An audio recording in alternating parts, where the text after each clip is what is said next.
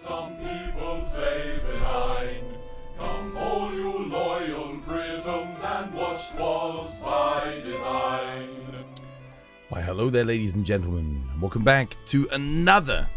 I'm your host, Chris, and as always, I've got myself a brew. Cheers.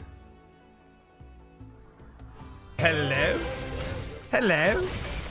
Hello. Hello, friends. How you doing, War? Tiny, Pokey, Frumpy, Yishwan, Chase, Saber.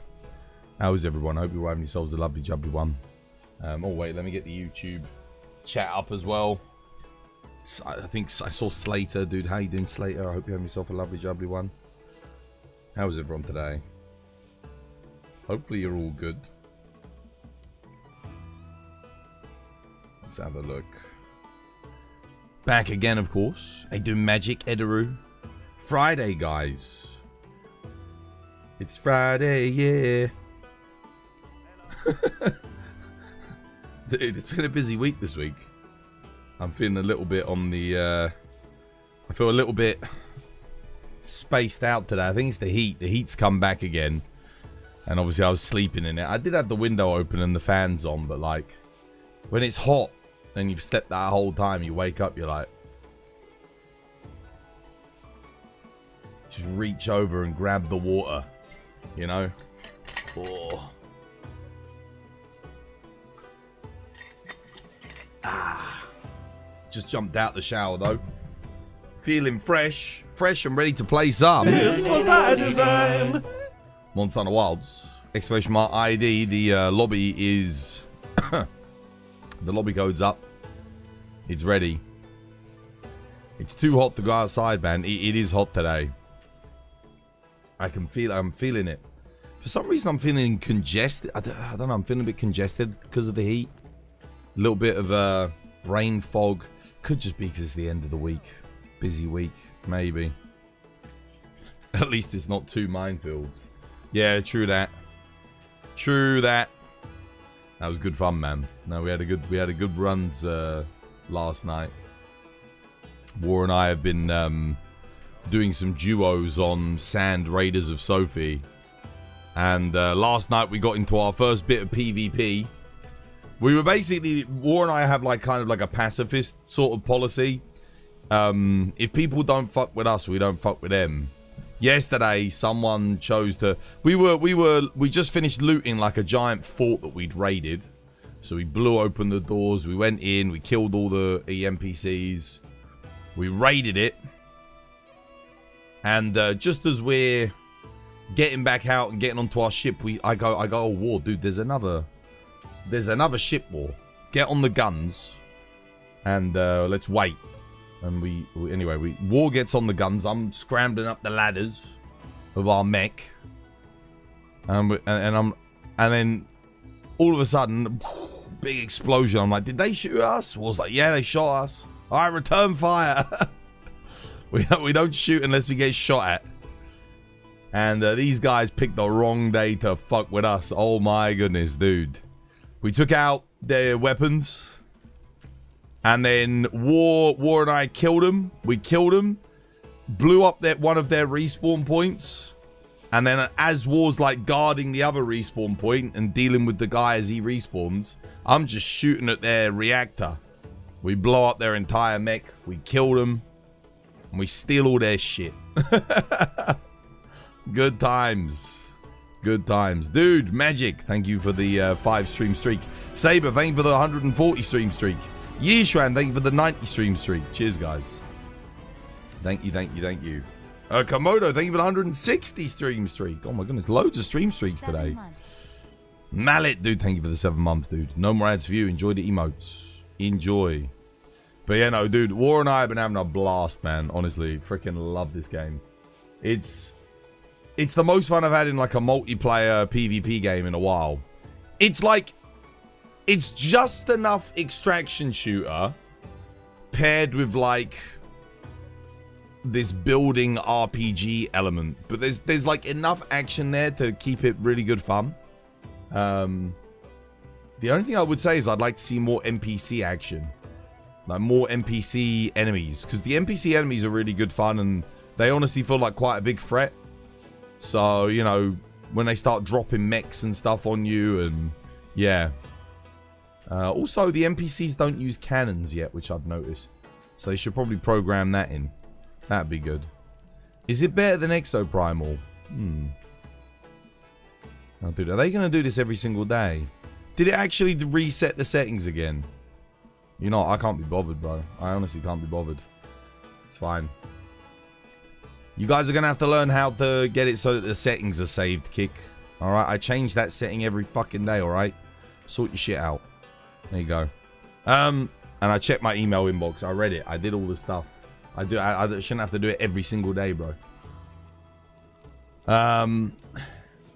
Is it better than Exoprimal? I can't really compare it to Exoprimal. The things I can compare it to are like Guns of Icarus and Sea of Thieves. It's basically like those two games combined. For me, like, it's probably not as good as Sea of Thieves in terms of like the amount of gameplay systems that are in there. But what I prefer is the thematics of it. So thematically, it's a little bit more up my alley. Because I wasn't that big on the whole, like, cartoony pirates fighting skeletons thing. But giant steampunk mechs landing on planets and scavenging for survival. That's a bit more my my steam. Yeah, it's nothing like, you can't compare it to Exoprimal. Like I said, it's closer to Guns of Icarus. But the other thing is, it's got way better shooting mechanics than Sea of Thieves. Like, it's actually a solid shooter, and the audio design is fantastic as well. Holy crap, dude. The audio design is incredible. Like, you can hear exactly where things are coming from. All of the cannon shells, all of the gunshots sound fantastic. The creaking and the twanging of your machine as it moves. The audio design really makes it. Really, like, elevates the experience. It's just a great game, dude, honestly. I love it. Fantastic. Best $15 I've spent on a game. It's in early access. You can get it for $15. It's going to be a full price game when it comes out, so that's what I like. When, you know what, when early access games actually do that, they say, okay, we're actually going to give you a deal. You know, if you support us early, whilst there's a little bit of jank in the game, we'll give you a discount. That's good. I like it when they do that. I think that's a really good good move. Makes sense. What game are we talking about? Sand. I see that the game is in early access. Would you say there's lots of content? So War and I don't know about War. I've played about 10 hours already for $15. And I'm not bored. Dude, I've played 10 hours. I haven't even unlocked my first upgrade on the ship yet. And there's like, what? How many upgrades are there, War? 200? There's a couple of hundred. I mean, it's a lot. It's a very, very, you know, you've really got to play good and know all the loot spots in order to start upgrading. But it's co-op. It's co-op. You can play up to 6-player co-op. I like that. But it also has PvP. It has co-op PvP. So, oh, dude, it's just, yeah, it's great. You know me, I love a good co-op game. But the cooperation is really important. You know, like, so when War and I play together, I'm the pilot. War is on guns and spotting enemies. So War's got like his binoculars out. He's looking around. Like he's searching. I guard the ship when War comes. It's awesome. I freaking love it, dude. Honestly. It's great. The game is so much fun. It really is. Like, genuinely. I can't praise it enough. I've had so much fun with that game. And the thing is, a lot of people say, oh, it's shit. But I think they're just looking at it at face value and they're not actually playing it. Because mechanically, it's so solid. It really is. It's stupidly well put together. Yeah, I love it. Your buddies and I have been running 6-man teams on it. It's dope. So War and I have just been playing duos.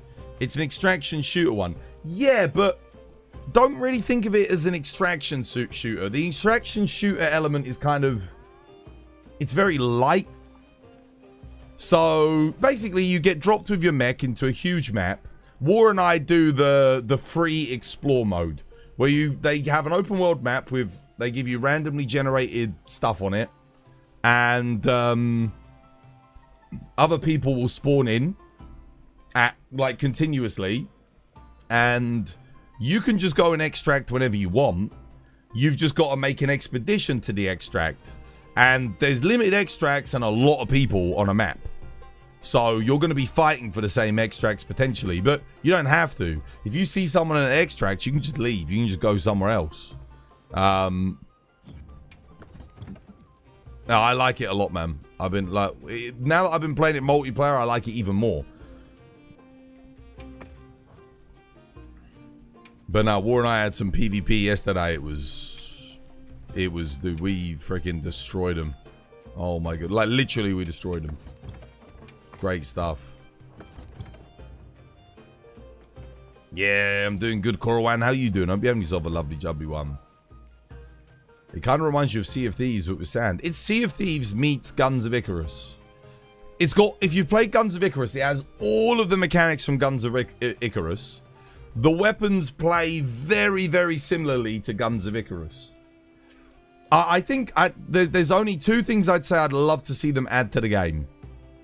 More NPCs. Like, more different types of NPCs. Maybe some aliens, because, again, you're on an alien planet. Maybe some monsters. Like, you know, don't go cliche with, like, a sandworm, but some monsters would be nice. Because at the moment, you basically got, like, zombie enemies and raiders that like, shoot back at you. And then you've got, like, NPC mechs, which are like big mechs with like cannons and shit on them. They like drop down from out of orbit and attack you and stuff. It's good.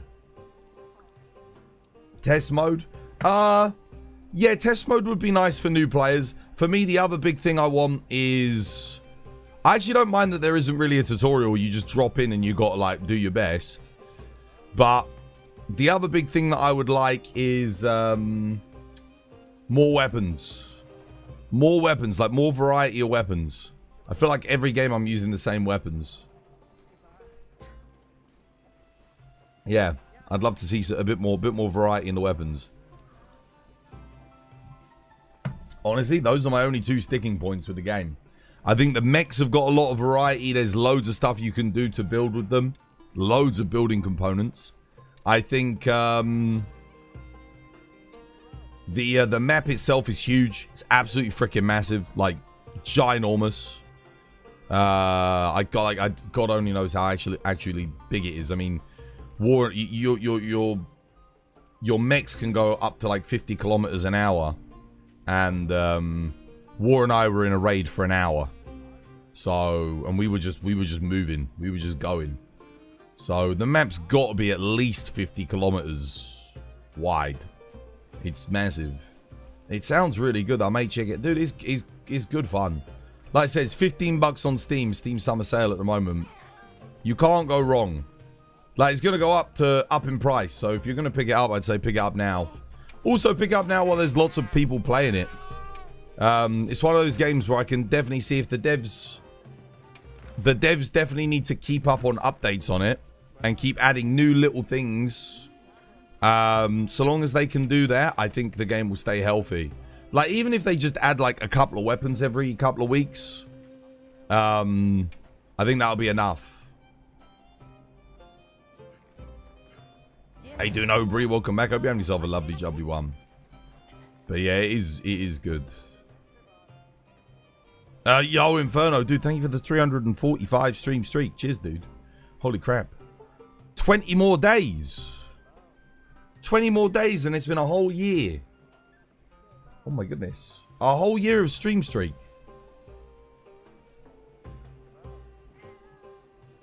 I've got Tradition up, by the way, Saber. I've posted it up. Yeah. But no, War and I were tearing it up yesterday, I tell you.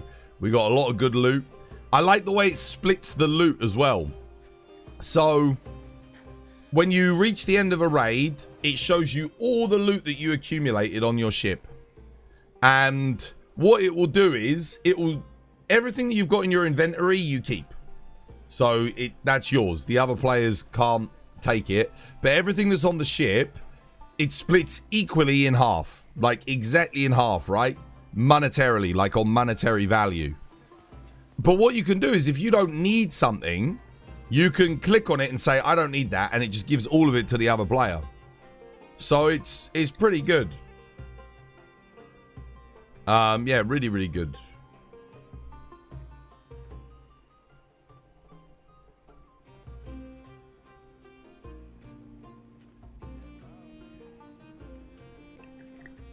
You tried to do heroics run on Arkveld with bow, but it's meh. You think you did the build wrong? Oh, dude, heroics bow was excellent. I was doing heroics bow. It's really good. Gogm Apocalypse Lord Soul on your bow. Needs to be a pierce bow.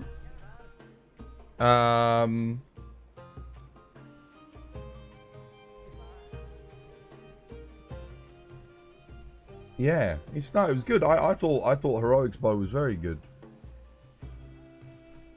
Pierce bow, yeah. You don't want Gogm Apocalypse Lord Soul on a close range bow. Nah. That's Gore Lord Soul. Doesn't really work with heroics. How much damage were you hitting? Oh man, like 34s on every single pierce tick, I think. Something like that. We got room for more tradition. Who wants more tradition? Get my flash bombs on.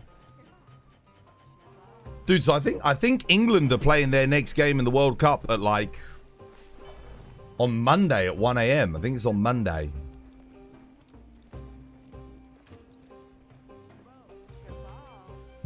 You were around there. So why did you say, oh, pierce bow? Thought you were using a close range coating bow.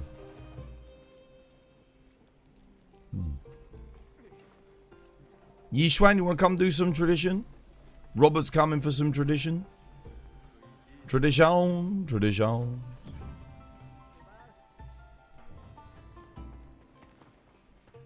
Gotta love a bit of tradition.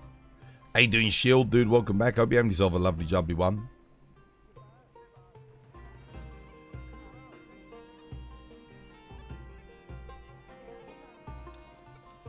Which game? Helldivers? No. Sand, Raiders of Sophie.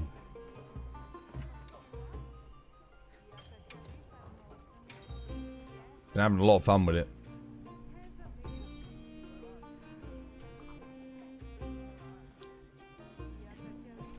The bow build that you gave me last week was so good. You like that one? Yeah. You have 3 attack, 2 element. Yeah, that's good. You heard Pierce, but I thought Affinity for some reason. It's finally cooling down in Germany. It's hot today. It didn't cool down in the UK today, I'll tell you that.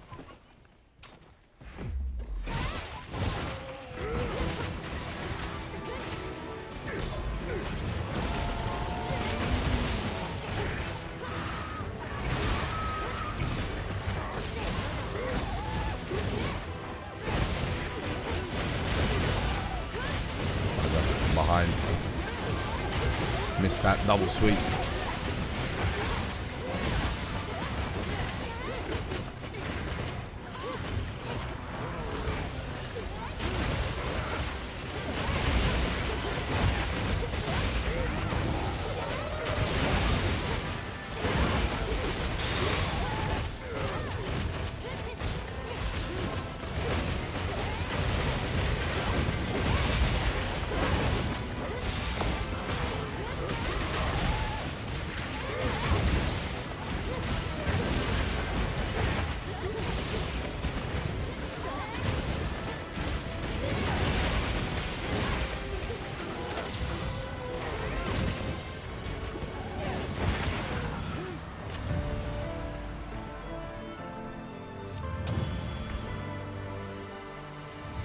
Extra scorch damage with the 2 Gogma. Yeah, it's good. 2 Gogma gives you like the 20%. And then, obviously, if you're doing the Rathalos Ebony Odo, you get a bit more. It's great. It's amazing how you're refilling the files as attacking.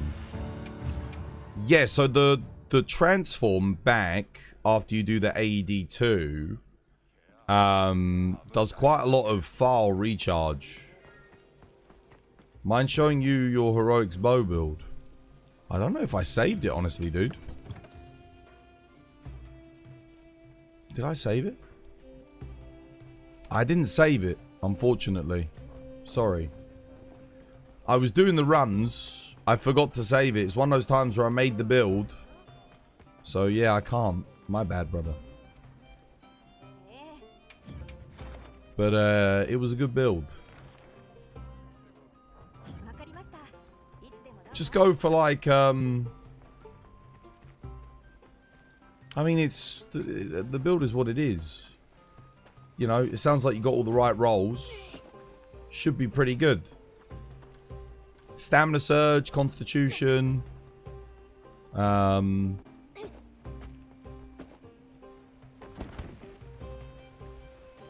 You know, the Burst, Wex. Actually, was I running Wex or was I running Agitator? Might have been running Agitator. You have the Arc Veiled Chest and the Dahad Waist. All the others are Gogma. No, I don't think I was running that. I think I was running Gogmazia's Chest. Gogma Waist, Gogma Legs. With Ebony Odo and Rathalos instead. Because I don't think I've got Lord Soul. Just had Gogma. But the Lord Soul is higher DPS. A Jindahad? Oh my god.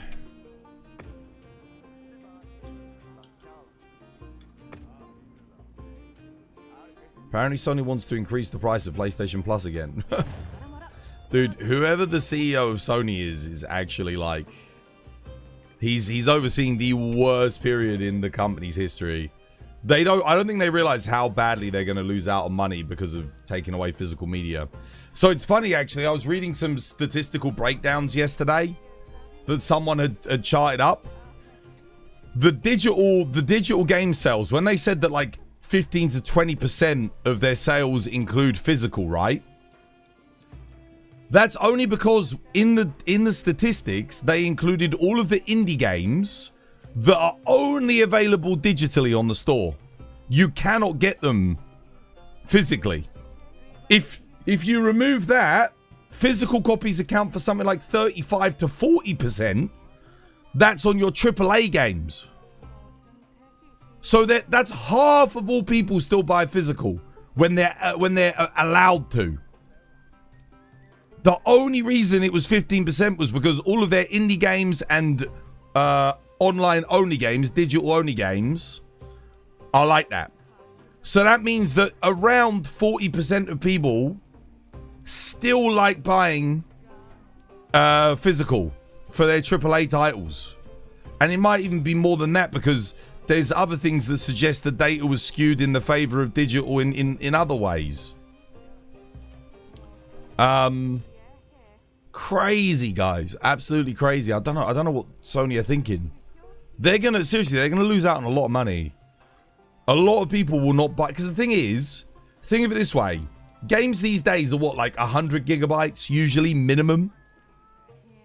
100 gigabytes, 200 gigabytes, 300 gigabytes. Imagine you buy like a 500 gigabyte or a 1 terabyte PS6. That's probably only going to be able to have 7 or 8 games on it before you have to start deleting games. Whereas the OG, you just take out the disc, you put in a new disc. Sure, you'll have some data saved on there, but yeah.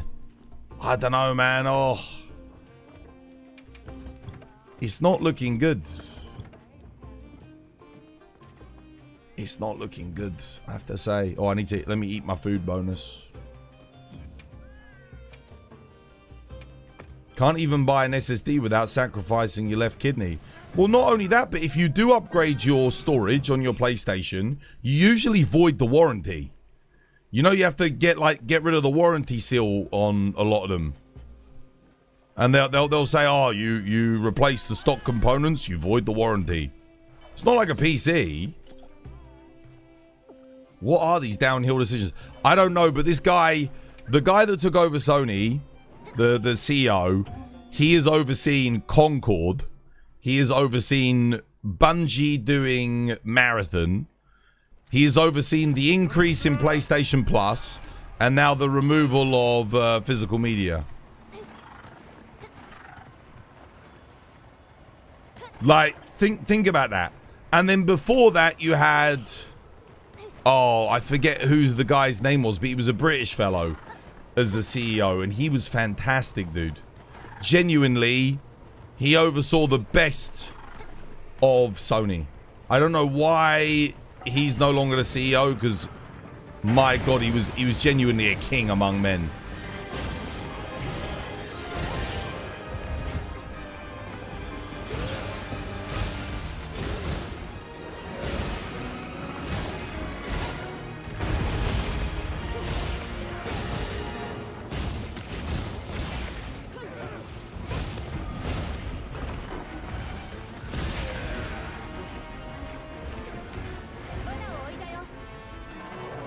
To bring hot drinks, goddammit. Oh, this is an AT gin?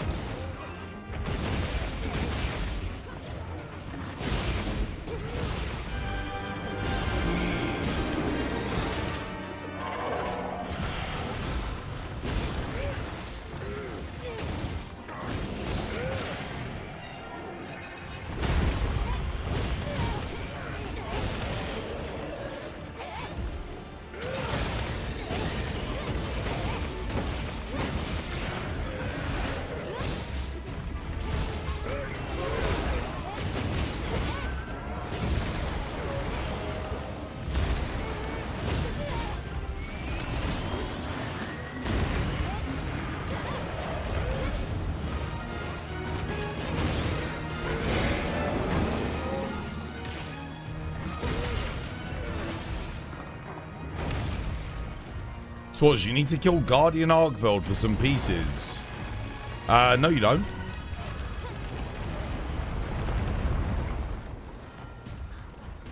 Guardian Arkveld doesn't have any unique drops. You never need to kill him.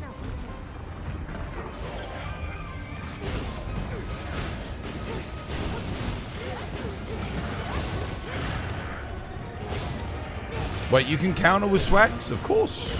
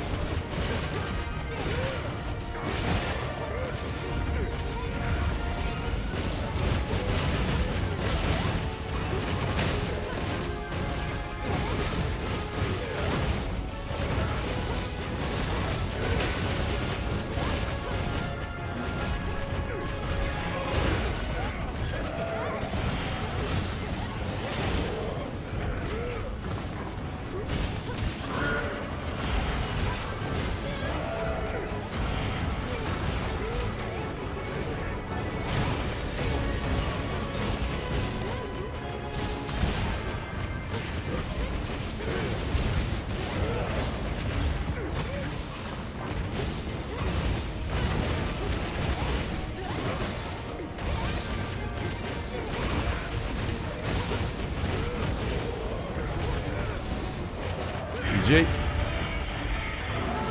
Do you think the secret will have new abilities in the expansion?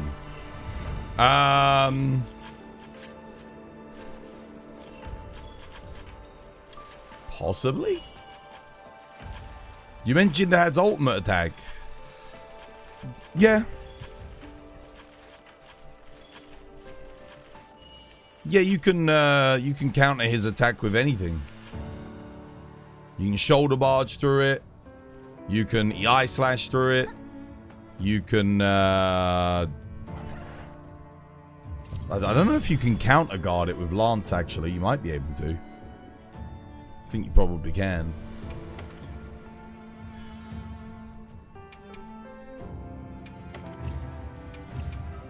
Honestly, 8 minutes, dude, it's not that much longer than a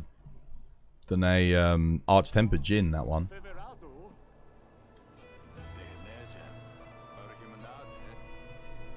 Yeah, no, you don't need to kill Guardian Archveld. You don't need to. All of his materials are from the other Guardian monsters.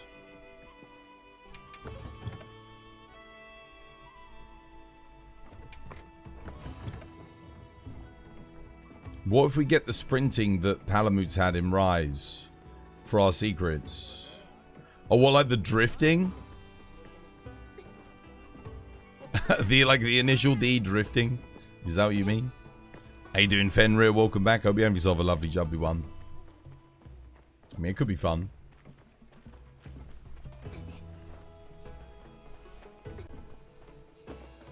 Oliviera, thank you for the follow on TikTok. Cheers, me dear. I can't see my TikTok stream today. It doesn't actually let me. Funny, isn't it?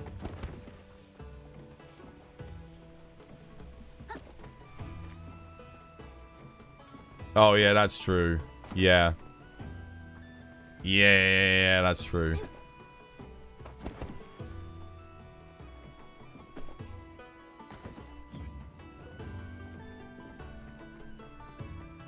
Alright, what are we doing? What are we doing? Someone needs armor spheres. There's more Jinnahad. Archveld investigation. Someone's going for decorations. Have a look. I don't know if I got my weeklies done yet. I think I might need to do one more spider.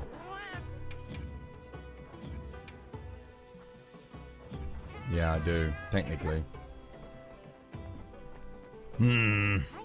Spider. Gypsaros. Just go help with this. Could just go help with thingy. I'm always a little bit reluctant because you never know what the person's connection is going to be like. But sure.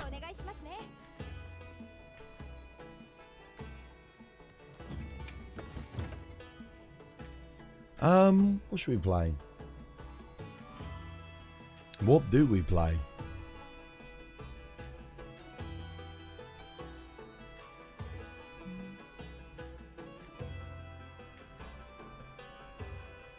Bowgun? Yeah, could play some bowgun.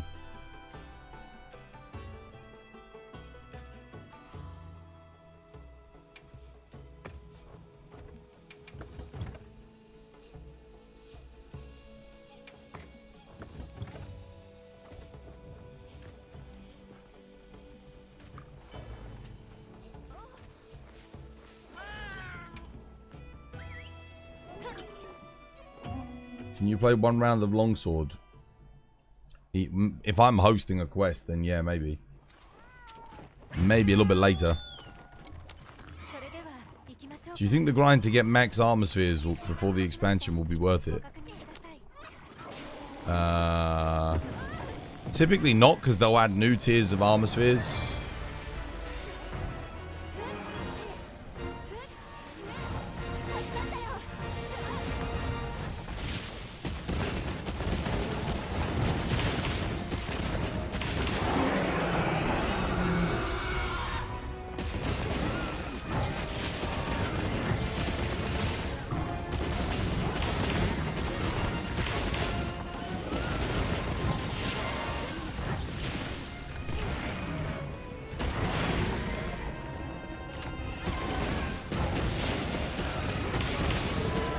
But I'm sure they'll still be able to upgrade the armor a little bit.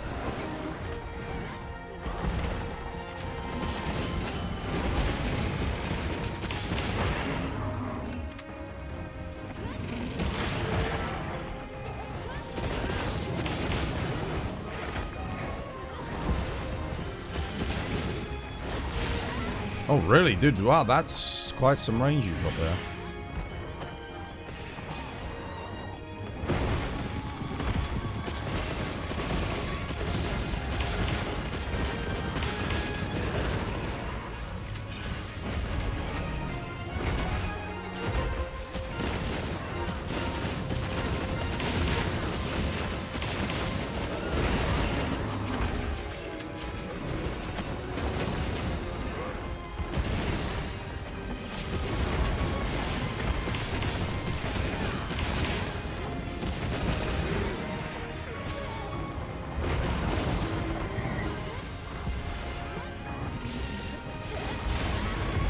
Maggie's done. Cap him.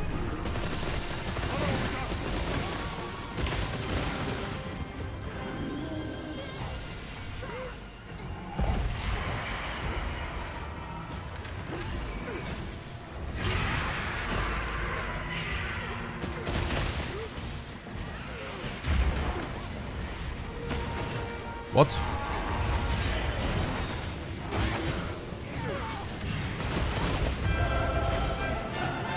Who's that? Cheeky Ray? Cheeky Ray, Dumpsterfy. Yo, thank you for the raid. Cheers, me dear. Welcome. Good to have you with us. Yes.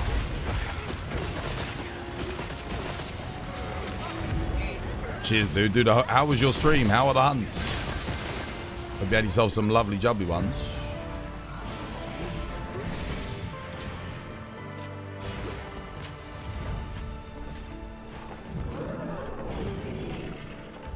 What other monster do you expect to return in the DLC?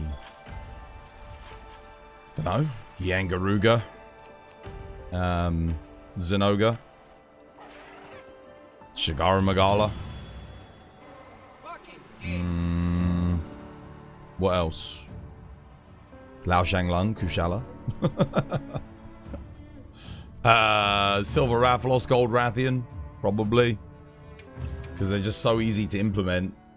Abyssal Lagiacrus. I could see all of those ones returning. Yeah. Yeah, how were the hunts, Dumpster? You have good ones? Good hunts today? Hopefully. You're surprised Shigaru wasn't a title update.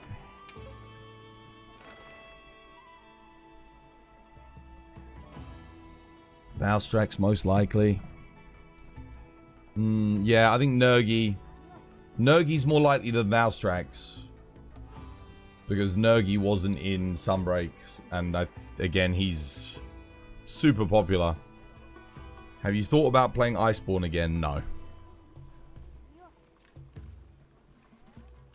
Right, what you guys want to do? What do you fancy? Yeah, shouts to you, Dumpster, dude. Thank you again for the raid, dude. Hopefully your quests were good.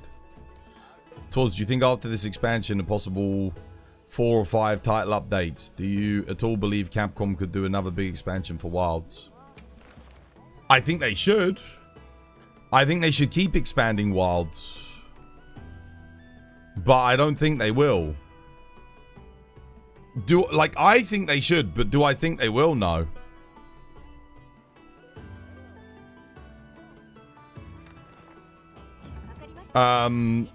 And quite simply because if you look at this game, again, it's been 6 months, 5-6 months since we've had any new content.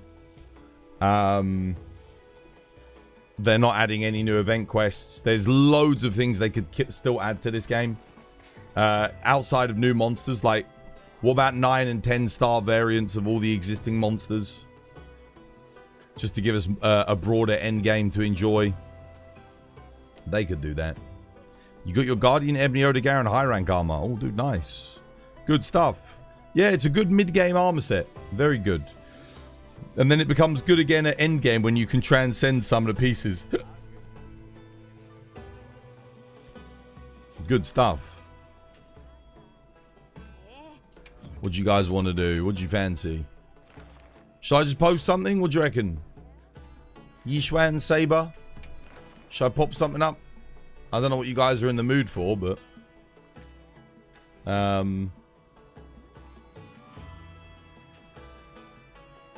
to do an 80 arc build? We don't do it very often. Or is it too early in the day to start doing 80 arcs? You think it's depends on how popular the expansion becomes.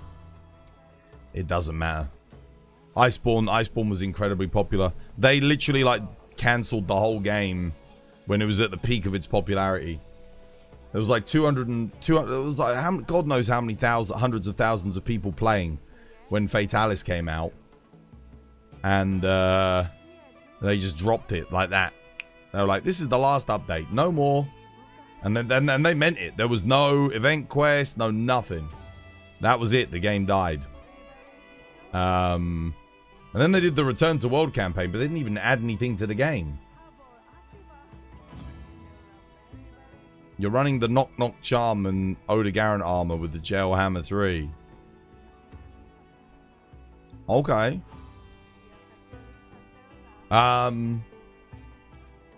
Well, Hammer at the mid-game, the best armor sets you can run would be like... probably 2-piece Fulgur Anjanath, 2-piece Ebony Odo. With maybe a piece of Blangonga. So you go Fulgur Anjanath, helmet.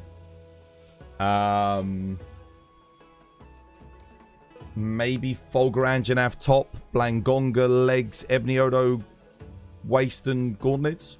Or no, Blangonga waist, Ebony Odo gauntlets and legs. I think that's the best setup you can get for Hammer. That will get you like all the good bonuses, because you want maximum might and you want the ability to use it to maximize your mighty slam charges. As for talisman, I think the agitator talisman's good, but you can also go for weakness exploit talisman at that stage in the game. Paralysis hammer's fine. Yeah. Alright, Saber's in. Wait, what quest did I post? Oh yeah, 80 Argveld. I could run a little bit of bow. Again. Oh, maybe I do have a Gore Lord Soul Charge Blade bow. Pierce. I do indeed. I've got 3 element, 2 attack. I didn't... Yeah, I do have a Gore Lord Soul. Oh, interesting. Enduring. Need a shockproof.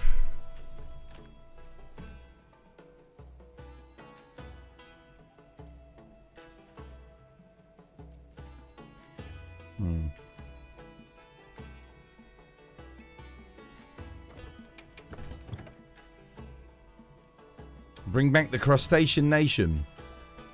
It's one of the few MIA monster archetypes, isn't it? Yeah, I agree. Be nice to have a crab. You still need spiders? Yeah, come join Yishuan. I got quest up. Join whilst there's still space.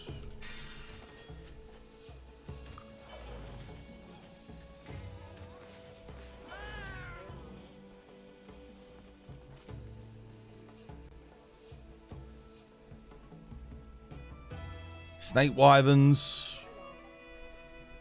Yeah, I could see them bringing back snake wyverns. Also amphibians. No amphibians, no snake wyverns, and there's no crustaceans. So maybe we get at least one of each of those. You've got a double spider quest. I got 80 Argveld. Spiders. Spider. We can do spider afterwards if you want. For the weeklies, definitely.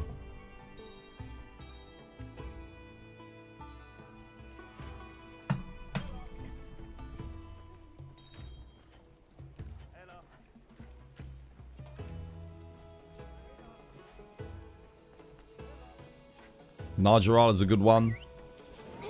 I'd rather see a new one. I've never been that big of a fan of Narjarala.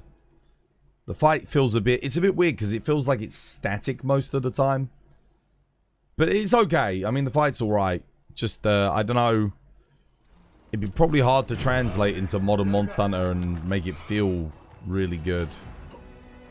Also, Narjarala is huge, by the way. Like, it's freaking massive.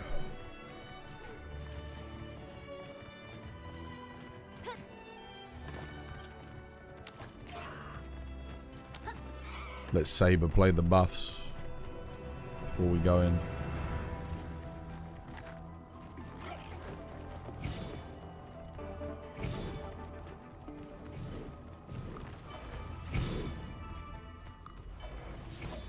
Alright, let's go. Good luck. Oh shit, what the hell? I wasn't holding down my L2 button hard enough. Fuck.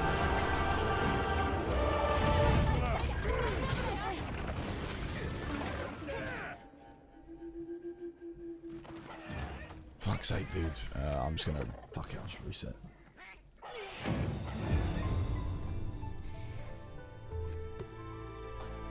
I went to put my mantle on, but apparently I wasn't pressing my L2 button in all the way. So it didn't register. Fuck's sake, dude.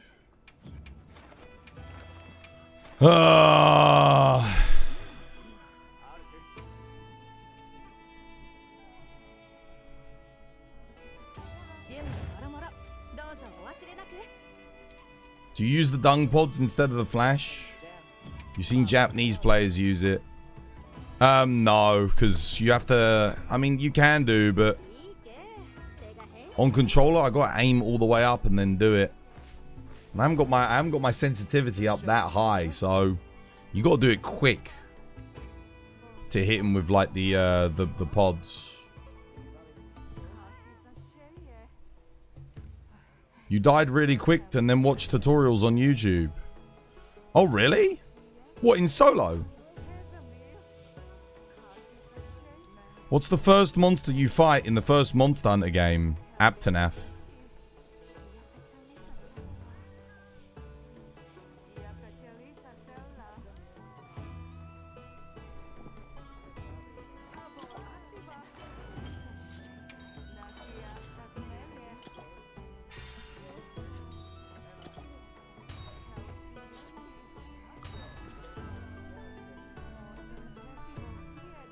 Aren't those herbivores? Yep. That's the first monster you ever fight. When you come out to camp, the first quest they ask you to do is get meat. You have to get like 10 pieces of meat or something. So you gotta go fight some Aptanafs. And they do actually fight back as well. I remember, like they'll you know, swipe their tails at you and yeah.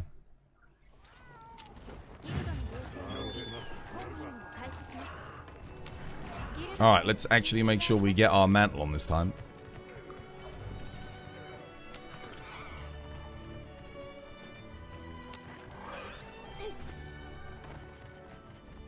That's a waste of dash juices though, isn't it? Bloody hell.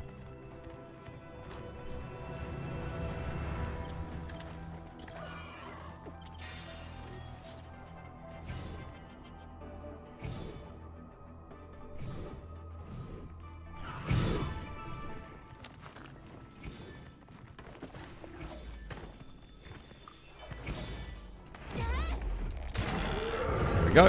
Nice.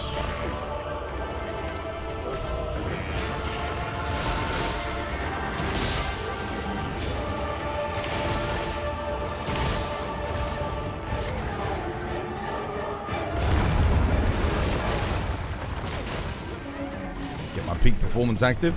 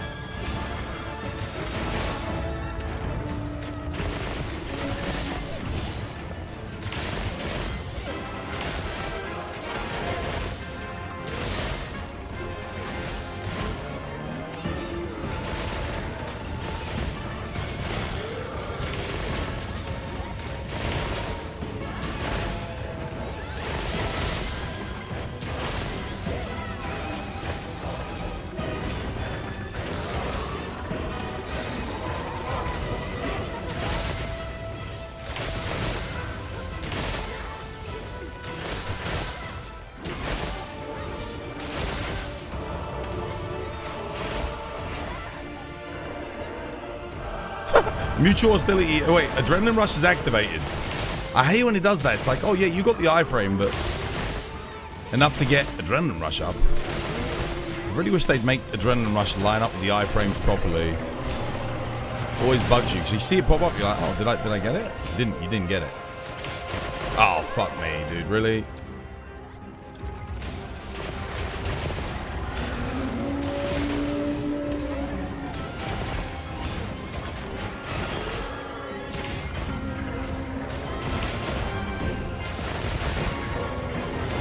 Oh wait, shit. Has anyone got flash pods in? Never mind. Don't need them. Get my health back up. Peak performance up.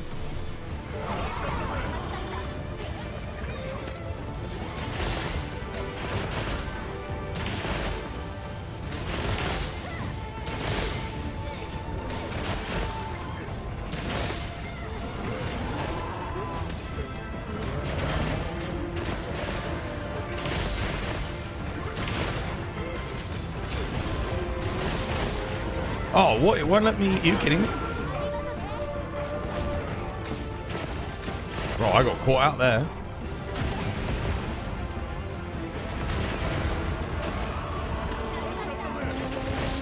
Cheers. Also, I didn't stun him when I hit that focus strike. You see that?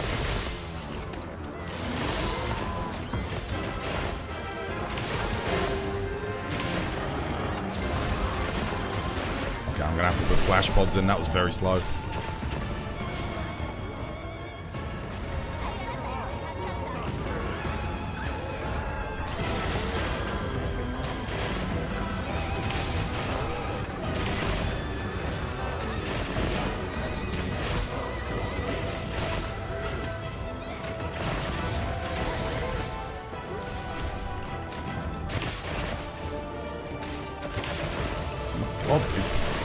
Dude, he like moved forward over there to try and get me with a tail thing.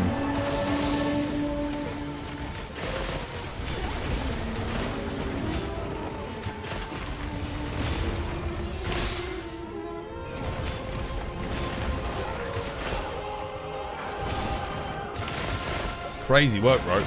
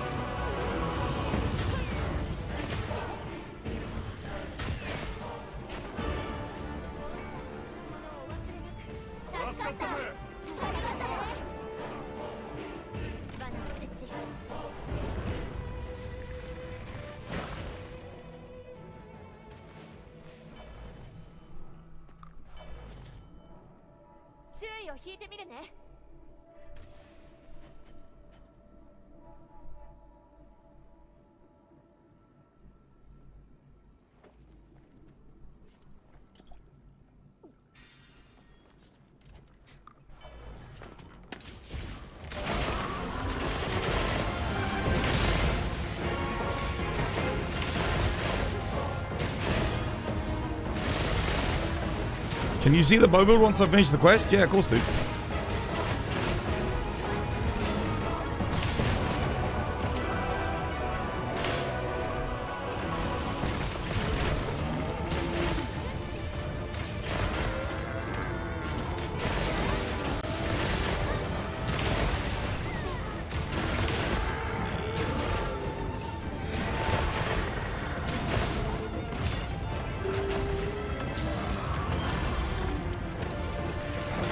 Dude, I clicked the L3 button when I saw him go up. The delay! I wasn't doing anything else either. Woo.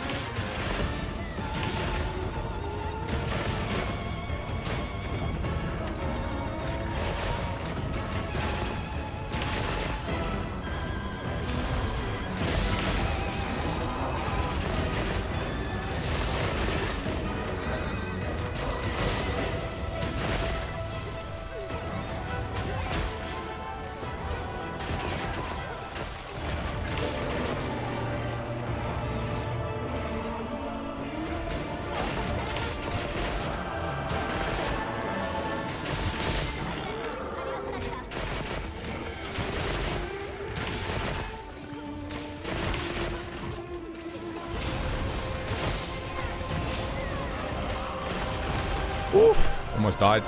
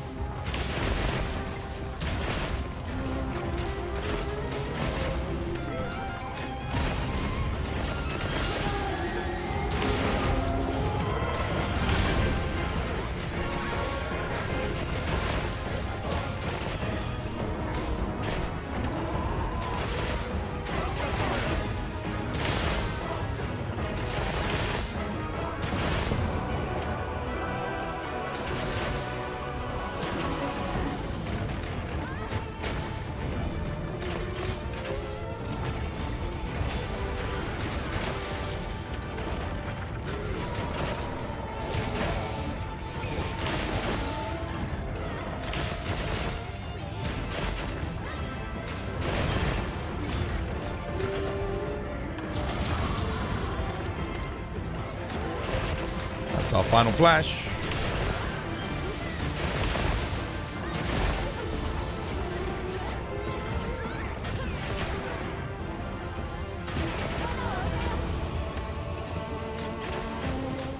GG. Well played.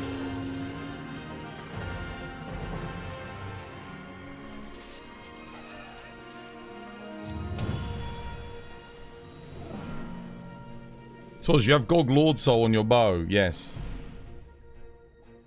This is the heroics build that I'm using right now.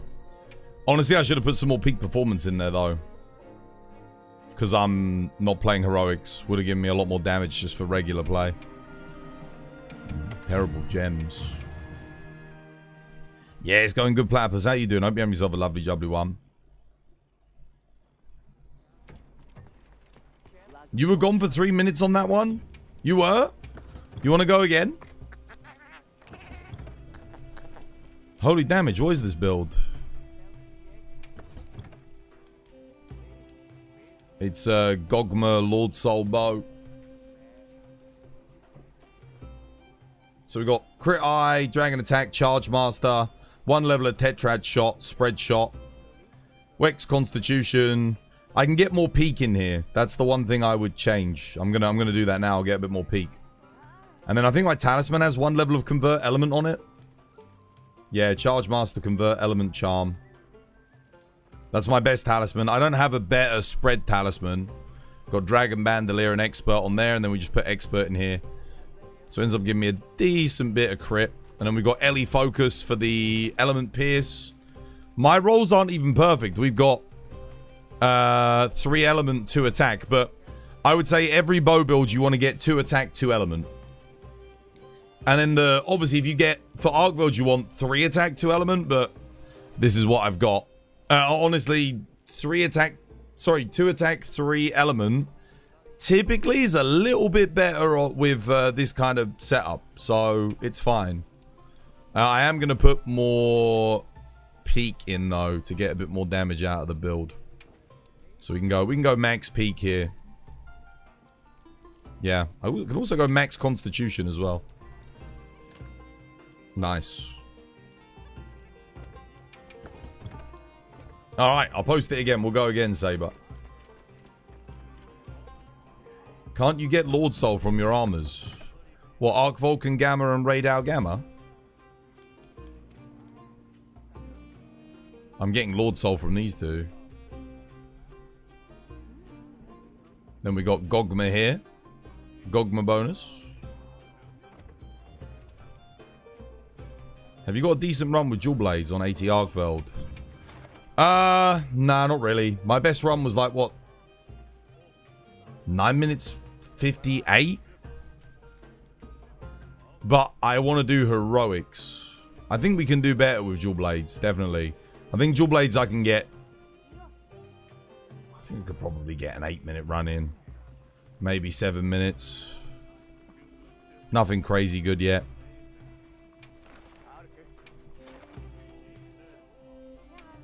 We'll get more damage out this run.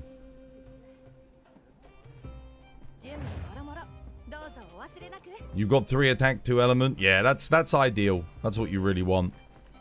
The element is good though. When he's charged up, the element is pretty solid.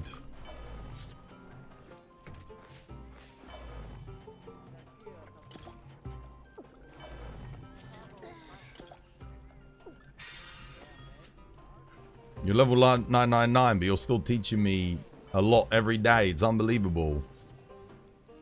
I am? Every day you watch, you're learning new mechanics. That's how I felt, dude. That's how I used to feel back in the day. Every day when I was on... It reminds me when I used to log into like Freedom 2 and 2G. Every day I logged in, I'd learn something new.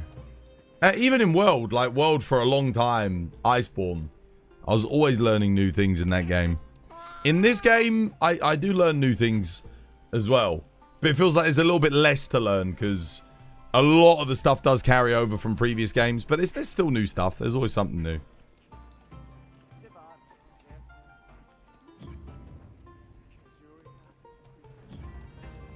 Do you want to come again, Yishuan? Who was it on the first run, by the way?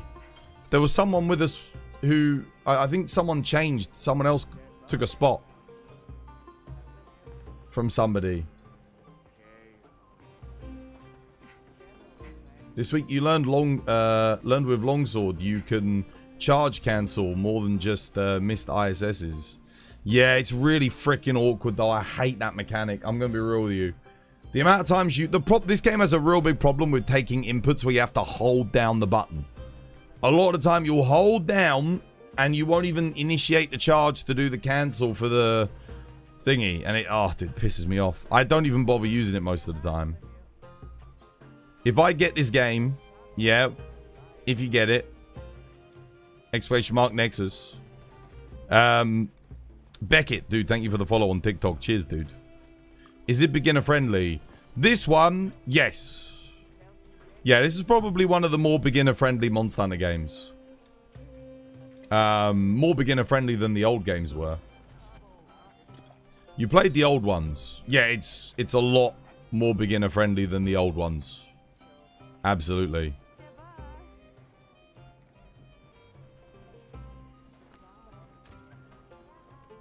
Alright, let's boogie. Let's go. Yeah, don't forget to wait outside so that Saber can do the buffs. How can you sheath back again right after you've landed the jumping stab attack? So the second you do the Helm Breaker, don't press any buttons other than R2 and X or R1 and X, and you'll insta-sheath. So if you do the second portion of the Helmbreaker, then you can't go into EI.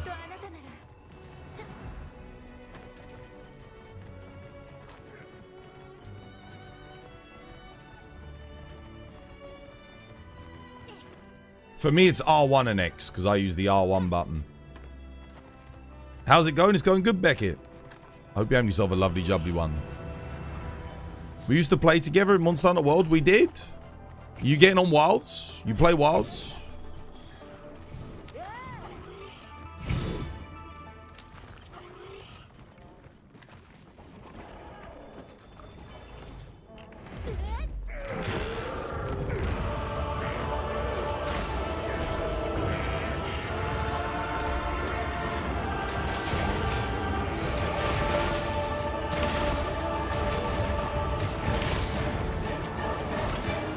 Bro, I can't see.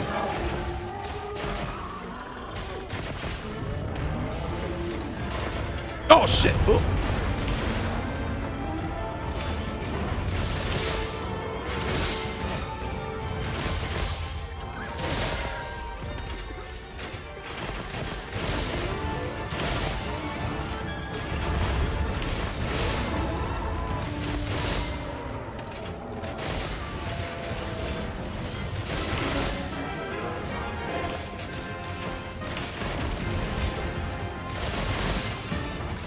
Oh, damn it, dude. I really should have got my peak performance up. I can get out now. I don't know if anyone else is running peak, but that'll help.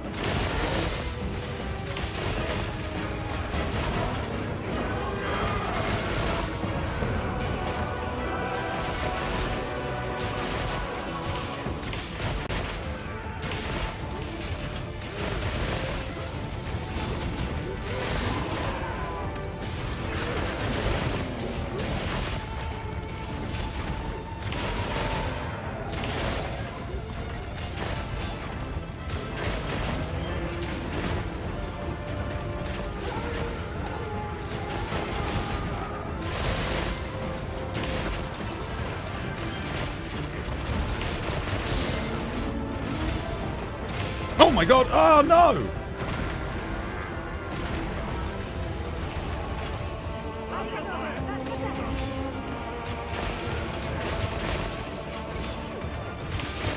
Dude, I can barely see him in the dark here. And that fucking secret is just standing in the way. Making it really hard for me to see what the bloody hell is going on. There we go. Let's get him in the light. I know it's good for hunting horn though. Oh, you fuck.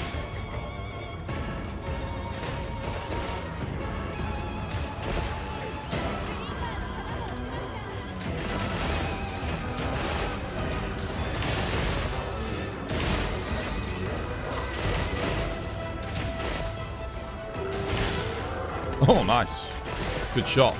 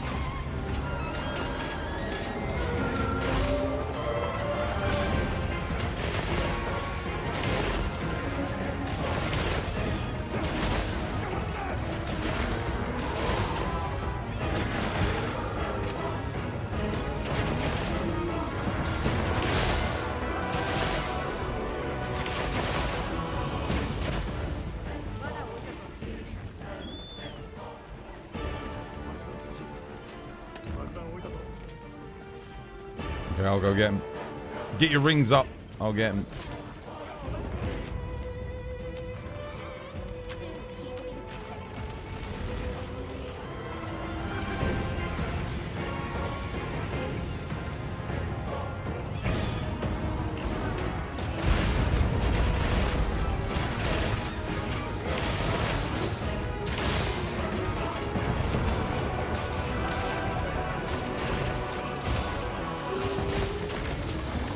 Nice.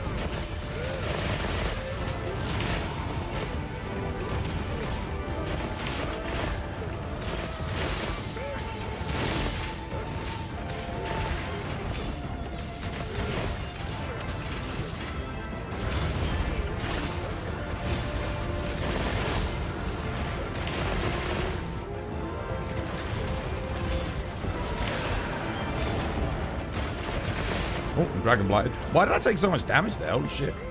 I dodged all that. Talk about massive shave damage.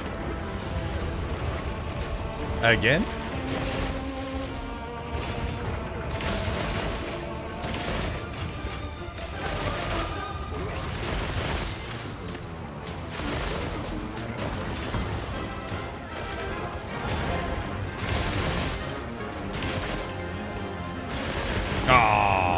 Oh no, dude, you gave me earplugs again? Cheers, brother.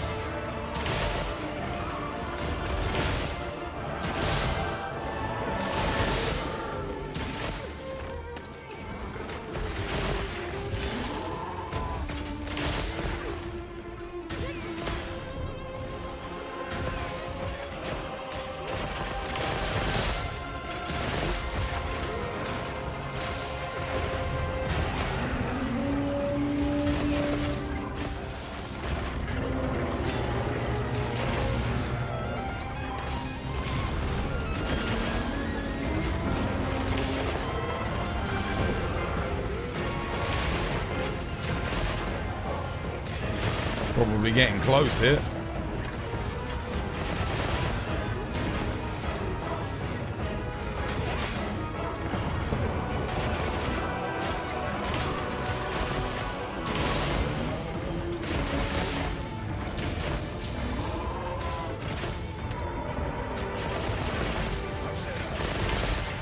Dead.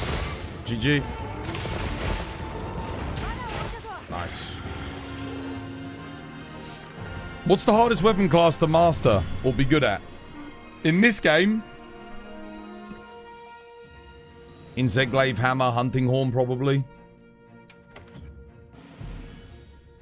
GG. Ooh. Interesting. Charge Master 3, Wide Range 4. That is very niche. If that had max slots... How big is the damage gap if adding a level of crit boost on this bow build? There's no point adding crit boost to this bow build. I'll tell you why. So think of it this way, right? If we're not at... Let's say we're at like 50% crit. If I get a bit more critical eye in, say 15%, I'm doing 25% more damage 15% of the more of the time. Crit boost gives me 9% more damage, but it's only going to be 50% more of the time if I don't get the extra crit. So ultimately, the critical eye ends up being better than the crit boost. And spread is 5%, but it's basically on all of your attacks other than your normal shots, which is the bulk of your damage. So, yeah, just doesn't end up being worth it. Expert ends up being better. Same reason why we run Charge Master. Charge Master applies to basically all of our stuff. But no, I've tested Crit Boost. Crit Boost will increase your max hit, but it won't increase your consistency. And your consistency in damage is more important than your max hit. That's one I would use, the massive sword on the long sword, the chunky one. Great sword, yeah. How's it going? Your PC can't handle wilds. You're waiting for Ascendance. You do realize they've massively reworked the game, right? It's had huge performance improvements. Most people I know have gained around 35 plus frames in this game. I know people that were running this game at like 30 FPS. They can now get 60 just because of the performance improvements. It's pretty huge. Yeah, doing good, Louis. How you doing? Hope you have yourself a lovely, jubbly one. Yeah. So, I mean, crit boost. I mean, if we look at my actual crit rate, 16%. Wex is 30. That takes me to 46. Agitator 3. That's an extra 7%. That takes me to 53. And then that's it. That's all I've got. 53%'s not really enough to get me to the thingy. It's not enough to get me there. Bow's very hard to get crit on. I mean, it was to the point where we didn't even bother with crit. There is an argument to be made where I should be putting Challenger in instead of Tenderizer. Yeah. You were getting 30 FPS, you're now getting 60. A lot of people are, yeah. Do you mind giving my build a look? You rolled Gore Lord Soul on Affinity Dual Blades. On Affinity. You did Affinity Focus? Ah, that's rough. Yeah, you don't want to do Affinity Focus on DBs because you lose a bit too much. The thing with Affinity Focus is you can... It's actually better to craft the weapon with Affinity at that point than use Affinity Focus, I think. Because you lose less. You lose a lot of raw and you lose a lot of element. I mean, the Affinity gain is good, but... Yeah, see... Oh... Your raw's just way too low. 201. I wouldn't even bother, brother. Do you want to know? Do you want to see what other weapons have like 201 raw? Like, let's have a look at Dual Blades, right? Just to give you an example of how bad they are. So let's go through. This is why it sucks doing like when you sacrifice all that raw. So like, what's this? Like, Fulgur Anjanaf's got 210 with 15%. Where's the laggy Dual Blades? Yeah, it's rough, bro. That is a shame. Yeah, don't do Affinity Focus. You sacrifice a bit too much. So just to put it in perspective, look at where my ones are at like 223. So just base, I'm doing an extra 10% damage over your Dual Blades, just from the raw alone. And you can still get good affinity. This, you want to do element focus. You don't really lose too much. But it's the raw that you lose. Yeah. Don't get me wrong, his affinity's good, but you can still get like a... That's on an affinity focus Dual Blade as well. Look how much I get if I go attack focus. So this is... If I do affinity... If I craft with affinity, I'm at 223. So I've got 20 extra affinity over you... And I crafted it, but I don't lose as much raw. This is why we don't do affinity focus. If I craft with raw, I'm at like 232. Look, 232 attack. That's the difference. And I don't even have 2 attack EX on this build. So that would be 235. It's, yeah, you've got to do element focus. You can craft it with 3 affinity if you want, and then do element focus. Or craft it with 3 attack. That's what you want to do. It makes a big difference. It really does. If you think about it, when you put crit boost in, you're giving yourself 9%, but that's only when you crit. If I'm at 232 and you're at 201, I'm getting... Oh man, what, like almost 15% without critting. Just 15% all the time on every single hit. That's a lot. It is a lot. It doesn't sound like a lot, but it adds up. And then you crit on top of that. So my crits are going to be higher because I've got a higher base raw. So it is important. Yeah, definitely. It's a shame that you do it. General rule of thumb. Do not use affinity focus, guys. Do not use it. I know. I feel like I say it every single day. Please don't do affinity focus. The only weapon that you might consider it for is Greatsword. Maybe. Greatsword, it can be tough to get 100% affinity with the Soul of a Dark Knight bonus. So you do sometimes do affinity focus on Greatsword. What would be a substitute for KO Slugger? On what weapon? You mean going KO level 3? Razor Sharp KO? Or another skill that pairs with KO? How you doing, Louis? Yeah, dude, I hope you're having yourself a lovely jubbly one. It runs better now. You do play it. Oh, you are playing it. That's good. I'm glad. Iljas, how you doing, Iljas? Welcome. On hammer, I normally use what's it? There's a couple of skills that pair with KO for hammer. Right, would you guys want to hunt? Is it worth it to run flare on bow?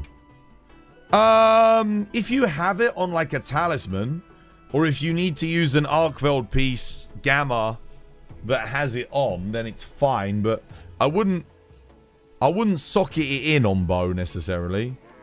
I don't actually know if it's worth it. Right, what do you guys want to do? What do you fancy? Want to do octopus? Wilds is fun. You just got done with the official campaign. Dude, I really enjoyed the low rank campaign.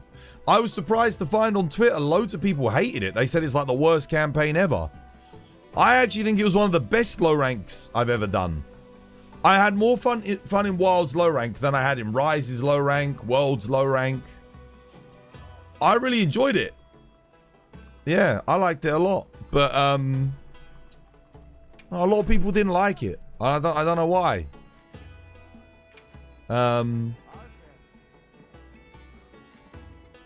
Twas, imagine if Fighter joins us on sand. Does he got it? I posted an octopus, guys, if you want to come.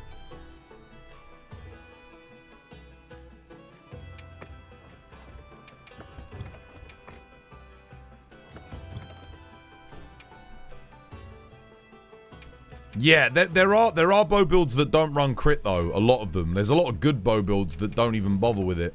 Like, they'll just go agitator and stuff, so... Because you're hitting relatively low with bow.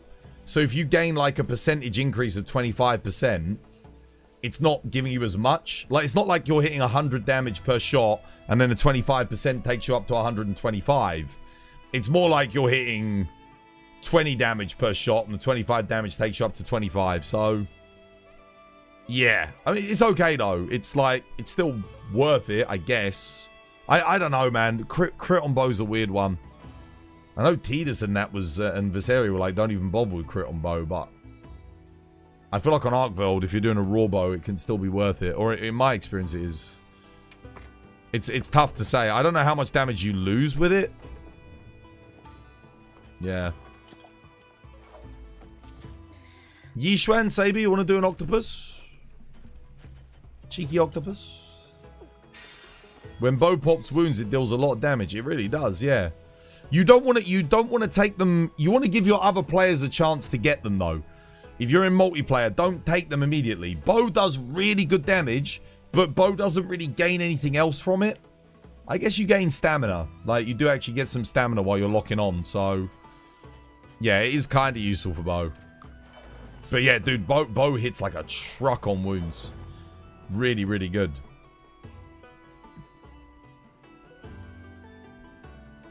Wild's low rank was better than World's low rank, but it felt really fast. Yeah, it was a short but sweet experience. I think it was more to appeal to the Western audience, you know? Because people don't want to... A lot of people don't want to spend like hundreds and hundreds of hours doing a story. And I like that. I like that we got through the story and then the game just opens up. And you can just do whatever you want. I like that they did it that way, honestly. For me, that was good. He doesn't have it?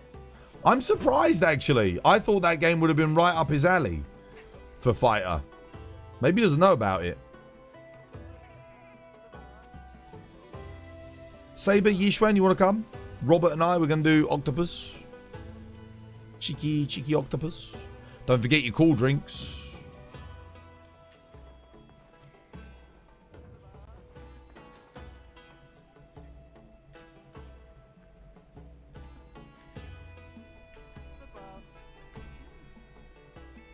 Bow was better in the beta. It was very strong in the beta.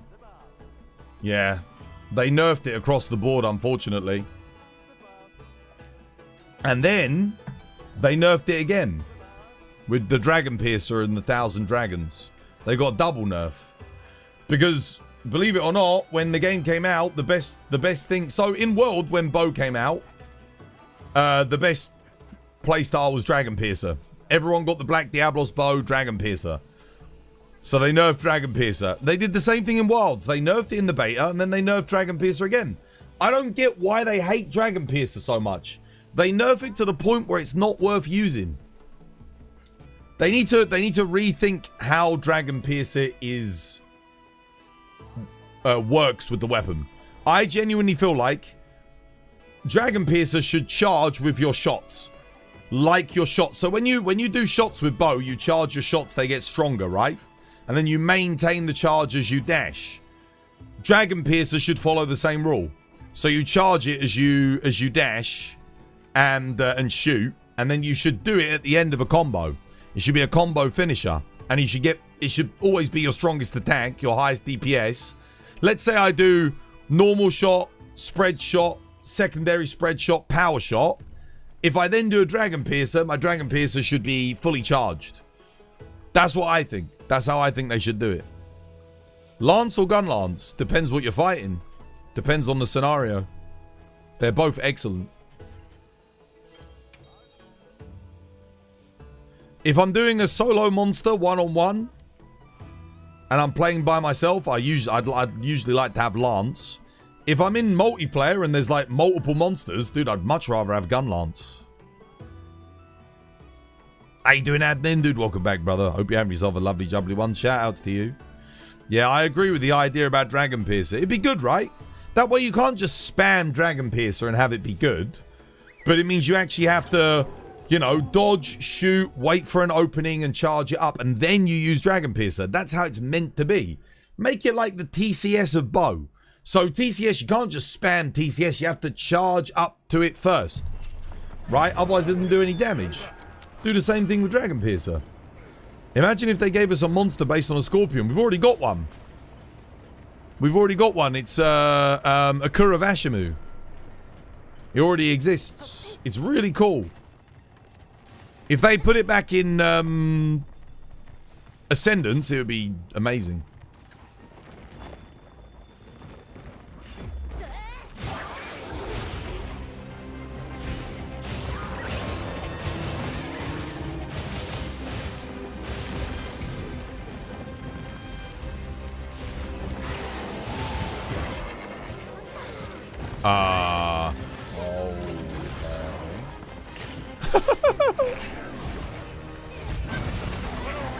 Oh wow, dude, I missed that as well. Okay, that sucks.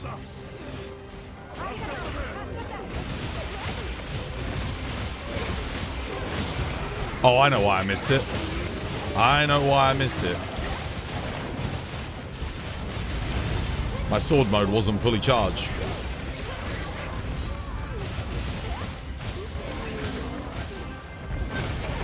I really shouldn't be doing that. That's so dumb.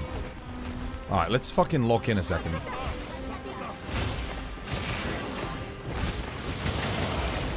Shit.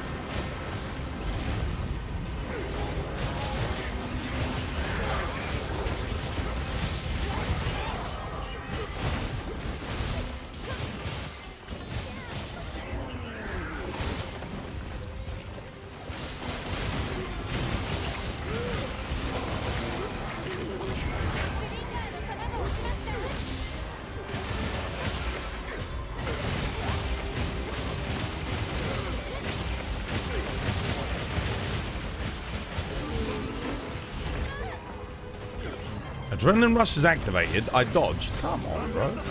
Don't be like that.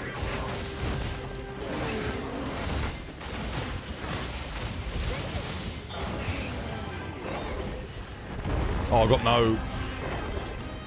I got no sword mode. Shit.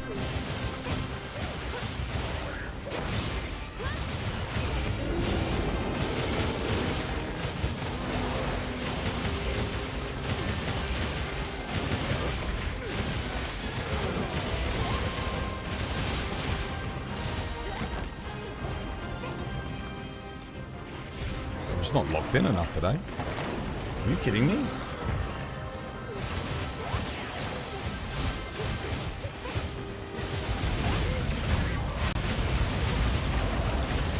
Again? Oh my god, dude, that's bad. Oh, what? Bro, this guy has got no chill.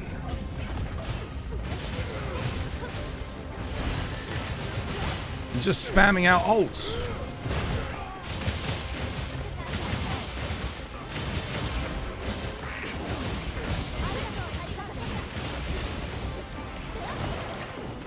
I rest my case. Holy shit. Holy crapola. Brother.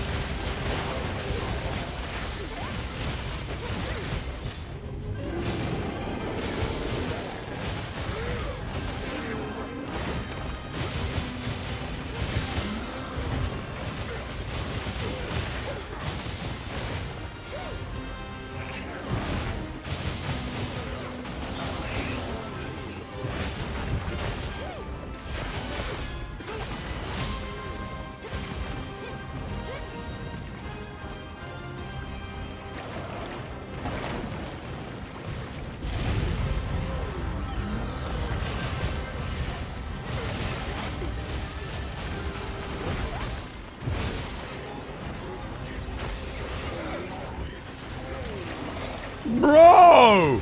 Okay, this guy, there's something wrong with his coding.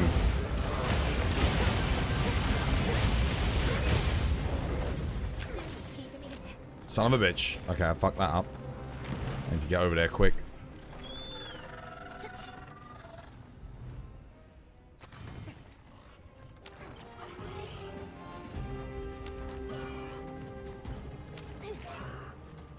Nice.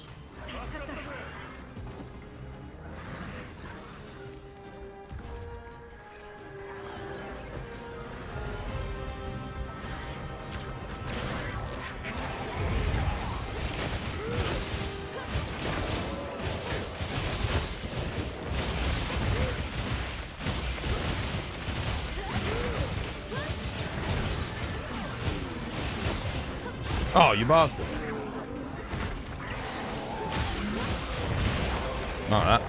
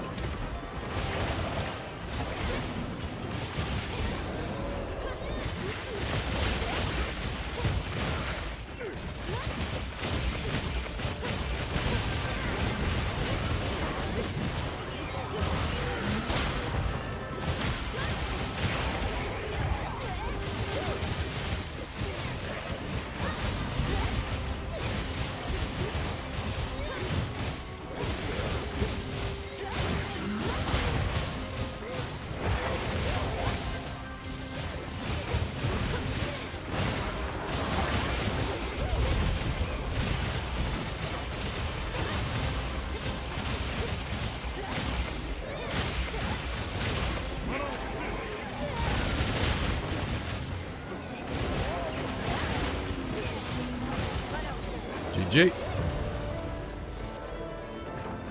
Does evade extender lower my DPS while playing Steve's spread shot bowgun? I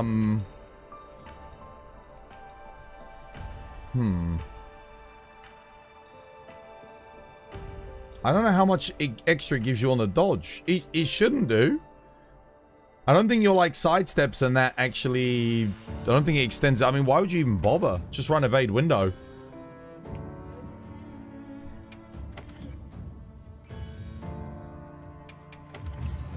Because evade extender's getting you out of the hit zone. But... I don't know. It's not really gonna... I don't think it's gonna benefit you as much as evade window. How was it when you started streaming in the beginning with low or no viewers? Shit. It's shit. I just, yeah. For years and years for me. Took me like, bloody hell, 3 years before I started actually getting like some viewers sticking around.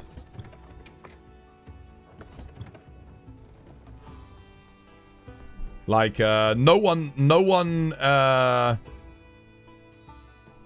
ever really supported me or helped me in the early days. Put it that way. No one. I didn't have anyone to boost me up. I had no one to shout me out. We didn't get raiders in. No one raided in. And there was no one. I would post on social media. No one would share my posts. I made YouTube content. No one would like or comment on the YouTube content. You get fucking nothing, dude. If you're on your own and you got no help, no one gives a fuck. That's rough. Yeah, it's shit, dude. It was really bad.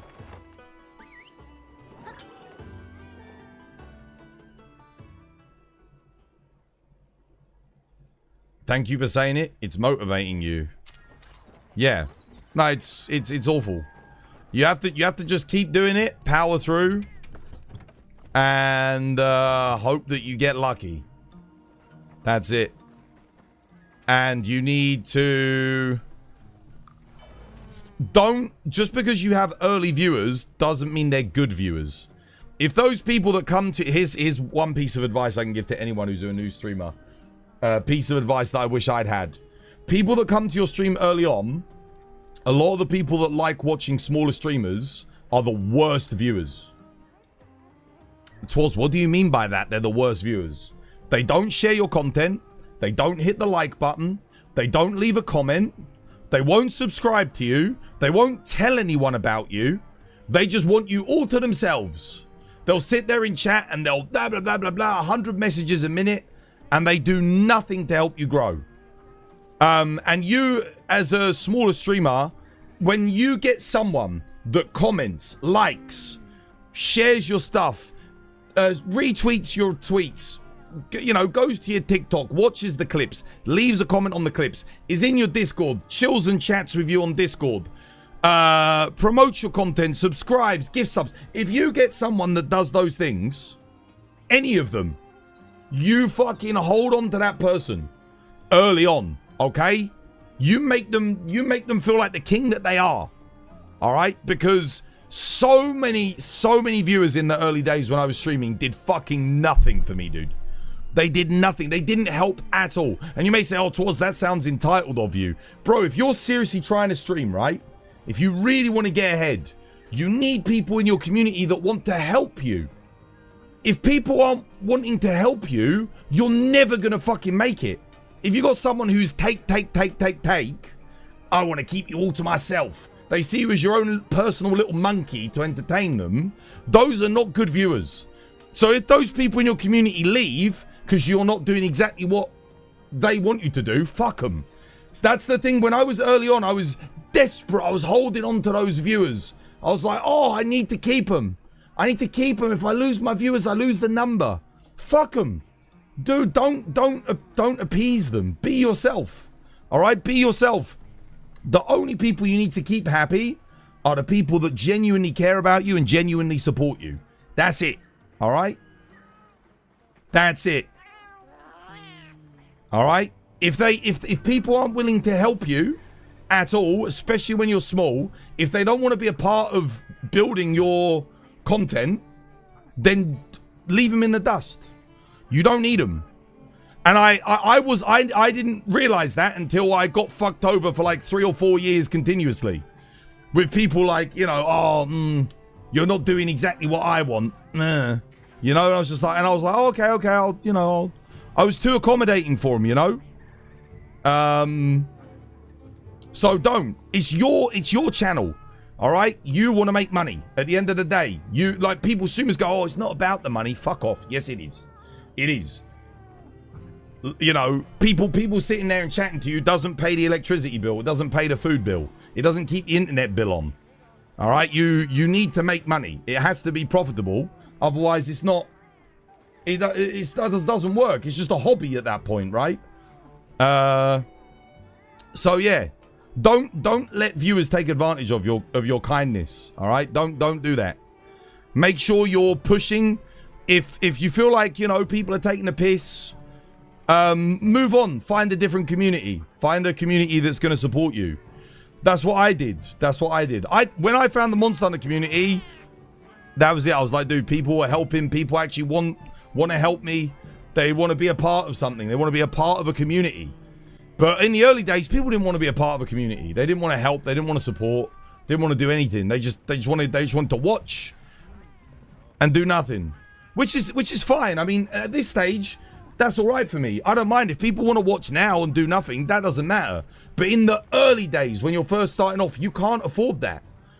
If your viewership says like 10 viewers, no one's talking, no one's liking, no one's commenting, no one's sharing, no one's engaging, that's no good. That doesn't. You might as well have 0 viewers at that point. It doesn't mean anything. So you need, like I said, in the early days, I would rather have 3 active, engaged viewers when I'm small that want to be a part of the community than 20 people that do nothing. All right, it's much better. It's much better that way. So yeah.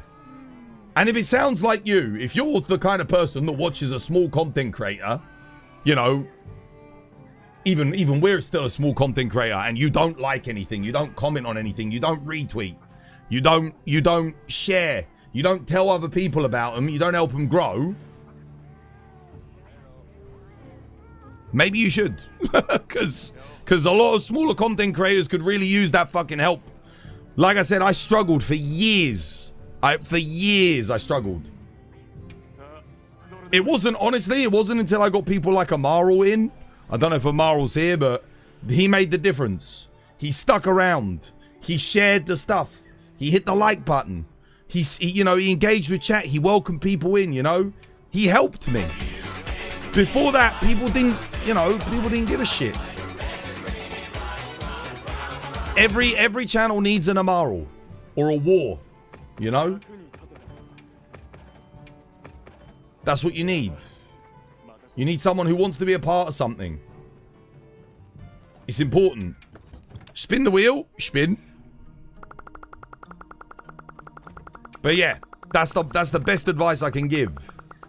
Every channel needs a war. Every channel needs a war. Or an Amaral. Yeah. I'm telling you, before Amaral, no one stuck around. And even to this day, like Amaral, I know Amaral's gonna stick around. Like, bro has got my back, no matter what. Like, he just enjoys hanging out with me. You know, that's the thing. He enjoys me for me. I will too. Kate's got me. Relatively new. Again, this is the thing. I when you've been streaming for a decade, even though Kate's been here for like a couple of years, I still consider you a new viewer. But like, that was like the turning point, like, genuinely, because Amaral didn't ask anything of me. He wasn't like, "Twas, you have to do this," or like, "Look, if I sub to you, I need you to do this." He wasn't like, "Dance monkey dance." He didn't do that. He was like, "Dude, I just like you as a person. I'm gonna support you." That's when I was like, "Dude, finally, you know, I found my Amaral." And that's just one. I would take 10 Amarals over 1,000 of Asmongold viewers. You know? Literally. Every day of the fucking week, bro.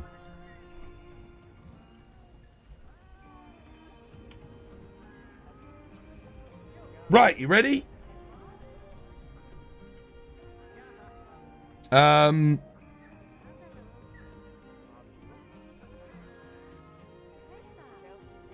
There is someone and there is always another.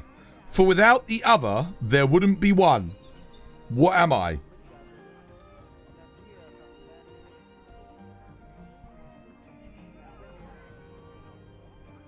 There is someone, and there is always another. For without the other, there wouldn't be one. What am I?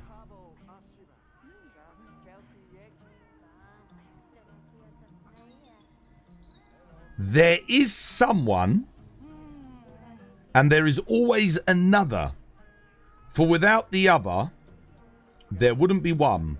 Well, it can't be twins. Because it says, for without the other, there wouldn't be one. Wait, or could it be twins? Oh, wait, shit, no, maybe it is. Light and shadow? That's a good answer.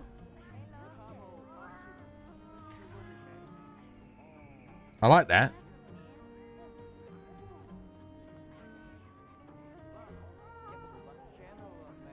I will, too, just am not on Twitch and Twitter. You're here for the long haul, twas. Top lad.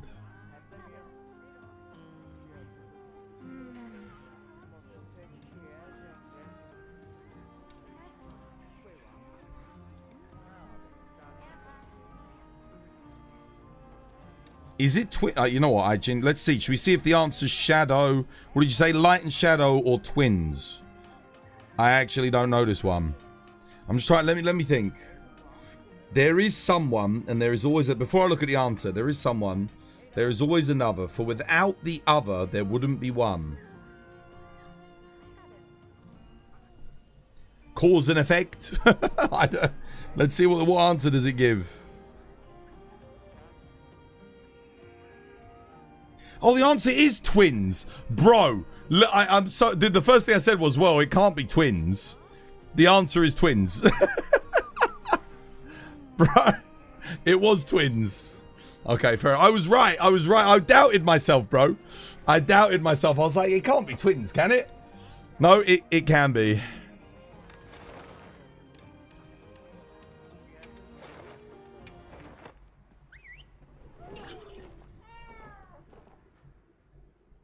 Dude.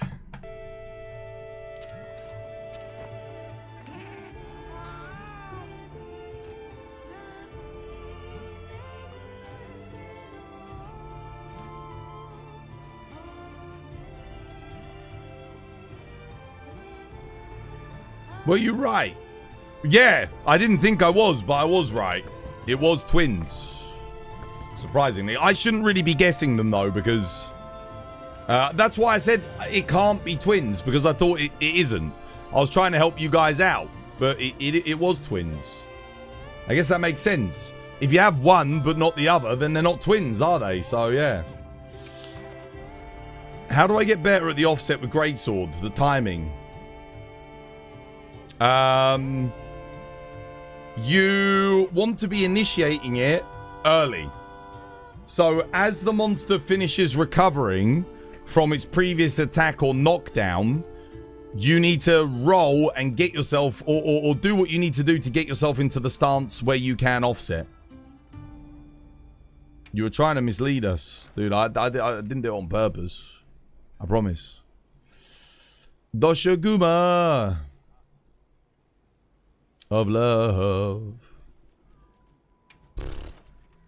Yeah, I could go do this quickly before I, what's it? Before I go get some tea. Oh, no, never mind. Quest is finished. I gotta do something quick. Something quick, and then I go get a cuppa.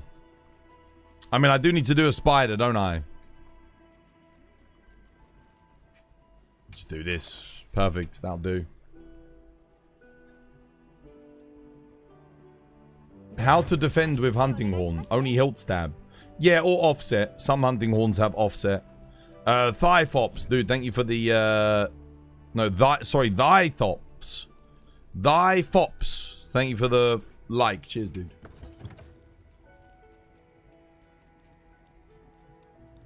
Oh man, what do we play here? Gypsaros, spider. I might just bring a gun lance, honestly.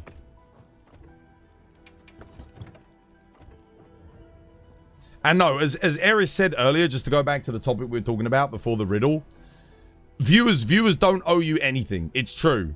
But as a streamer, you need some unconditional love from your viewers. Because you won't get anywhere without it.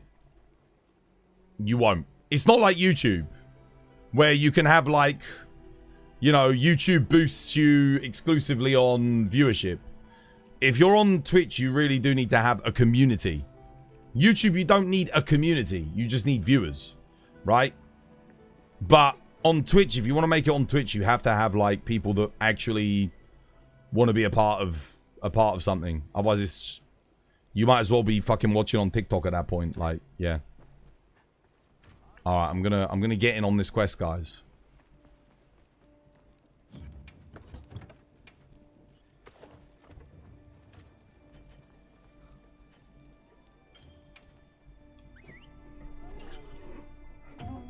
Good hunting. Yo, thank you, Dithops.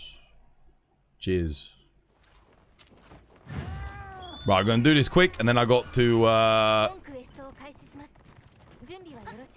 go get a cup of tea.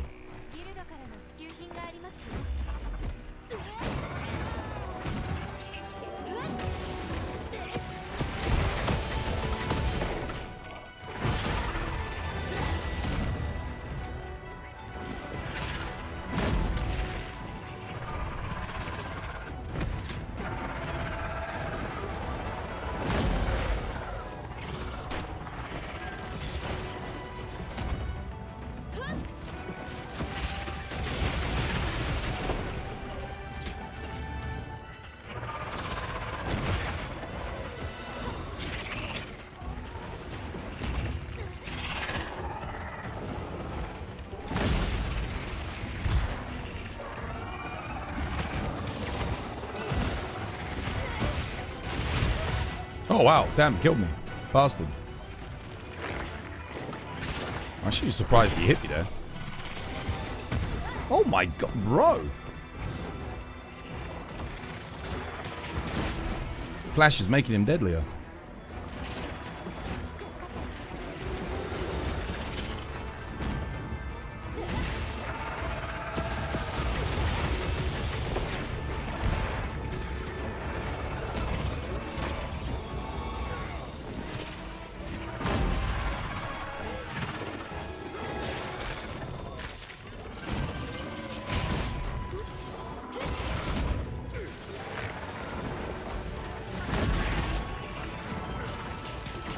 She's rich.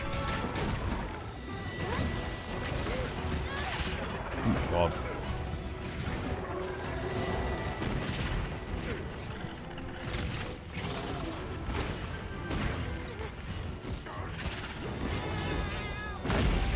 Someone's playing dead. Oh wait, what? Oh no, dude, the Nacilla's like knocking him closer to me.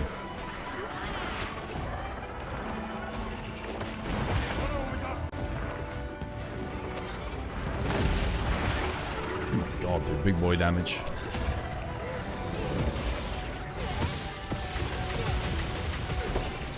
GG.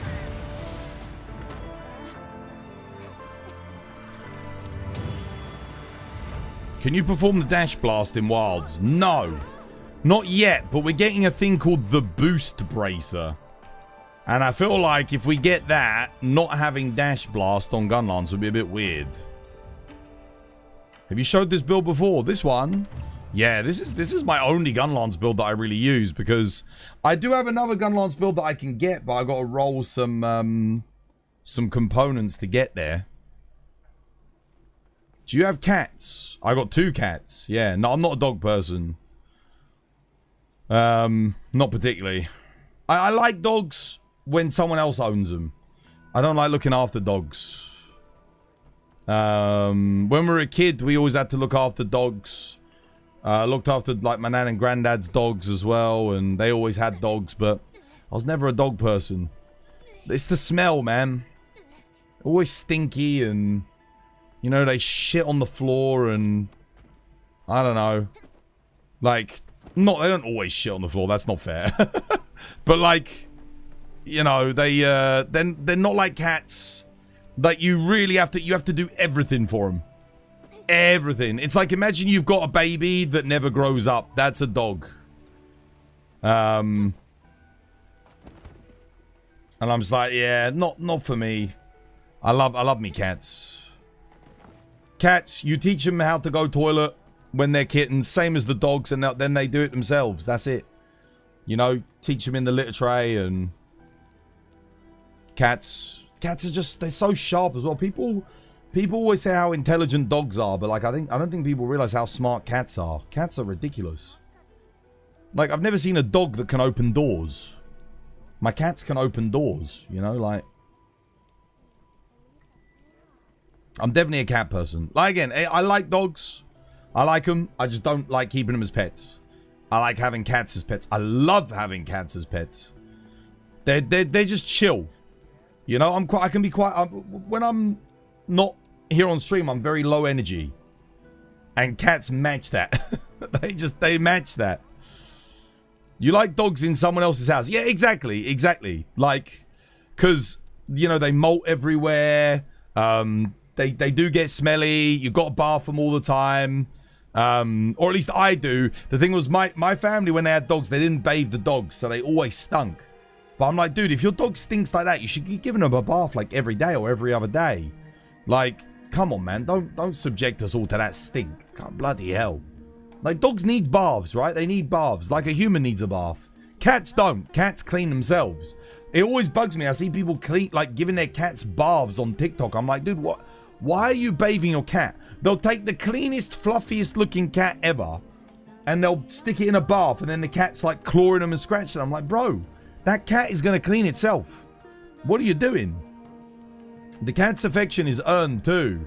They're not emotionally shallow. No, cats, you gotta show them affection to get it back. They won't just give it to you unconditionally. Like, it's not like, yeah. Like, you genuinely gotta love them. Yeah. You don't have the patience to train dogs to poop outside. It takes a while. It takes a while. I remember we had to train. I've trained a couple of puppies. Like, helped. Like, been a part of it. Not, like, full time, but... and it's... Yeah, dude. It's... I mean, again, it's like... Like I said, it's like training a kid to potty train, you know? It's a lot of work. Cats will clean themselves 24/7. They do. Cats. You stroke your cats. You know, 15 minutes of attention. They'll go away. They're straight away. They're cleaning themselves because they're like, oh, it touched me. But yeah, no, I'm 100% cat person. Yes, I love them, dude. Honestly. On Sunbreak, it has a wire bug attack. What feature did they put in Wilds? You have focus mode. Does the shelling do elemental damage? No. No elemental damage on shelling in this game. No, instantly, dude. Absolutely. You love your cats? Yeah, I love mine as well. Both of my cats have completely different personalities as well.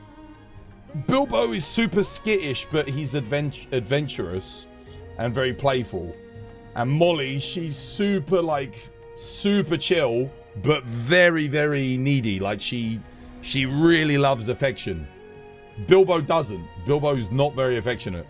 But he will, like, let you pet him for, like, maybe 5 minutes. And then he'll get up and walk away because he's like, nah, enough of that.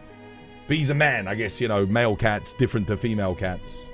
Anyway, I'll be right back, guys. I'll go get some tea. This was by design.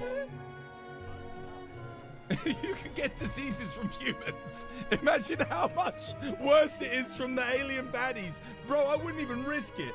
I wouldn't even risk it.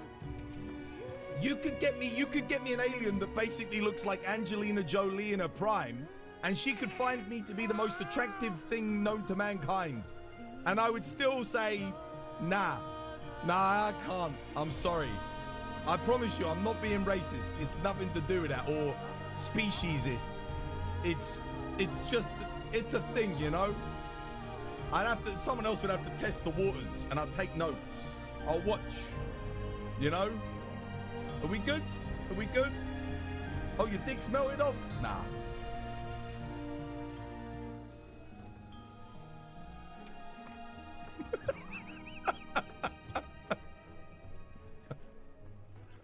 Absolutely not, bro. Hell no. Might as well keep running it now, right, boys? No, I won't subject people to any more because I know you guys hate it, but that was good. I'm happy with that. If you guys want to do something else, we do something else. I go get my dailies done anyway. Got to do an Udra. We do a rompy full stream. Don't tempt me. I would do it. You know I would do it. I would do him non-stop just for the loot. I would do it non-stop. Here comes Studi Albao. Let's do a freaking Udra 10-star. Let's go, lads. We'll switch it up. We'll switch it up. I won't subject you to more Ron Bobolo. That was good fun, though. 方のお名前をアップデート以降スタッフロールに掲載させていただきます。コンテストにご参加いただいた皆様、本当にありがとうございました。That is a good charm, to be fair. I didn't think it was going to look like that. モンスターハンター I got a spider web.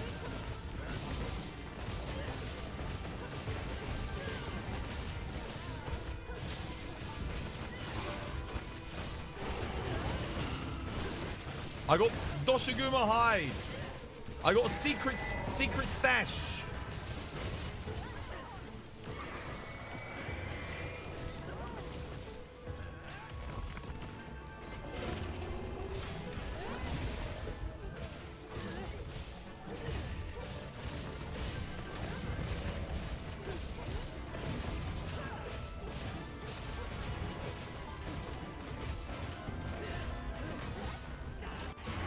Okay, Laggy's done.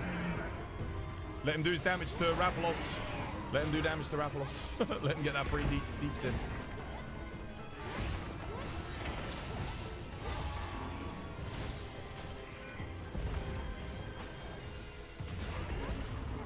Oh god, dude, Rathalos absolutely dominated him. Holy shit. Poor bugger.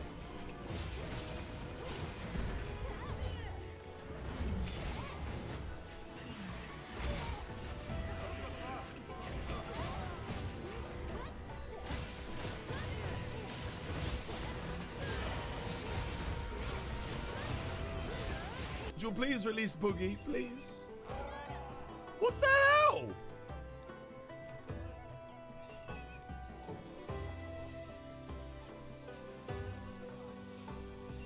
Let that Boogie go now. Oh shit.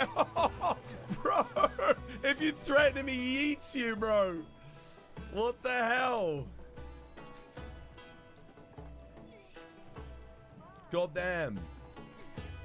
Wait, 48 days left of Blossom Fest? Don't tell me we're getting G rank in 48 days. All right. This was my design. All this cat talk makes you want to go home so you can see yours. Yeah.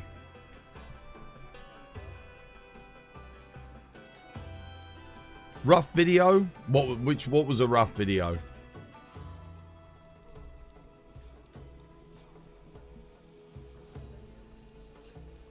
Dude, yeah, War, we need to get Fighter on frickin' Sands, bro. I didn't even think about that. He would love that game.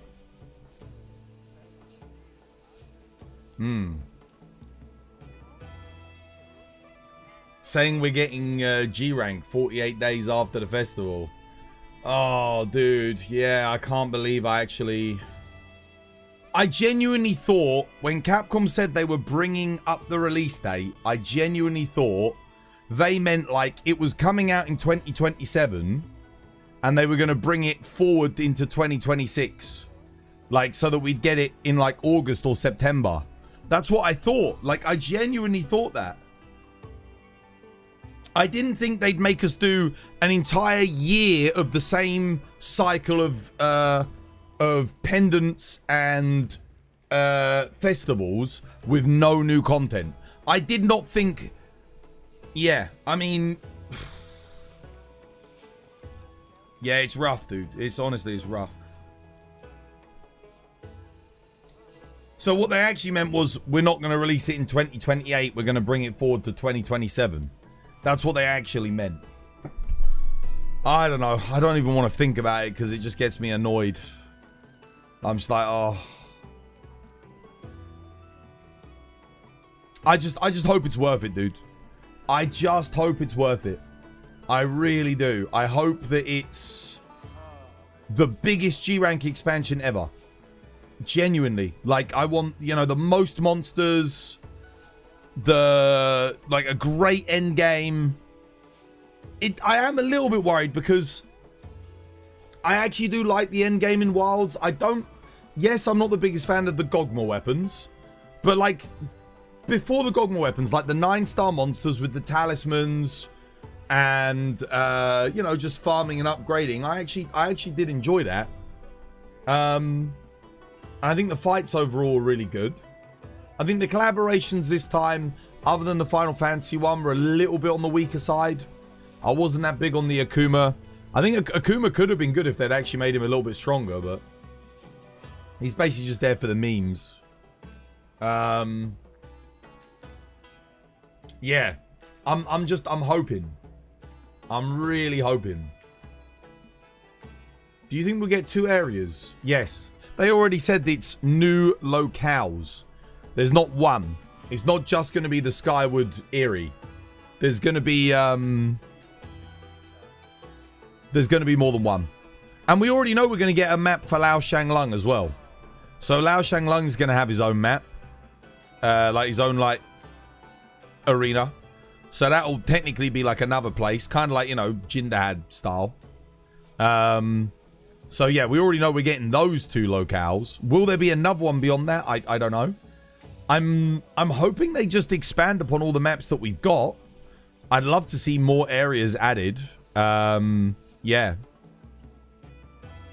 We do have the guy from Monster Hunter Unite this time. Yeah, he's from... I don't think he did... no, he's from Generations Ultimate. GU. That was his first game that he did lead design on. But he also was Iceborne. So, dude, Iceborne and GU is a hell of a resume, right? So, I'm just hoping the boost bracelet isn't like the Clutch Claw and it doesn't fuck up the entire combat. That's my biggest fear. I know everyone looks at that and goes, oh, that's really cool. But we all did the same thing with the Clutch Claw. We all looked here and we went, oh, that looks really cool. And it wasn't. It really sucked. Like, if you take the Clutch Claw out of Iceborne, it is the perfect Monster Hunter game. It is so good. Yeah. You got a 5 EX stat on your longsword. Oh, okay. Is it good EXs or... I don't think you really want 5 EX on longsword. It's not worth having element. But yeah, I mean, if you got 2 attack, 1 sharpness, 1 affinity, 1 element, that's pretty good. That's not bad. If you didn't get that, it's probably not worth it. Massive expansion has to be more than 2 locales, right? Nah, Iceborne was massive expansion. Generations Ultimate was massive expansion. Sunbreak was massive expansion. 2G was massive expansion. It's just, they always call it a massive expansion. That's just, you know, it's good marketing. They're all big. They're all huge. Yeah, it does. 2 maps is a lot. 2 maps is what we got in Iceborne. 2 maps is what we got in Sunbreak. So I would expect 2 maps. Yeah. 2 attack, 2 affinity, 1 sharpness is decent. Oh yeah, that works for 5 EX. You got 2 attack, 1 sharpness, 1 affinity, 1 element. Yeah, that's good. That's good. That's solid. That's not bad at all. 5 EX. Really nice. The only thing that's not that great on the longsword really is the element. Like, obviously, it would be better to have 4 EX and then another attack. Attack at 3. But it's fine. You can definitely use it. Really, I mean, yeah, you could use that comfortably on anything. It'll definitely get the job done.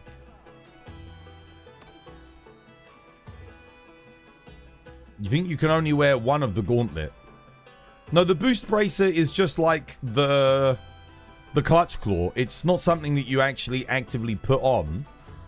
It's just, it is going to be on your arm at all times. So you're going to have the in this game, we still kind of got the clutch claw. Like, you can reach out and, like, interact with the environment with it. But the boost bracer is going to go on the other arm. So, yeah. Hey, Twas, how's it going? Yeah, doing all right lunchtime. How you doing? Hope you're having yourself a lovely, jubbly one. You heard a theory that they're going to be using the boost bracer to bring back Hunter Arts. Maybe. Yeah, maybe you do get to choose what moves you get with the boost bracer. That could be interesting. That could be interesting. If they do it that way... I mean, I'm just so excited to hear more information, man. We don't know enough. We don't know enough. It's all speculation. There's so much information they could give us right now, I bet you, but... we're just waiting. And we got the thing is, I don't think there's any trouble in them giving us some information because we got between now and 2027. They got plenty of time to show us little bits here and there. Oh. But we might be waiting months until we get more information. It could be like, who knows? When's Gamescom? Might be waiting until Gamescom. You really want maybe one attack, one affinity. Remove the element. It's okay. I'd keep it, bro. I wouldn't re-roll that. I would make a new longsword. Keep it. And then you can use that one in the meantime. I'd be happy with that. It'd be good enough for me. I'd be like, yeah, that's good enough. Because you get the plus 24 attack. Really good. Plus 10 affinity. Really good. Plus 80 element. Solid.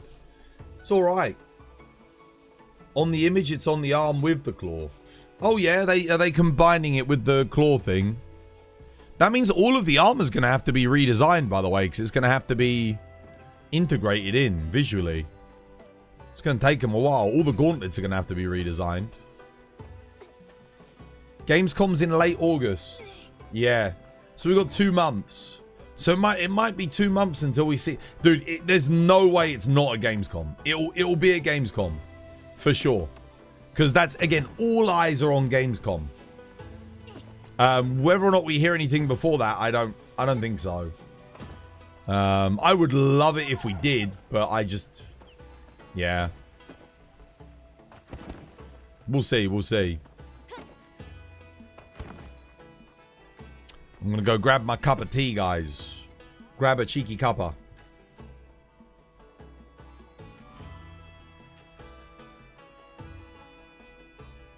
Damn, man. Yeah, dude, oh... 2027, bro. Oh. It is. I don't even like to think about the wait. Because we're only in July. The start of July. August, September, October, November, December. January, February. And then who knows beyond that. Like how far. We'll see. It's the wait will get easier when we have more trailers and footage. You know, that will make it easier. A lot easier. At the moment, it just sucks. Like, the whole thing sucks.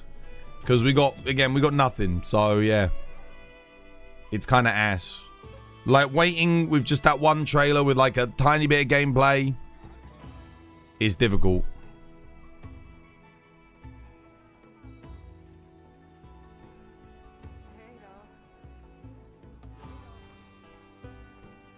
And obviously, the trailers help bring in lots of new viewers as well. That's another thing that we're really struggling for is new... So, let's have a look at Twitch quickly. Monster Hunter Wilds is at... How many viewers do we have on Monster Hunter Wilds at the moment? 1,300 viewers. Wait, what the fuck? That's actually quite high. Oh, damn. Oh, but there's like... How many people are streaming it? Like 50... 100... 150... 200... There's like 300... Yeah, like 250 people streaming it at the moment. So I guess, yeah, that kind of makes sense. 1,000 viewers between 250 streamers. That's only 4 viewers average. Yeah, but that's like more than I thought, actually. 1,000 viewers. I remember before we had the trailer, before the Ascendance trailer came out, guys, Wilds dropped to, what was it? Dropped to like 500 viewers. 500. That's all we had. It's dead as fuck today, though. Like, look, honestly. Look, there's no one. Oh, it's lunch.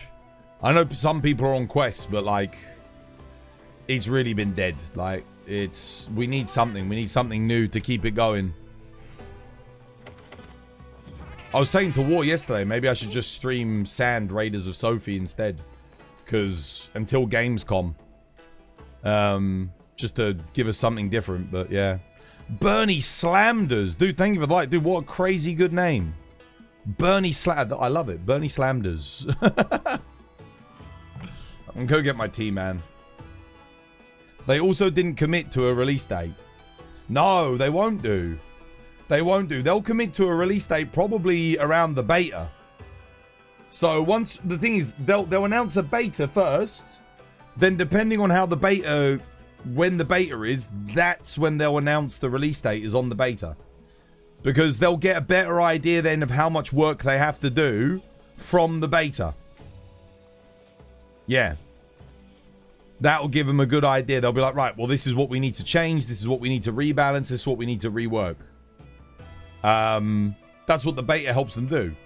So they might not give an exact release date, but they'll probably give a release month at that point. And then they'll use the beta to see, right, where in the month are we going to release? Because it'll just depend on how much rebalancing and fixes they'll have to do. That's what we call Durchstrecke in Germany. What does Durchstrecke mean? Let me get my tea. Let me get my tea.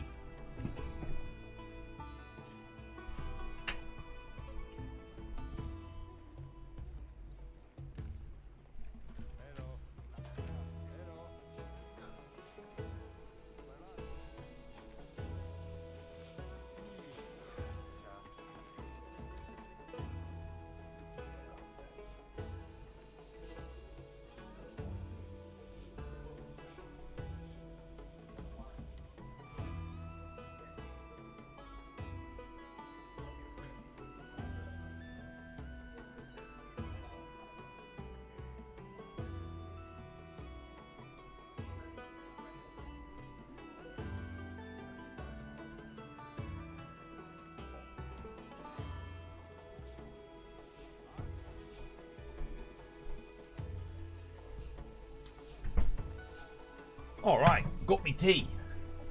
Woo. Got me tea.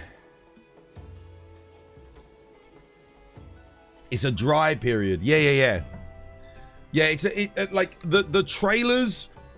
Dude, I've never seen so many new players in Monster Hunter Wild than what the Ascendance trailer brought into the game. So many new people to help, you know? It was great fun. But since then, obviously, it's dried up now. Because a lot of those players we've helped, they've got to HR 100. They've done their Gogmazius, you know, they've had their fun. They played for a couple of weeks and they had a good time. A lot of those people will leave. They'll come back with Ascendance. Some of those people will stick around and continue to get good, but most people will, you know, they've done it now. They've done what they wanted to do.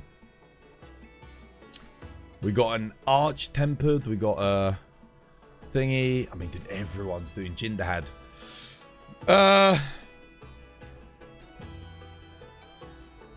I could go and help with an AT Jin. Yeah.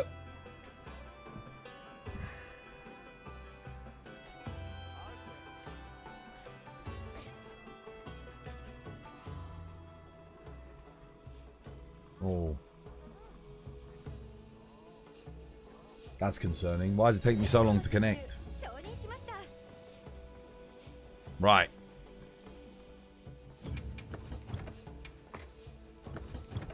Let me rebuff and get in there. Oh yeah, hot drink. Don't forget the hot drink.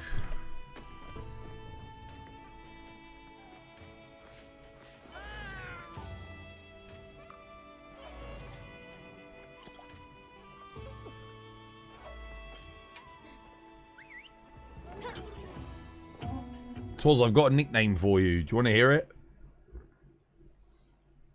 Sure.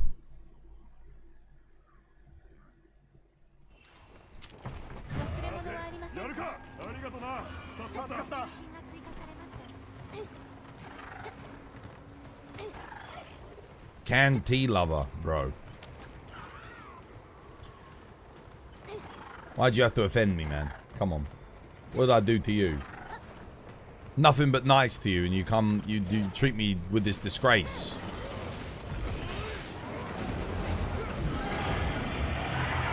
What the hell? Why did my earplugs not work? Oh, don't tell me I didn't put earplugs through you. God damn it.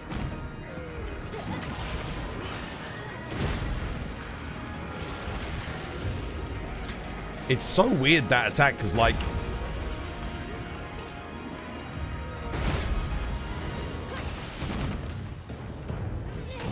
Oh god, they're 10 minutes in and they're in area 2? Oh no. Something's gone horrifically wrong, chat.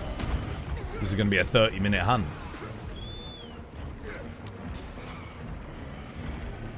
Did everyone remember to bring fire weapons? That needs them? Robert's probably got fire dual blades. Has Shy Hope's got a fire charge blade?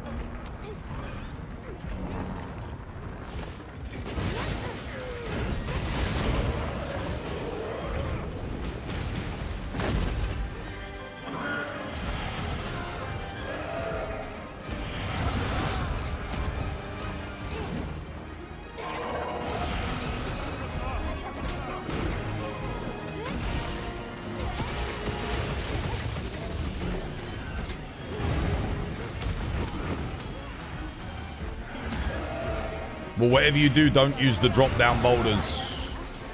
Oh, Robert's dead. 1 life left.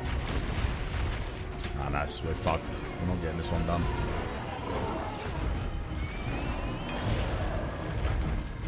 Too much lag as well. You see that boulder?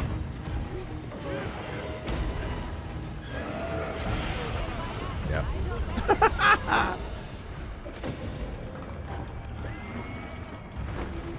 Don't go in to help people if you're gonna die instantly. Yeah. Nah, they were struggling, dude. They were 10 minutes in area 2. I don't know what that other player was using, the charge blade player, but 10 minutes, dude. There's no way. Were they using element charge blade, like fire element? Hopefully, if they were, that's crazy. They did have a fire charge blade. There's no way that should have been 10 minutes area 2 with fire charge blade. Fire charge blade is very strong on that hunt. Yeah, I know it was 2-player scaled, but even so. Oh, you joined at 7 minutes. Oh, that makes sense. Yeah. That explains it. Yeah, Robert joined and died instantly. God damn it, Robert. Bro, you're meant to help. You're meant to take it easy, dude. Help for hunters, not die for hunters. Yeah, you'd already been through a lot of lives too. The best thing I would recommend doing is lock your quest to solo and practice it. If you struggle with Arch-Tempered Djinn, you need to learn the basics. If you're dying 3 times in area 2. That means the basic attacks are getting you killed, so it's probably a good idea to learn those. Yeah, I won't join that one Iron Tours. I think you need to, maybe like I said, maybe lock it to single player. Get a bit of practice in. Get a feel for the hunt. In solo play. Because those are the 2 easiest areas, is area 1 and 2. The hunt gets harder, obviously, as it goes on. Have you got a fire greatsword? Because I noticed you're using greatsword. It would be worth having one.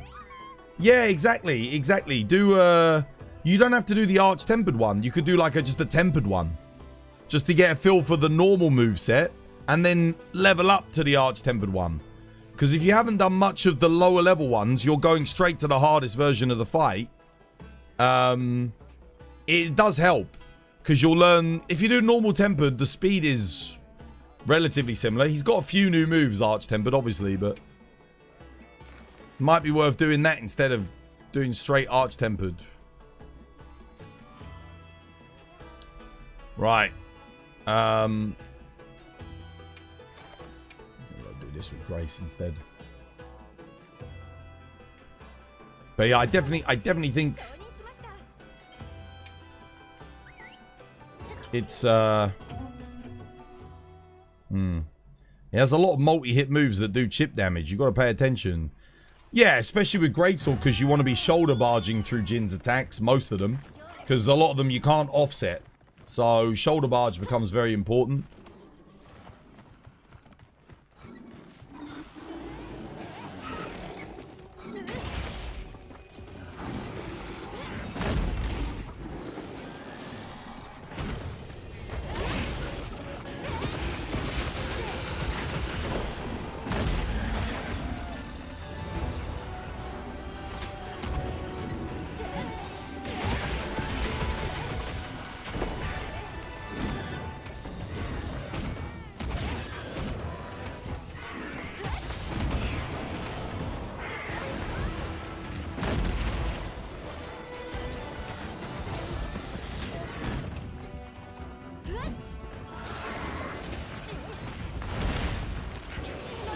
That was cool.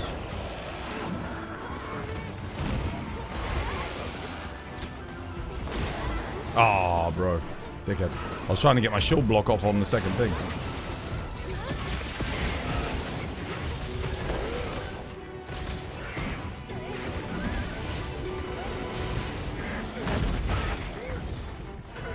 They're dumb. Legit.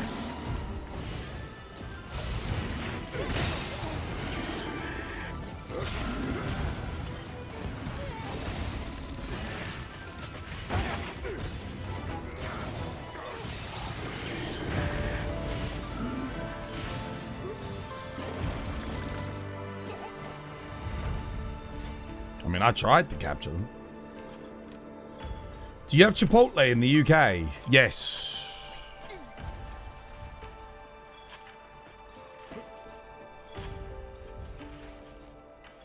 The thing I like about a lot of Jindahad's multi-hit attacks, though, they have a little pause in between them. So for... if you're dodging or using shielded weapons, you've always got time to do a block and then a block. Or you can do a dodge, pause, dodge. Which is really nice about Jindahad. A lot of monsters with multi-hitbox weapons don't give you the same kindness. Like Raid Owl. Raid Owl... he does and he doesn't because where the multi-hitbox is instantiate is inconsistent. Whereas Jindahad, when he has the multi-hitbox, is very consistent. It's like, it will be... if he initiates this attack here, it's always going to be there. When Raid Owl does like a wing drag, for example... dude, the hitboxes can be all over the place. You're like, bro, what the hell? Like, I don't know. You know, you don't know if you're in between them or on one or on two or... yeah.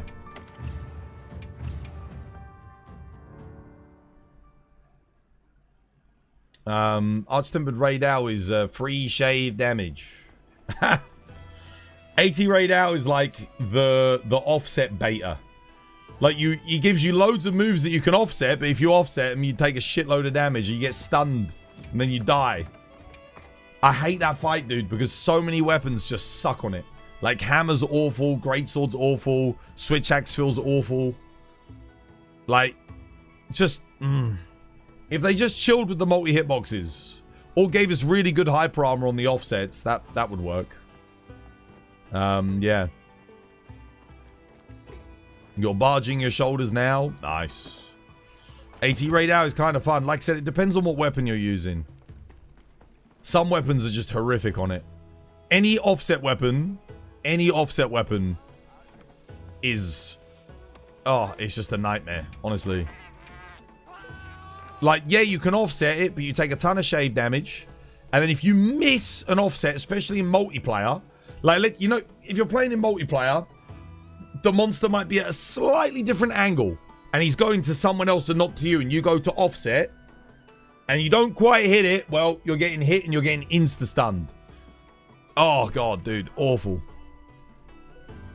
What shall I post, Saber? What do you want to do? What do you fancy?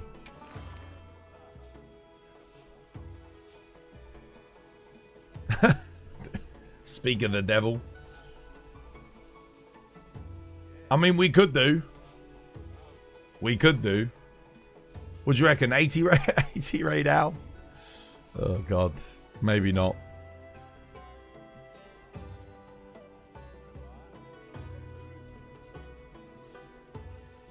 I don't know. What you saying, bro? What do you reckon? What do you fancy?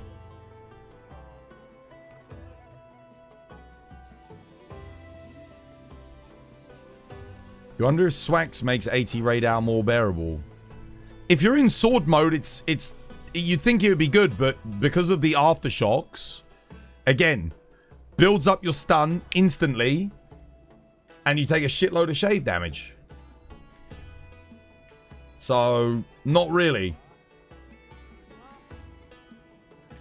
Not really. The best weapons are like longsword, dual blades, bow, light bow gun, heavy bow gun. Even lance is awkward because you can't do your counter guard.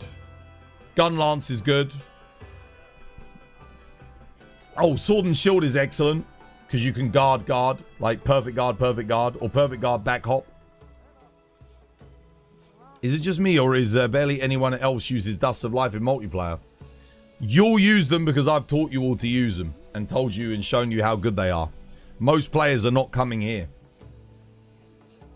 Let's just put it this way. If your idea of like a good guide is Reddit forums, you're probably not using Dust of Life. If you're my, if you're watching my YouTube shorts, you're probably not using Dust of Life because a lot of people were like, oh, I'll just use Wide Range 5 with Speed Eating 3 and Satiated, and then I use Mega Potions. Much better than Dust of Life, bro. No, please, Jesus Christ, don't do that. Dust of Life with Wide Range. You don't need Wide Range. Dust of Life has Wide Range 5 built into it. You don't need it. Skittles Burger, yo, thank you for the follow. Cheers, me dear. Saber, what do you want to do, bro? Is he not here?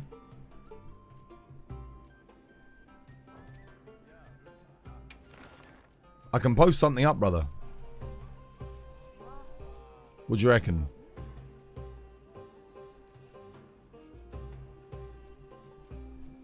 It's a shame we don't have like a tempered gore on its own in the arena. It's a lot of skills to waste. It's too expensive. It's too expensive, man. And Dust of Life gives you all of that in a single thing. That's why I say it's so good. You're getting 8 skills worth of an item in a single thing. That's hard to beat. Okay, I'm just gonna post the AT raid out. Fuck it, we'll do it. Why not? You're getting a bit stingy with your demon powders in multiplayer because you're low on materials. Just do a bit of natter. Sit down at natter for half an hour. You'll get like 300 natter material. What's it? Thingies. You have a tempered gore with a guaranteed gem if you want it. I don't need anything. I mean, if there's a new player that needs it, that would be great. Yeah, but I don't need it. None of us need that. Yeah, I'll play some dual blades.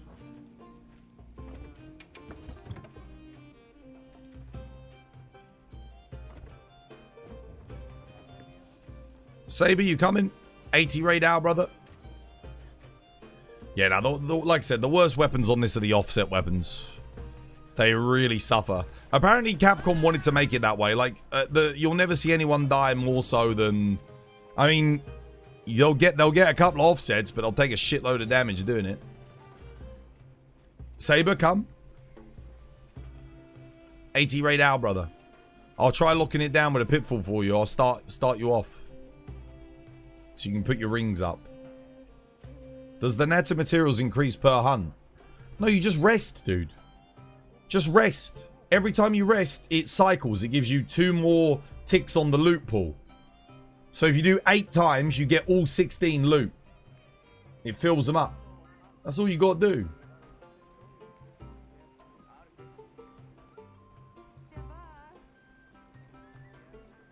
Saber, you coming?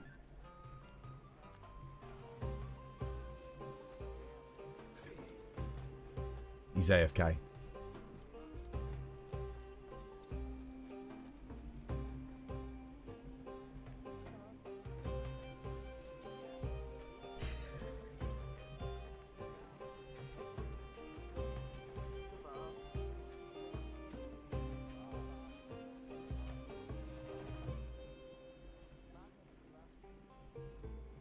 Well, we'll wait for him.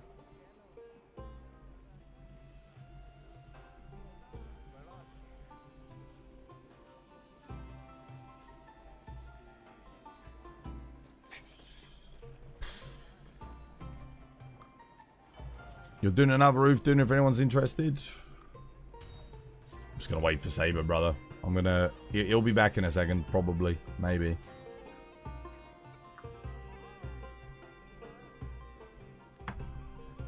You know we have our qualms with Capcom, but our devs are so much better than other games. Oh, dude, they make quality. And at least they fix their shit. You know? They fix it, rather than abandon it. If it was EA had made Monster Hunter Wilds, and that launch had happened, the complete travesty of a launch that was Wilds launch, if it was EA, they would have abandoned the game. They would have cancelled all the expansion, cancelled all the title updates. Bro, the game dropped below 2,000 players with a 1.4 million player peak, right, on Steam. It dropped below 2K. We had like 1,500 active players in the game. That was it. 0.1%. 0.1% it dropped to on Steam from the launch day. And that's 0.01% of the total player base. That's how bad it got. If that was EA, they would have cancelled it. So thank God it's Capcom. Because Capcom didn't cancel it. They stuck with it. They kept giving us title updates. And we're still getting an expansion. I mean, just look at Dragon's Dogma 2. That game was fucking awful. And they stuck with it. They're still giving it an expansion. They believe in it. And they're willing to fix it and make it good. Now, yeah, sure, they're going to sell you the fix in Dragon's Dogma's case, but hey, at least they're still supporting the game, right? Again, if that was Capcom, yeah. Yo, Saber, come join, brother. We're waiting for you.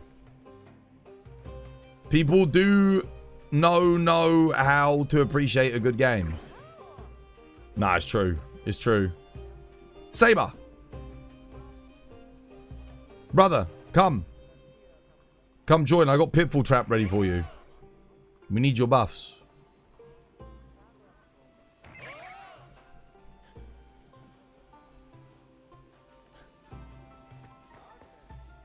Just look at, think back to, what was that game that EA did with BioWare? The mech game. Like, it had loads of dates planned. They were going to fix it, and they just abandoned it. The servers are shut down now. No Saber for you. Alright, fine. Anthem, that's the one, yeah. Dude, they invested like hundreds of millions of dollars into that game. The game had like 3 bosses in it, and then they just abandoned it. That was it, done. Alright, let's lure him under the rock. You know the drill. All on me. We'll pull him over, and then when he enrages, we'll drop the boulder on him. Simple.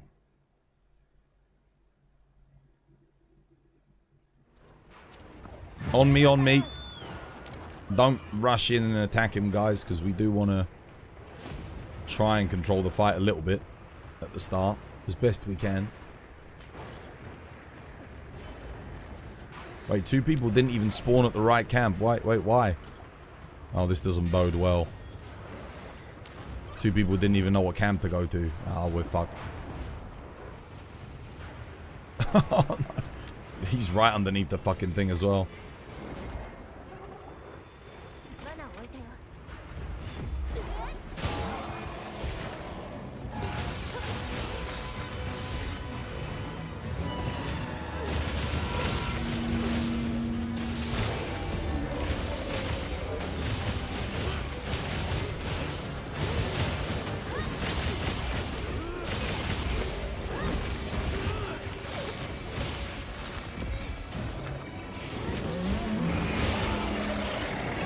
shit. No one went to pull it. Hopefully I get it here. Get your next pitfall down, guys. Go, go, go, go, go.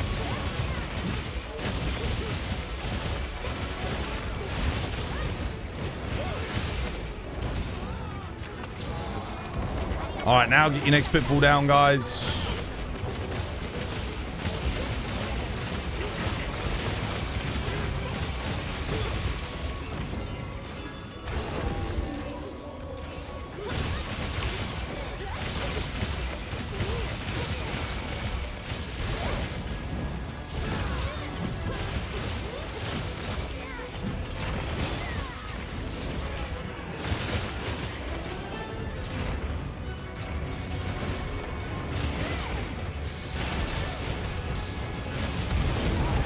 What? Where was he shooting? I was underneath him. Did you guys see that? Mark the Spark, dude. Thank you for the follow. Cheers, me dear. Welcome.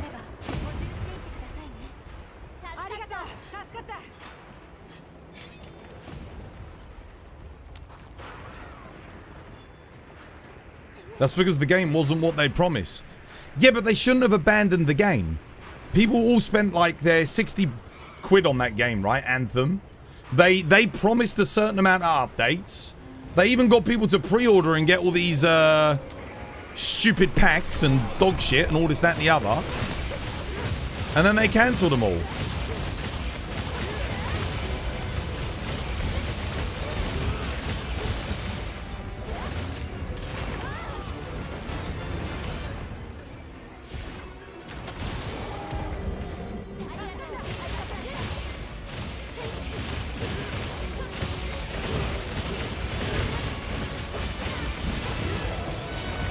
Just a tip for Raidal, I don't think you want to be using SAD on this guy. His element hit zones are not that good. You want to be using AD 182. I'm pretty sure.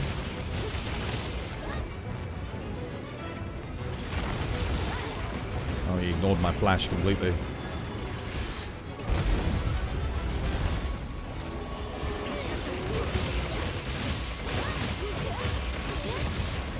Lest I'm not mistaken.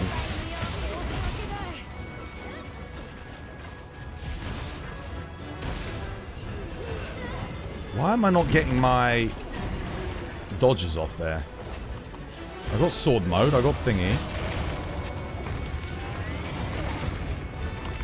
Ah, stunned.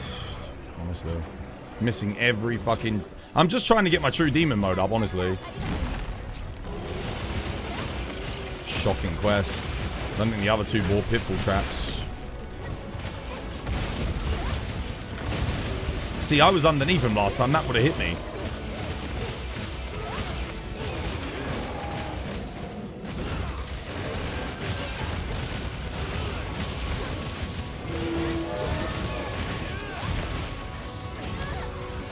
Again, I pressed X. Stunned again, bro.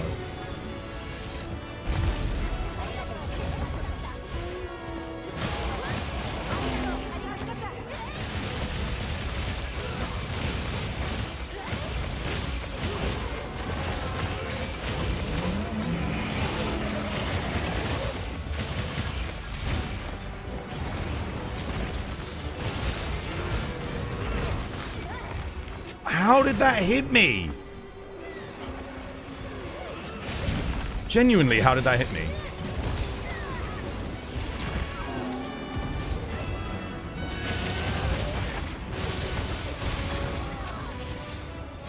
I'm underneath him on his right leg. He's swinging with his left wing.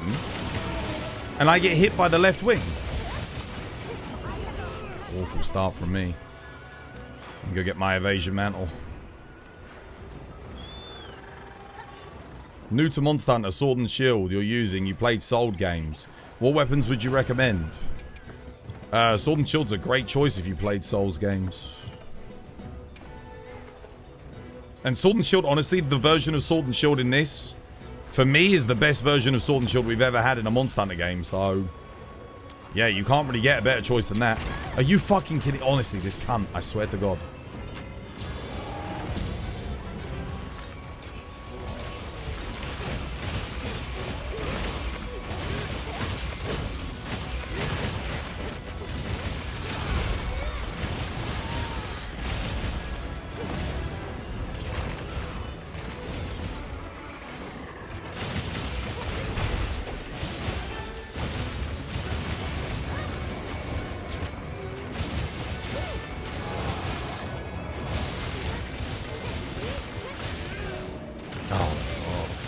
I do have Mind's Eye on my build at least.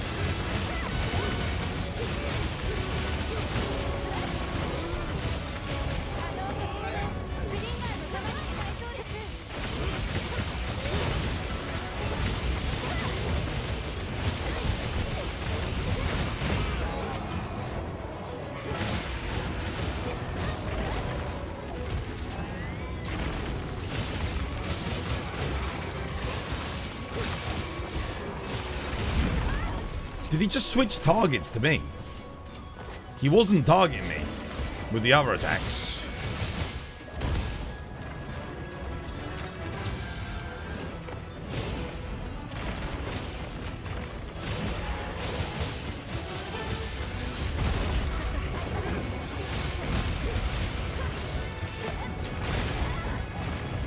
He keeps going off screen, dodging, and then fucking hitting me with a thing.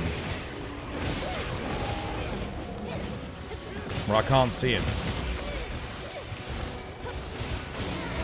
Okay, he's done at least. Nice. Lure pod. Lure him. Trap him.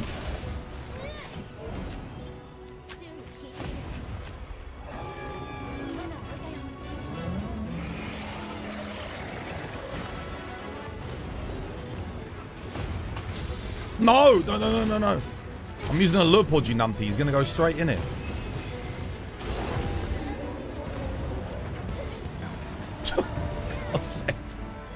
Oh, Josh is luring him into a trap. Flash him. No, don't do that. You cancelled my lure.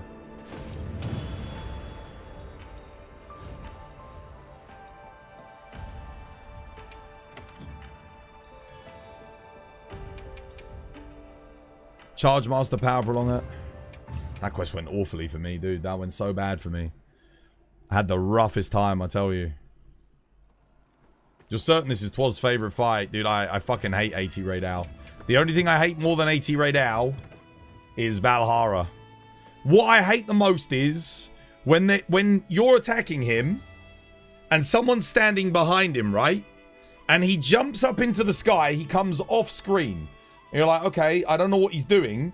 And then at a random interval of time, you'll then get hit by a wing that comes out of the screen that you can't react to. I fucking hate that. So, like, obviously that's not a problem when you're soloing him, but in multiplayer, like, dude, that fucks me off real bad.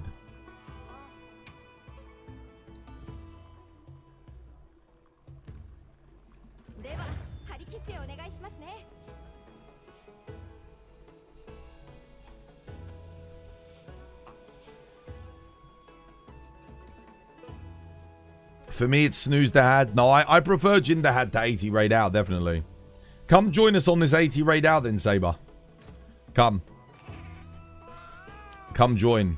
I know you'll bring some pitfall traps as well. We can lock him down. I had a good lockdown going at the start.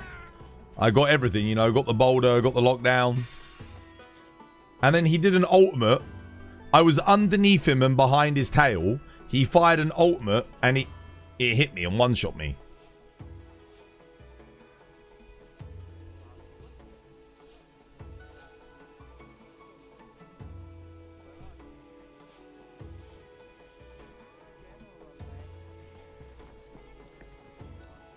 Ten-star GOG. 10-star GOG worse than 10-star Raid Owl. I think it depends what weapon you're using. I mean, honestly, if you're doing thingy... Here, come join Saber, come. It depends on what weapon. If you're doing Charge Blade or like Light Bowgun on 10-star GOG, there's not that much difference to the fight. You guys got this. Dude, fucking join. Join us. Come on. Or I'll go play Sand Raiders of Sophie, bro. Come on. Might as well go play with War on that. And Faye, because they both got it. Come join. There's someone that looks like Elvis Presley in the lobby. There is? I don't see him. Someone save you. You'll be fine. I got pitfalls. Robert's got pitfalls. You can bring pitfalls.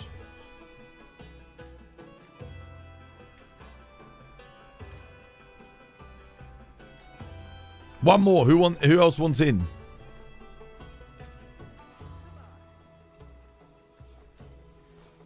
Who are we just doing the hunt with? We just had 2 other people in.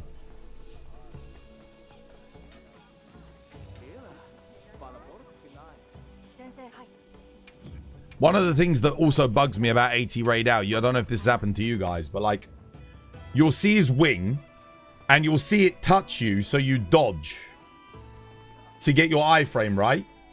But you don't get your iframe, and then you get hit. Because you've got to let it, like... It's weird, like, the front of his wing isn't a hitbox. Like, the middle of his wing is. It's really weird. If you know what I'm talking about, you know what I'm talking about. With AT Raid Out. Like, you'll be like, you'll dodge into it and you'll get, like, you'll watch your character go, like, halfway through his wing. You'll get no demon dodge activation on dual blades. It's less of a problem with bow. That's why I like bow. But on dual blades, it's awkward. Same thing happens with longsword. Sometimes you'll do an EI slash. You'll see the wing hit you. You do the EI slash, and you'll start the EI slash. It doesn't register, and then you get hit as you're doing it. You're like, oh, okay. Like a delayed hit. It feels really weird. I don't know what that is. You know when he does the wing drags like this, he goes... And then he flicks them up like that. When you're EI slashing or iframe dodging those. And then sometimes you'll get to the right or the left of them, or you'll be underneath him and you get hit by the wing. How? Like, it doesn't make any sense. Hopefully they fix those hitboxes in Master Rank.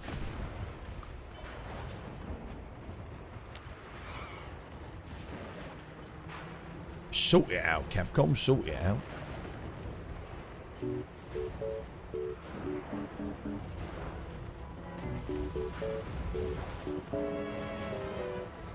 Do do do do do do do do do do.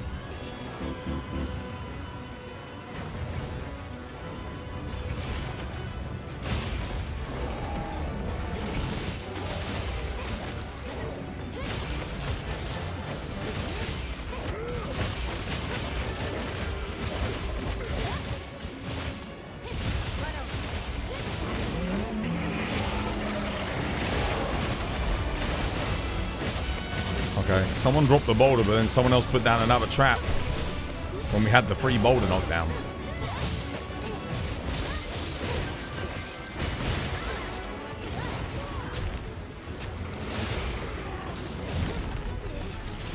I need to put flashes in, hang on a minute.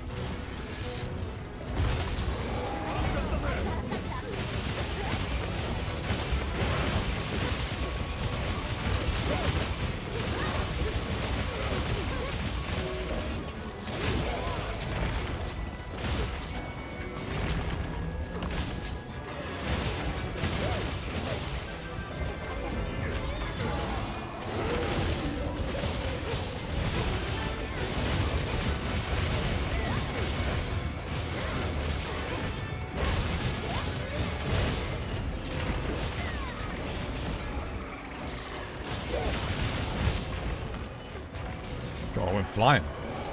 Cheeky dust. Oh.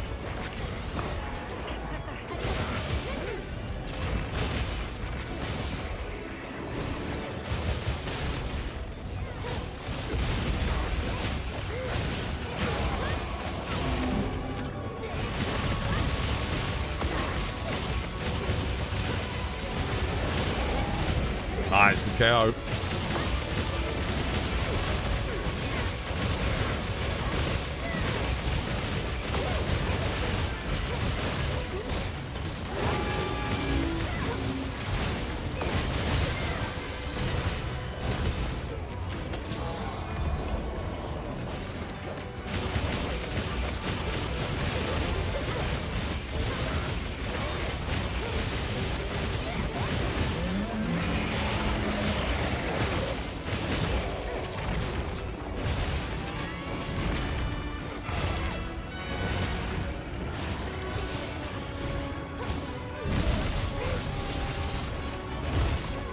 I got no more flashes.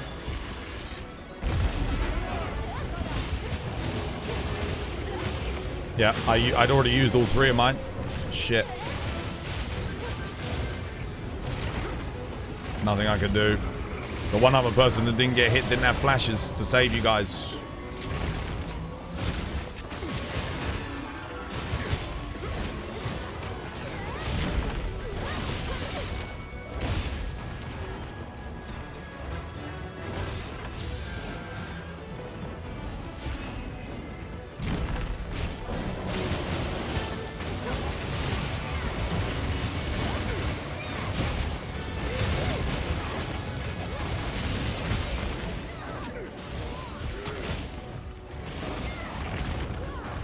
I'm out of stamina.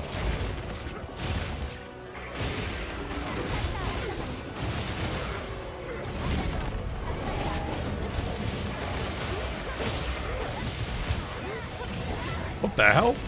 This is what I mean about with the hitboxes. Like, holy shit, dude. Like, honestly.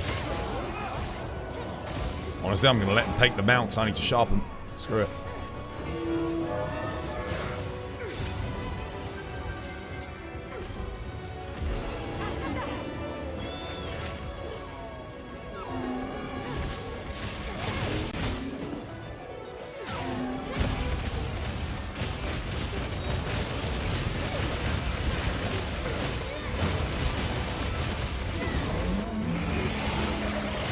At least I'm playing better on this hunt. I'm playing way better on this hunt compared to the last one. But we're also positioning better as a team, which helps. Because it means I know he's always going to attack forward. Which makes it a hell of a lot easier for me to dodge.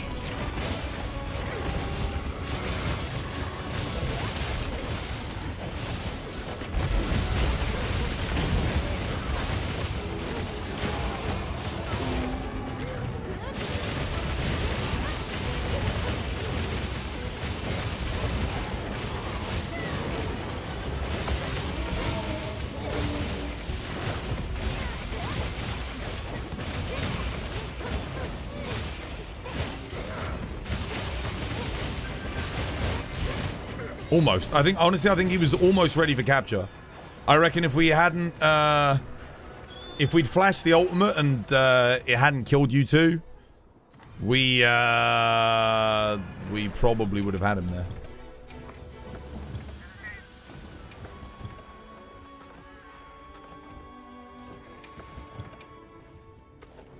Oh no, I don't want that, I want that. I'll get my lure pods in. So when he goes to run, we're good.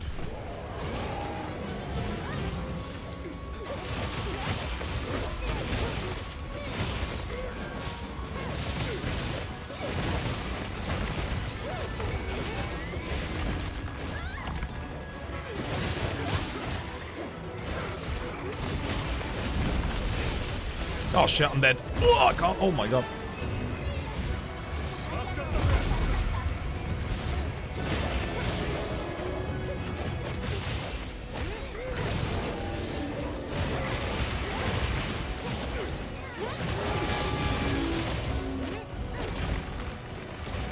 I am really not keeping my stamina up.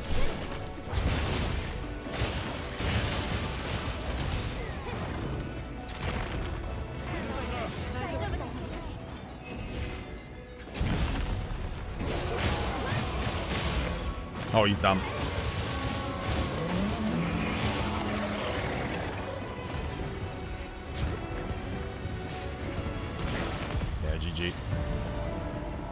That was better. I played way better that time. Oh my god, night and day compared to the last quest. Don't you have dash juice? Ran out. Dude, what was the last one? 9 minutes 45 to 7:27.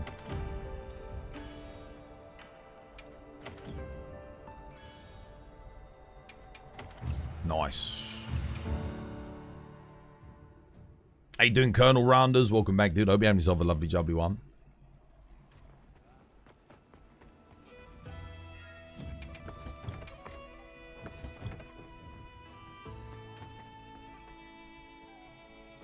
And that was with 2 deaths. Dude, that was with 2 deaths. Up for another? No, I'm good. I'm good now. I wanted to run it back because I played really bad on the first one. That's why I wanted to run it back. The weird thing was, it's just sometimes you'll press the X button on dual blades and the dodge just doesn't... Like I said, you'll get the slide, adrenaline rush activated, no true demon dodge, and then you get hit. And it's like, that run, that didn't happen to me on that run. That run I got all of them. I think it's also because we all positioned together. Makes it very easy because I can just... I know that he's going to target us. Like, because we're all there. So I can just dodge into it no matter what. And he doesn't, like, hit me slightly off angle or anything, which is nice. It's bothered me, but does Charge Master even do anything for Charge Blade? No. No, it's completely useless. You don't use Charge Master on Charge Blade. The only thing it does is... When you charge your sword and you draw it out of the shield and do that slam, it gives you a slight elemental damage buff on that. That's it. That is it. I think that's the only move it has any effect on or in the moveset. There's nothing else. It's awful for Charge Master. No, for Charge Blade, you want Element Charge Blade. So in your case, you're on Ice Charge Blade, right? Low Chill's Talisman, Coalescence... with medium slot, something like that. You want you want focus ice attack, power prolonger ice attack, rapid morph ice attack. That's what you want on your Charge Blade, and that's it. And if you need guard up, which you don't need on AT Raid Owl, but if you do, you swap power prolonger for power prolonger ice attack for guard up ice attack. That's what you want. Is there any quest for armor spheres? Yeah, this one. Endless sky, endless sea.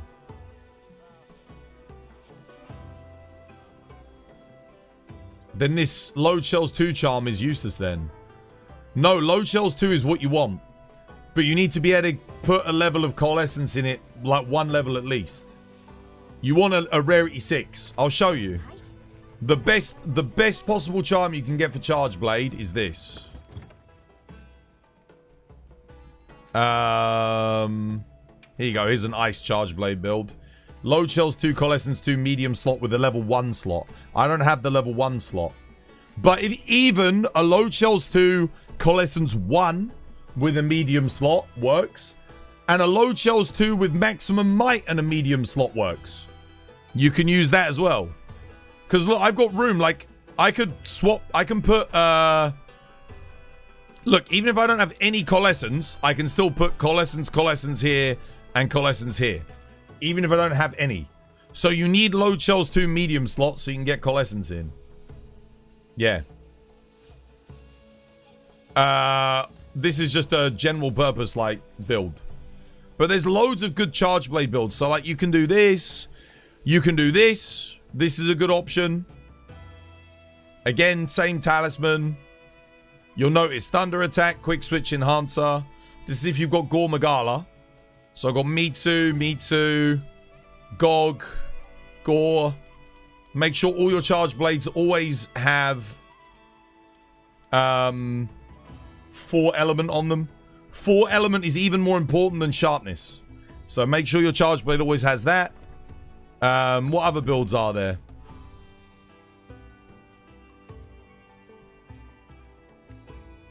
Let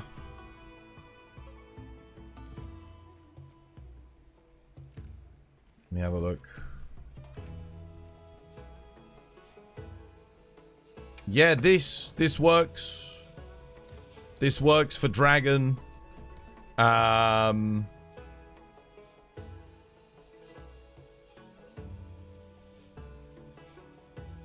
feel like there's more, but you get the idea anyway. You got options. Here's one. That's an experimental build that I made. Gore, Mitsu, Folga. Has everything on it again. I tried Crit Element out. It was like a sword and shield build, but it's not that good. But anyway, you get the idea, right? That's what you should have. But there's loads of different builds you can make that are good.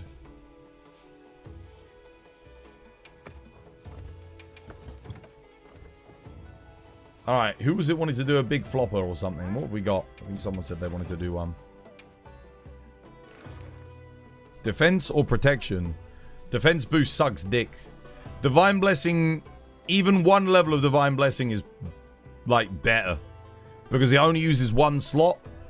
And when Divine Blessing procs, if you've got 2 or 3 levels, it will actually save your life. Defense boost won't. Because it doesn't give you enough. And you have to invest 7 slots. It's awful. Defense boost is dog shit. So yeah, if you're going for a defensive skill, definitely use thingy. Do you guys want to do... Oh wait, Torhel's here. He's back. Oh shit, I should go help him. I'm coming, brother. You just had your first hacker in a SOS. He did 75k damage. What, like instantly?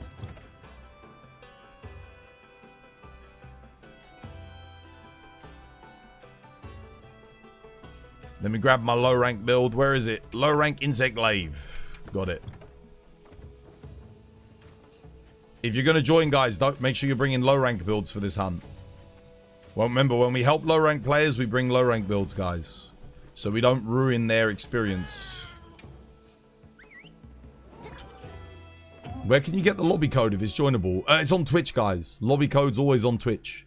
So if you want to join the lobby, make sure you join Twitch. Twitch has the lowest latency, the best real-time interaction, so... if you're going to join the lobby, that's the best place to be. Make sure to report them. Yeah, you can report them on Monster Hunter as well. They can get banned from Monster Hunter. They can actually get banned from joining lobbies if they're cheating. If they're using hacks. Are load shells for Charge Blade and Gun Lance.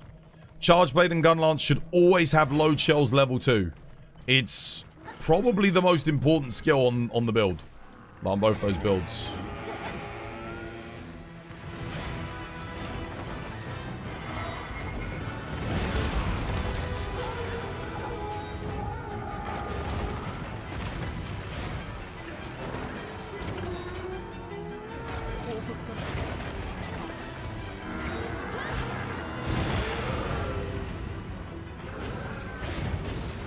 Trying to get white, but...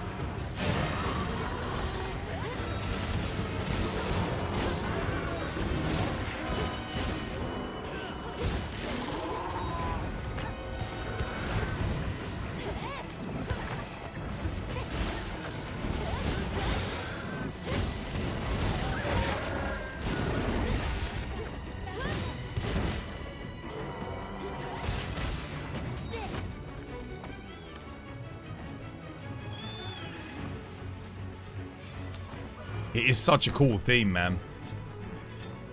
The Guardian Arcveld theme is better than the regular. But then the Arch-Tempered Arcveld theme is just... probably like the greatest theme in Monster Hunter. Modern Monster Hunter, it's so good, dude. Oh, sure, wow, okay, alright. Boop! Iframe.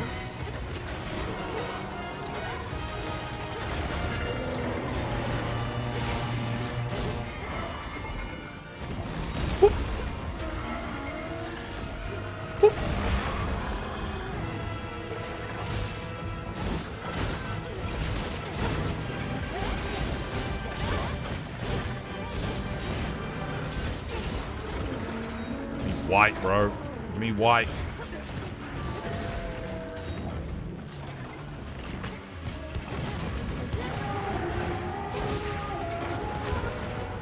That'll do.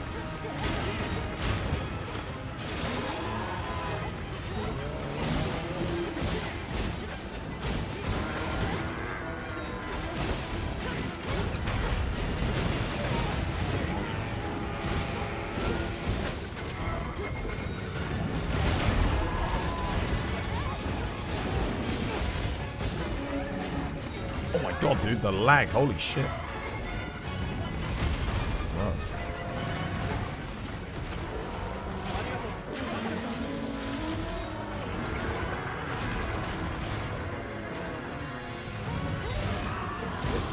There you go. GG.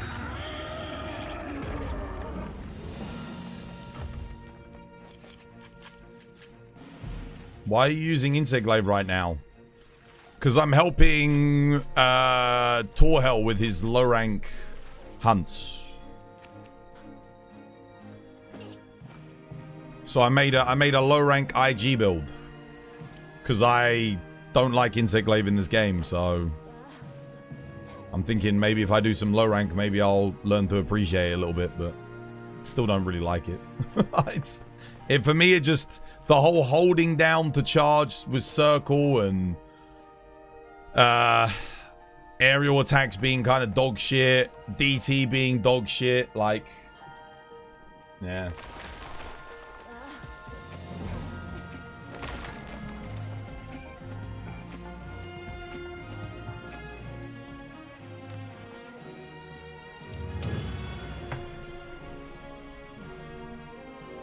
What do you think about the keyboard for this game? I think if you're a PC player and you only know how to play keyboard and mouse, then sure, why not? But if you played previous Monster Hunters in the past on console, you know, PS2, PSP, Nintendo Wii, Nintendo Wii U, the Switch, and then you're like coming onto this, stick with controller, stick with what you know. The control scheme for Monster Hunter has not changed since the PSP. Ever since they put triangle and circle and R1 as the attack buttons, they are still the attack buttons. The only thing that's different now is you can control the camera. So basically, that tells me that they're willing to keep the controls the same far into the future. So if you get good with a controller now, you'll never have a problem with future Monster Hunter games. If they end up doing another Nintendo exclusive Monster Hunter, well, you'll be fine. Because you'll know how to use a controller. So learning the keyboard and mouse is great, assuming they always keep the games on PC, but when it comes to action, third-person action combat, you really can't beat a controller. You find it easier on the controller because of camera controls. I'll show you why I think controller's better for, like, melee, certainly. Maybe not thingy.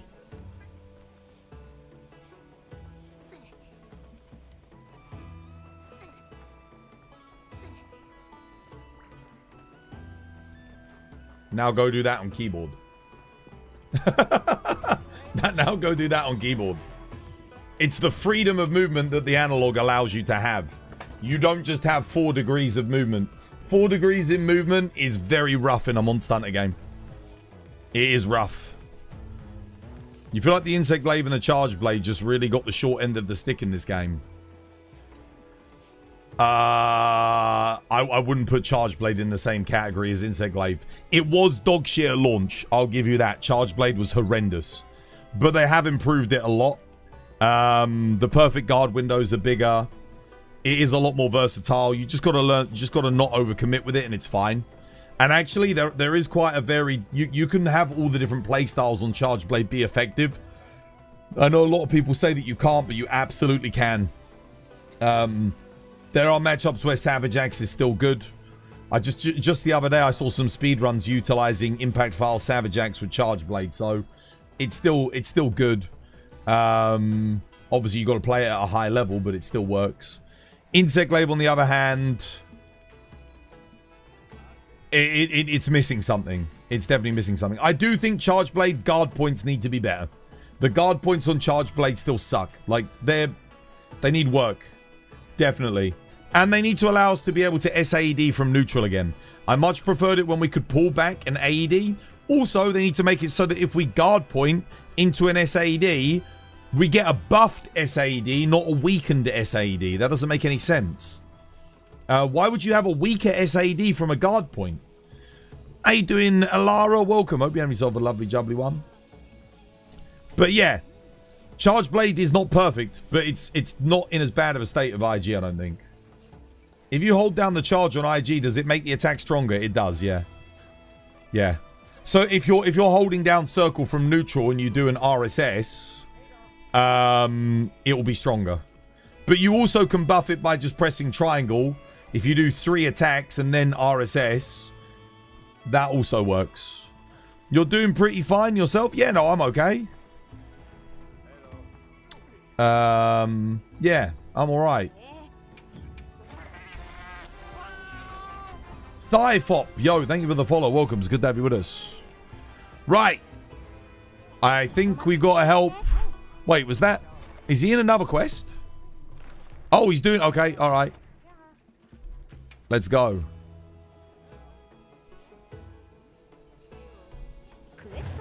Just remember, don't bring... If you're going to join this, guys, don't bring your... Don't bring your master rank builds. Remember, we're helping with low rank, so don't bring MR.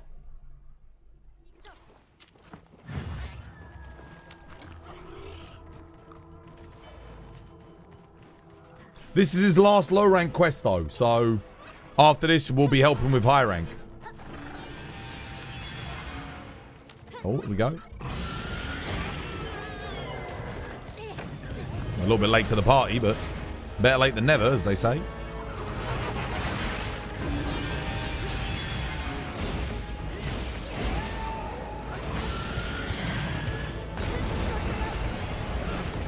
I didn't mean to mount there, but okay.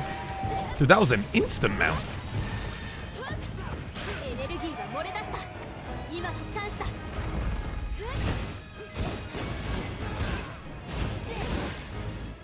Orange here.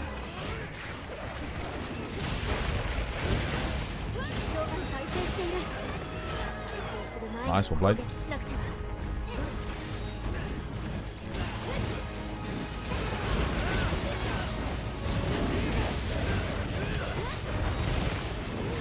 Oh, I didn't get the weak spot in the head.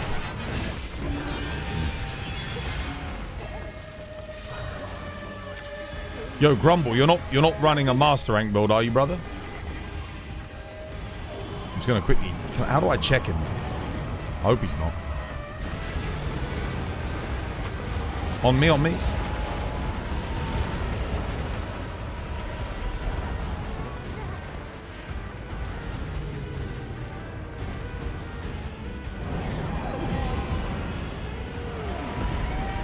Stand on me.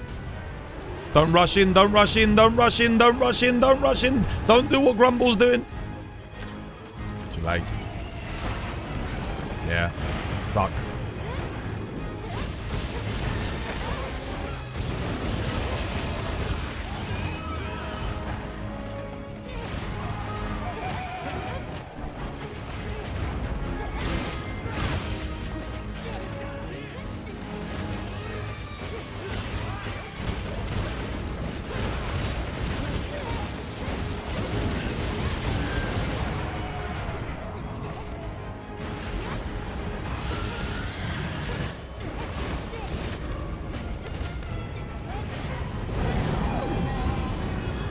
Trying to pierce that so I can get the...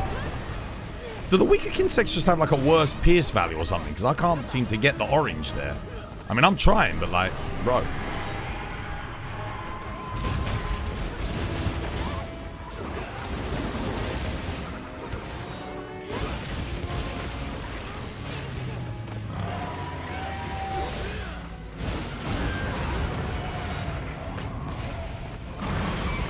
Oh, I tried to dodge through that.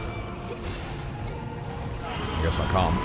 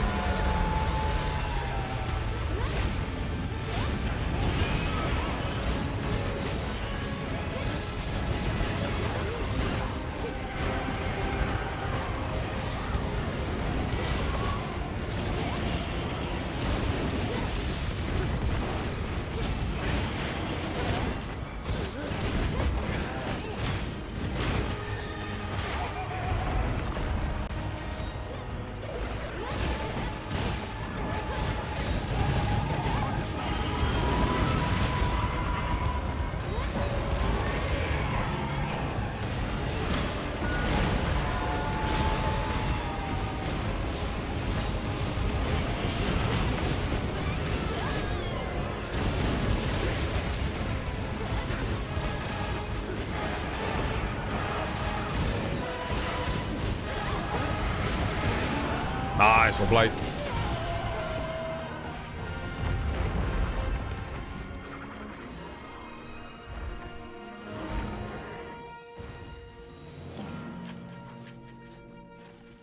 Torhell ain't posted. Oh, this is Thigh Fop.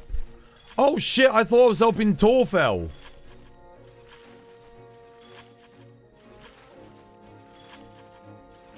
Yeah, you're right. Oh, we helped someone. That's good with their first ever Zoe. Nice. You're on low rank as well. Nice. Yeah. Yeah, make sure you bring low rank gear when you're helping low rank players, guys, because otherwise you're robbing them of their first experience. You're not on low rank. Wait. Who were we just helping? Thigh Fop, right? Oh no, Raptor. We were helping Raptor. Yeah, don't bring fucking master rank end game arch tempered, you know, fuck off great armor to low rank hunts, guys, because you're gonna destroy it. It's like, you know, yeah, you can flop your dick out on the table, but no one's impressed. It's a low rank monster. Help them with like low rank gear, because they get to enjoy the hunt then. I'm going to join Torfell. Please, Riku, make sure you bring in... Yeah, look, see, Bliku's got the Balahara Blade. Balahara Blade. It's like low rank.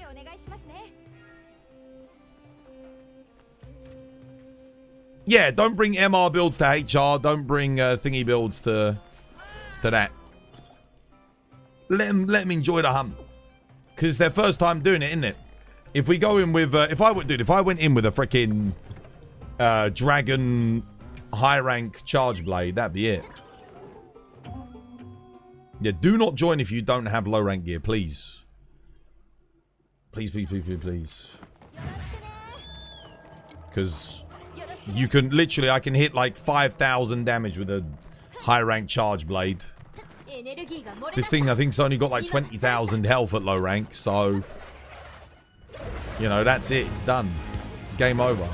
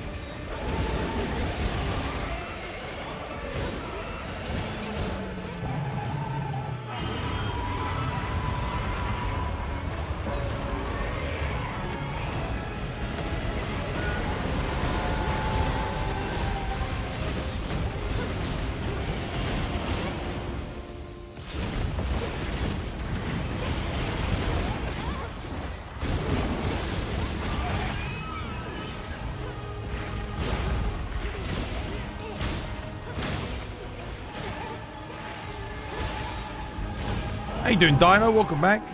Hope you have yourself a lovely, jubbly one. There you go.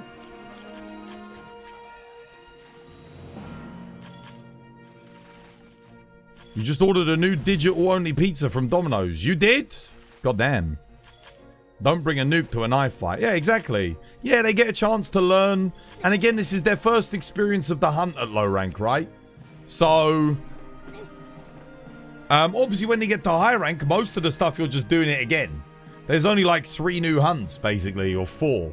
You got, what is it, Rathalos, Yankuku, Zhuwu, and Folger Anjanath. That's it. Everything else, they've already done it. And obviously, by the time you get to Omega and Gogmazius, well, yeah, then use your endgame builds, absolutely. But like, don't bring freaking, you know, a high rank thing to this. Zoshi is such a cool hunt. We hope we get more like this. Yeah, so do I. I think we will. I think we'll see a lot of Elder Dragons in the game. They did say in all the interviews, they said the focus was going to be on Elder Dragons. I mean, think of it this way. The best way to think of it is this. When you first played through the game and you were doing Zoshia, if someone came in with a Gogmazius build, right? A charge blade and can hit 5,000 damage on an SAD, basically two-shot the hunt, and robs you of your entire experience of that thing. So all he does is just skip to the final phase and then that's it. You don't get to see any of the attacks or anything. How would you feel? Think about it. That's why we don't bring high rank gear to low rank fights. Because it's considerate to the other person. They get to enjoy, you know? They get to have a little bit of a fight.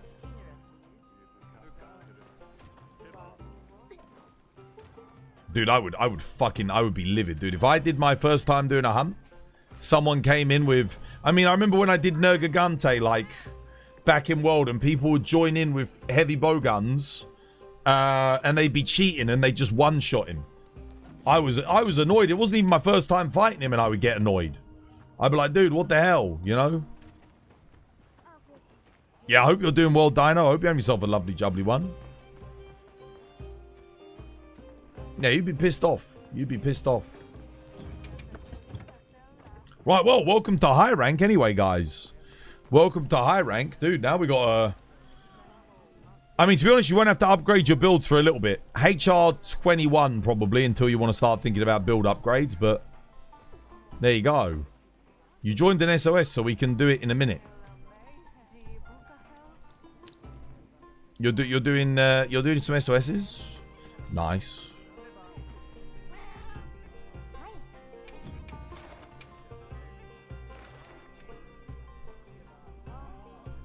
Got 80 Jin. Got that. Got people doing 80 Arkveld. Upgrades. Upgrade to my RAF build and Odo build to max until roughly HR 21. Yeah. Yeah, HR 21 you get better armor. Until then, you don't really get any better armor than that. Because you'll get stuff with more defense, but the armor skills that you've got on the RAF and the Odo are really good. What you can do if you want is... there might, like, maybe one piece of high-rank Chatacabra to replace the Guardian stuff. If we're speedrunning the hunt, it's okay. But if the players who wants to enjoy the hunts... It's more so for low rank. Low rank, you're not speedrunning low rank. Like, you never need to speedrun. Because if people are at low rank, it's their first time going through the game. They don't need to worry about speedrunning. Speedrunning comes later. That's like, you know, we need to... When we need to farm, like, 10 Gormagalas to get them Gormagala armor, then you want to start picking up the pace a bit and farming, right? Yeah. Right, anyway, I'm ready to help you now that you're at a high rank. Yeah, let's get in on it. Why not? I think they've got a lot of cutscenes to watch. You felt like the other Monster Hunter games were a lot harder for low rank. No. No, this one's tougher than Rise and World. But there's a difference. You've played the other low ranks, so you're not playing it for the first time anymore. Yeah, that's the way it always is. The first low rank that you do is always going to be your hardest. But past that, you've gotten better. You've played high rank and master rank. So when you go back and do low rank now, it's going to be piss. Low rank was always easy. Spoiler alert, you go back to Monster Hunter Freedom 2G. Low rank was easy. The difference is that you were doing it for the first time. So it felt hard. Because you had to learn all the mechanics for the first time. Now, obviously, master rank in Monster Hunter Freedom 2G, well, that's a different story. That can be a lot harder than, say, master rank in this game. But yeah, when it comes to low rank, dude, they're all easy. They're only going to be hard when it's your first time playing a Monster Hunter game, because you got to learn everything from scratch. And especially if you don't have any help. Like, so for example, if I hadn't helped you get a good build, if I wasn't in the quest with you and you didn't really know what you were doing, you'd have a harder time. But I've helped you make the strongest possible build you can have at that stage in the game. So you're going to have a really nice time of it. You're going to be doing a lot of damage. Yeah. So that definitely helps as well. Build knowledge. Build knowledge makes it feel a lot easier, because you've got all the bonuses and the skills that you wouldn't know. If you're a new player, you're not going to know that Burst Boost is one of the strongest skills at low rank. You're not going to know that the Rathalos set bonus is one of the best. You might not even know that Weakness Exploit and Burst are the best skills to chase at low rank.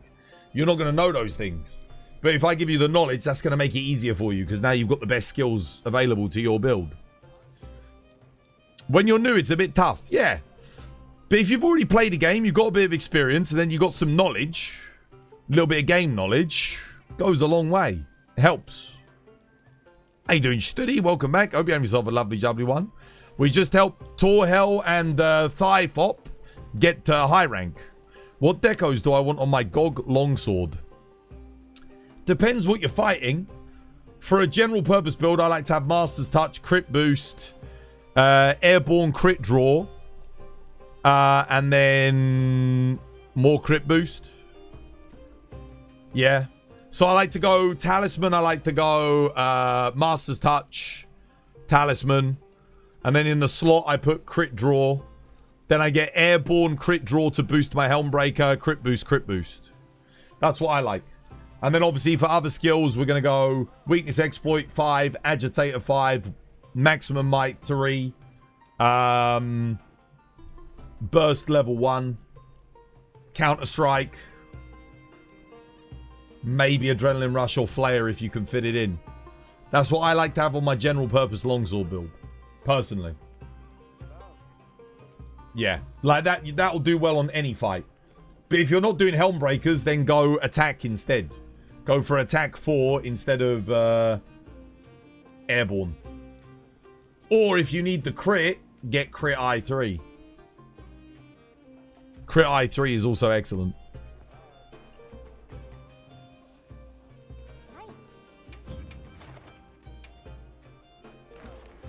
Right, let's see.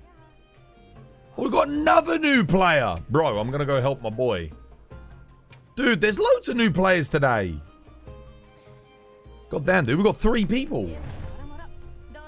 Hell yeah. I've got my low rank build on, so I might as well go give him a hand whilst we've still got our low rank stuff. Are running status longswords worth it? In the early to mid game, yes. In late game, no. The sooner you switch to element, generally the better. Now, longsword doesn't have the best element motion values, so you don't get like loads of damage off of element, but you do get extra damage. It adds up. So, like I said, not much, but yeah. When you're going through the story, status is going to be fantastic. Definitely.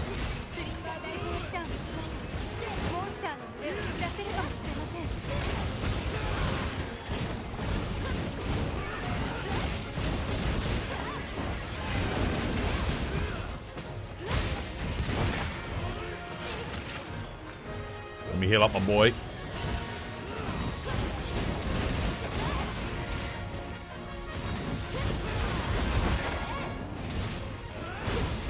Oh, he don't need it. Bro's going hard. He is destroying. Berserker is going berserk. Oh, I missed my whole goddamn thing, chat. It's a shame. Is this a hunt? It's a hunt.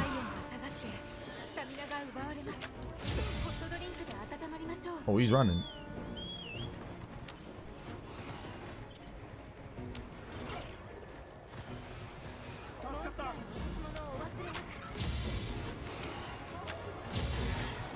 Got him. I think it's just a bit of lag. There you go, lad. GG, well played.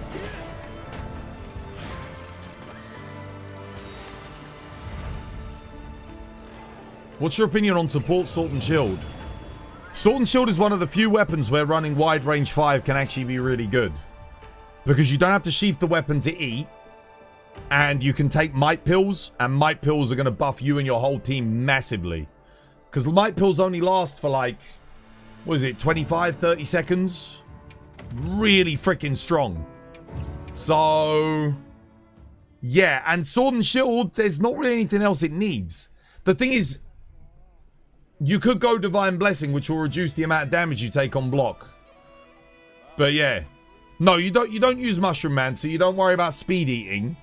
But, I mean, I think I've got a wide range Sword and Shield, do I? I mean, let's take this build, for example, right? I don't need this in the build, necessarily, right? So what I could do is just chuck in some wide range. And let's say, assuming the rest of my team are running Shockproof, what I can now do is I can take a Might Pill whenever a monster goes down, and I buff the whole team. So yeah, it can be pretty good. It's not bad. I don't really use it that often, but it's not terrible. The thing is, again, like all things, don't invest too much into your defensive or support options. Like, invest enough for it to be effective. Don't go overboard. The only thing that you should ever go overboard, in my opinion, is with offensive options. So, offense, you cram as much as you can in, and then you go quality of life. And you only sacrifice the offensive options for the quality of life that you feel is acceptable. So, let's say this build, for example. Where could I sacrifice something? Well,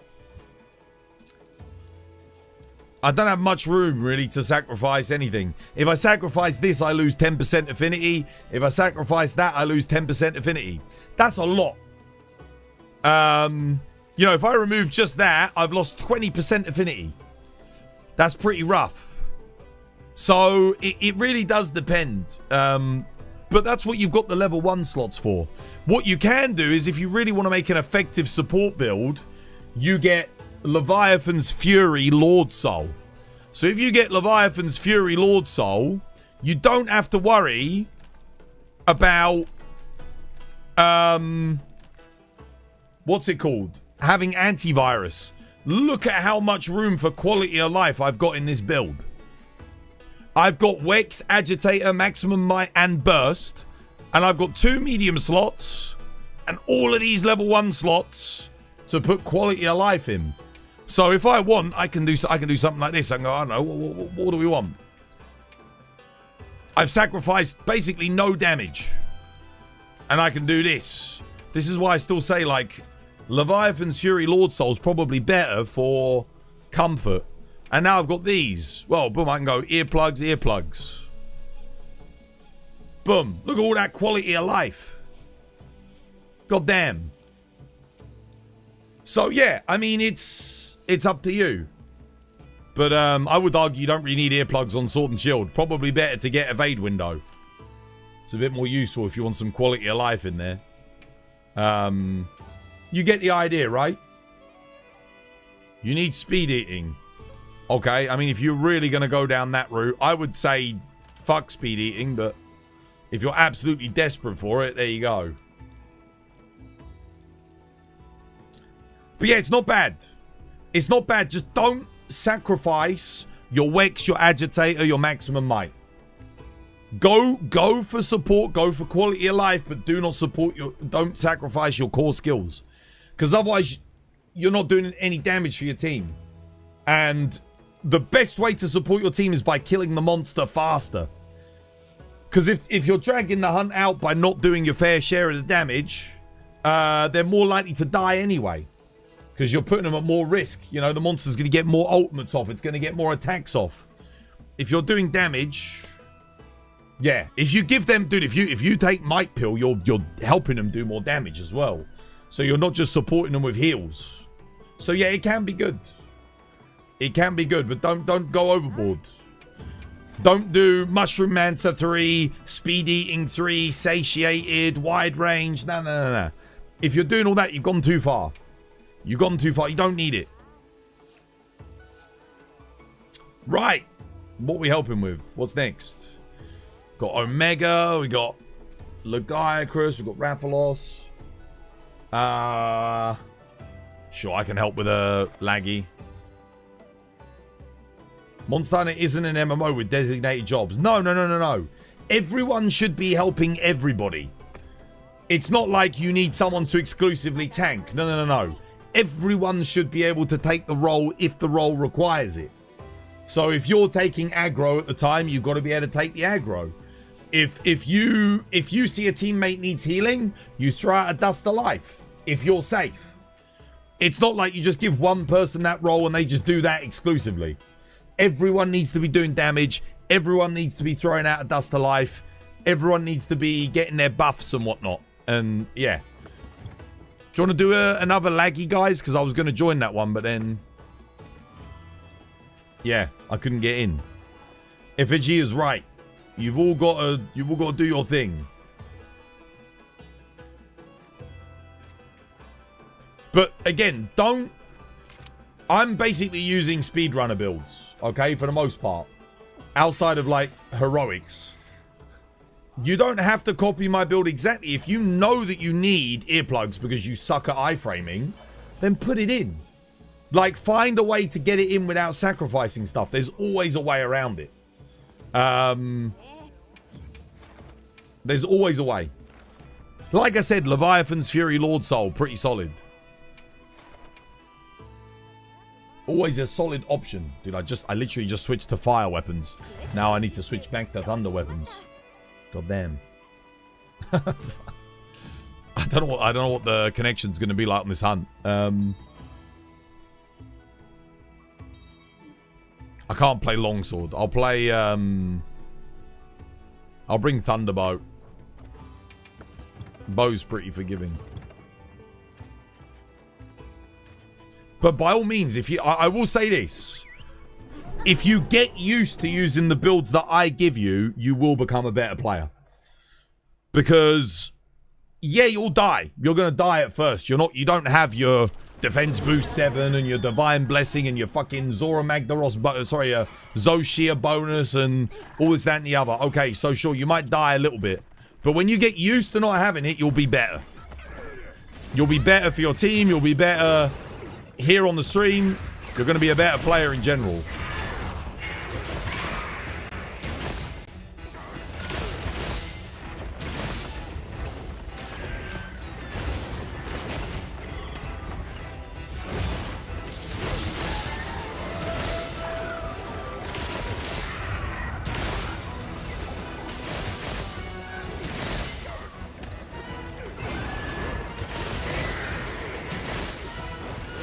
Oh, shit.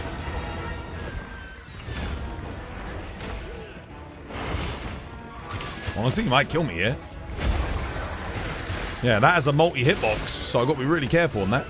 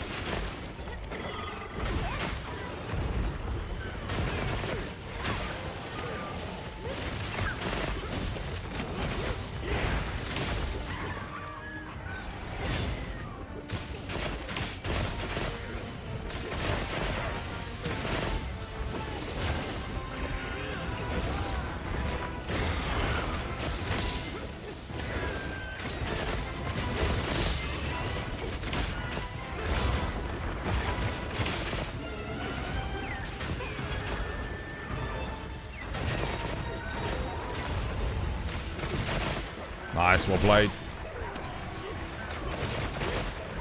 Used to use wide range builds too. Like I said, some of my best times I've had wide range on my builds, but I don't usually use it to heal players. I'm usually using it to buff them. with might pills. Typically. But obviously, if you've got it on there, you can still heal with it. You can still use mega potions.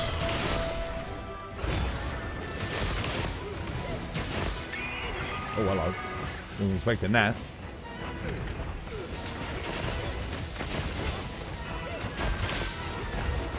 And the thing is, there are some weapons where you just... The level 1 slots, outside of shockproof, you don't really need anything. But there are some builds where, like, you kind of do need...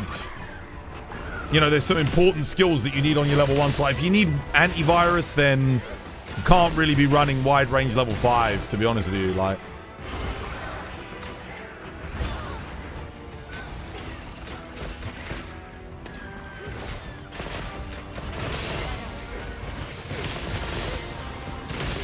GG.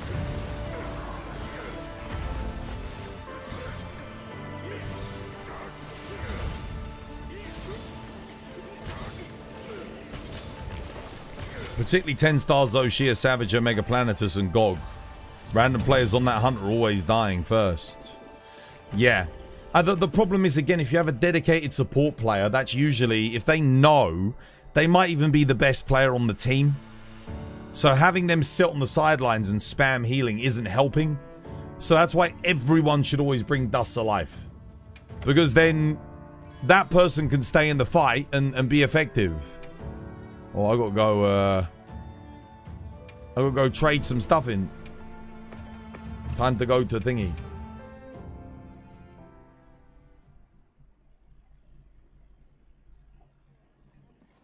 But yeah, if you're at endgame in Monster Hunter and your inventory does not look like this, you need to fix that shit. Okay? Your inventory should have Mega Demon Drugs, Might Seeds, and at least Demon Powders. So you can buff yourself and your team. Might Pills, if you're running wide range, absolutely you need Might Pills. Otherwise, this is optional. It's like a win more thing. It'll boost your damage for a very short period of time. I sometimes take it just before I start a hunt just to get like a nice little damage boost at the start. But it's not necessary.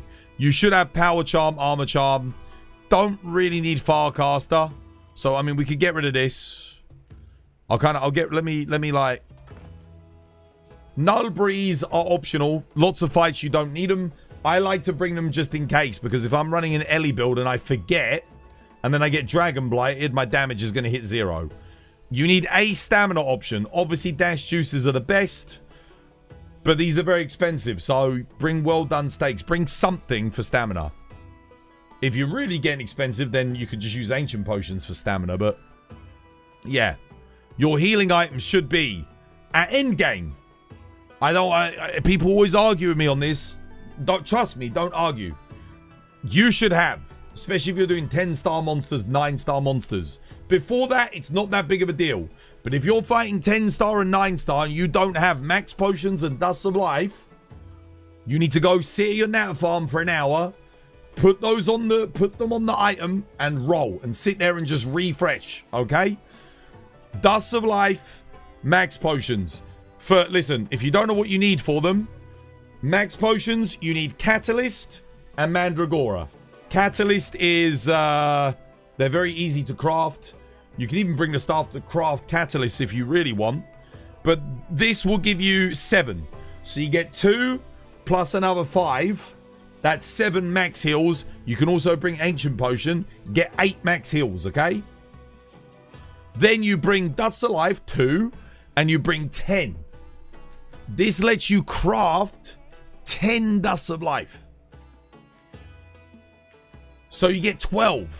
That's 12 team heals. You don't need wide range. You don't need speed eating with it. You don't need anything. There's a reason why this is the single rarest item you can put in your inventory at rarity 6. Because it is the best item you can bring on a hunt. You should always have this. 12 of these. Super important. This, if every single Monster Hunter player had the competency to run these in SOS, you would see a lot more successful hunts. That's how good this item is. The amount of hunts that I've saved, the amount of hunts that people in chat have saved just by bringing this and saving someone's life, it's innumerable. And then you want to bring traps. Make sure you're bringing traps and tranks. Especially if you're doing SOSs. You can save a hunt. If you've got 1 life left, the monster's skulled, and you know you're playing with people who have the ability, the playing ability of a blind chimpanzee, you can capture the monster and save on an SOS. Don't blame your teammates if they die when a monster's got a skull, because you could have captured it for them. Yeah. Unless you already used your traps and tried to capture it and somehow you got sabotaged, in which case it's not your fault. Flash pods, lure pods, you should have these. And then ideally you have wetfish fins, which you're going to need those more at master rank, I think. But yeah.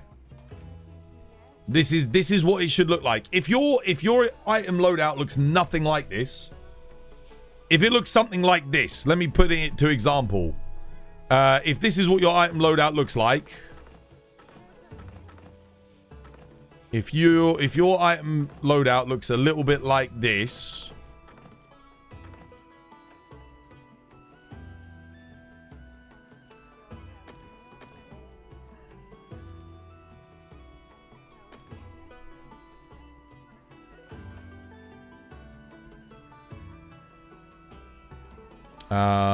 where is it? If this is what your item loadout looks like, because this is what a lot of people's item loadouts look like. Back to the drawing board, Sonny Jim. Back to the fucking drawing board with you. This is early game item loadout. This is what you have at low rank. This is what you have at maybe the start of high rank. If you're doing 10-star monsters and your item loadout looks like this, it might not even have these in it. You've got to reassess. You've got to reassess. You've got to look at yourself. Monster Hunter, it's not just about gear upgrades. It's not just about weapon upgrades. It's about upgrading your inventory as well. That's a very important part of the game. So many people neglect it and they end up getting their asses handed to them. So don't neglect this. Items are super important. Let your loadout look like this. Okay? Again, that's not necessary. You don't have to have that. But everything else should be in there. And also, you don't have to have that. At the bare minimum, it should look like that. Minimum. And like that. You don't always need that. There's the true bare minimum. Obviously, if you need nullberries, bring nullberries. Because they are very useful. But, yeah. That's what you should have. Okay? If it doesn't look like that, think again. Tweedledee, yo, thank you for the 150 bits. Cheers, me. I'm going to do my workout. I'm going to go grab some tea. It's tea time.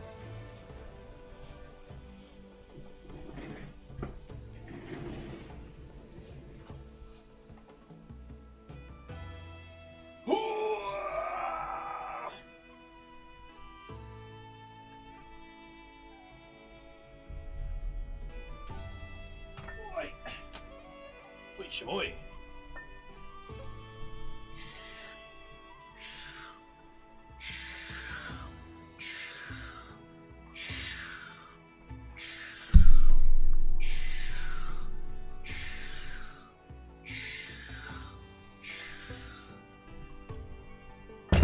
Right, I'll be right back. I'm gonna go get tea. This was by design. How many people couldn't play that game because they couldn't? It would crash when they entered the hub. And now they know why their game was crashing when they entered the hub. It's because they didn't have any of the DLC. So many people I know quit this game because they couldn't get past the hub. It's ridiculous. And you know what the funny thing was, dude? It was checking every single frame to make sure you had the DLC. And it would check for every single DLC item that you did not have. So the more and more DLC they added, the worse and worse people's performance got, the more and more crashes people were getting in the hub. Dude. I think it might be the worst thing Capcom's ever done. And that's saying something. It is that bad. There's not, like, quite rightly so, everyone should be stirring up a shitstorm over it. Oh, yeah. Yo! Oh my god! He's got a freaking nuke! Get behind me! No way, dude. Yo. Oh, it's going to be peak. It's going to be absolute peak. It's going to be freaking peak. Dude. Oh my god, dude.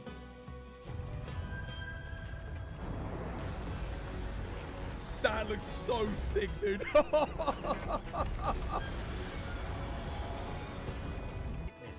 A light bowgun wielder from Aurora unit. Oh, it just looks so good, dude. Wait, what is that weapon? Downloadable content will also Do you be see the added. greatsword? Don't tell me that's paid. From prior games Don't tell me that's paid content. Free. Don't do layered weapons. Don't you dare. Don't do paid layers. A character edit voucher. Don't and you do it. Calico edit voucher will also be distributed free of cost. I swear now. Both Don't do players paid who layered already weapons. used the free ticket Don't- distributed don't on ruin the February goodwill. 28th, Don't you do as it. well as those who have. I could really use a fucking heal right now.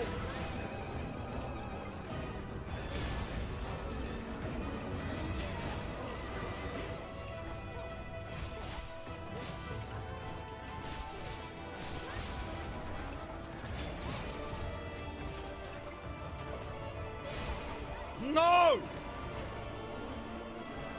He ain't gonna do shit. My Palico's fucking broken, I'm telling you.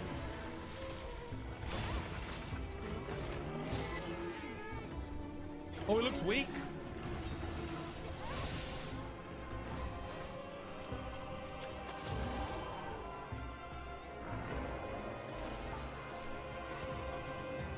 Ten minutes?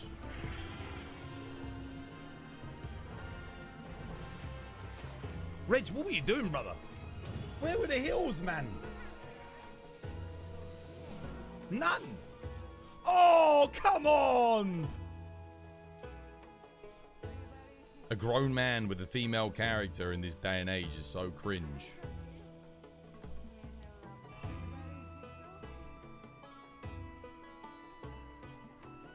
Tell that to like the entire Monster Hunter community, mate. It's all right, mate. No, you know it's okay these days. It's all right. It's not like the 1950s anymore.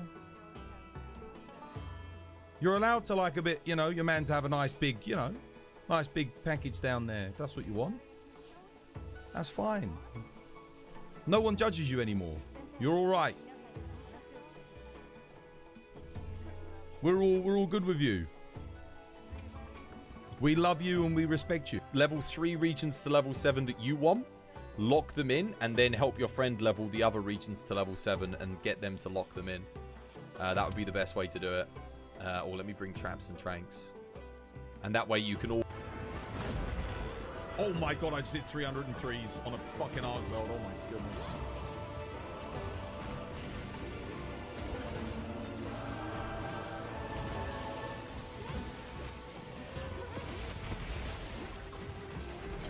I'm hitting 300s on shelling, dude. I need peak up though.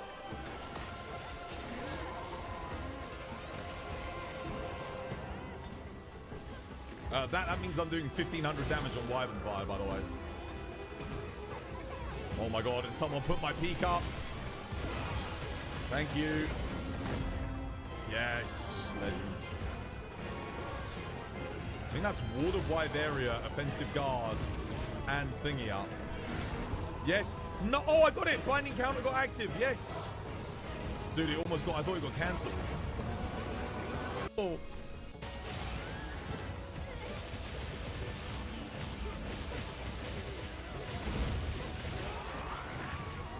Oh my god.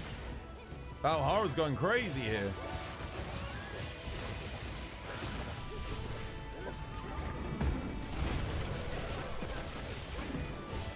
All right. This was my design. Tea is brewing. Was good twas, dude. It's all good. It's all good, brother. We're just brewing some tea. Many SOS players just rush to 9 to 10 star monsters without learning. That's the other thing. If you hit HR 100, just because you unlock 9 to 10 star monsters doesn't mean you should be doing 9 to 10 star monsters. There is a load of other content that you skip out on. You know, did you farm a good Artium weapon? Did you farm your decorations? Did you upgrade your armor? You can go and ascend your armor at HR 100 before. Like, you bet your ass the second we unlocked armor Ascendance, right? We did it straight away. Like, we straight... Dude, if you go watch my stream when they gave us armor Ascendance, yeah, you'll see the first thing I do is I run into the lobby, I go to the smithy, and I ascend all my armor. That's the first thing I did before tackling the 10-star fights. That's what you do. Yeah. You should ideally have like 3 of your 5 pieces of armor, I'd say, ascended. And if you're running rarity 6 armor, so Fulgur Anjanath, Ebony Odo, Guardian Rathalos, Guardian Doshiguma, Zhuwu, if you're running that tier of armor, it has to be ascended. Like, you have to ascend it. There's no ifs or buts. Any digestives? No, I've got no digestives at the moment. I'm all out, dude. I'm all out. I might order some on the weekend. Ready for the England versus Mexico game. Dude, I think we're fucked on this England versus Mexico game. I've been looking at the stats. Apparently, the stadium that we're going to be playing in is 2,400 meters above sea level. Dude, the British Wembley Stadium is 57 meters above sea level. Like, what? Our players aren't used to that. I don't know if they've trained for that, if they've taken that into consideration, but I feel like we're going to have a tough time. The Mexicans are going to have a huge advantage because they're playing on their home turf in their home stadium. Yeah, crazy. Do you have a recommendation for Charge Blade in low rank to early high rank? Yeah. I would honestly take like an impact file Charge Blade. Probably go with the Lala Barina, if I'm being real with you. Like, it's... Yeah, and then armor. So at low rank...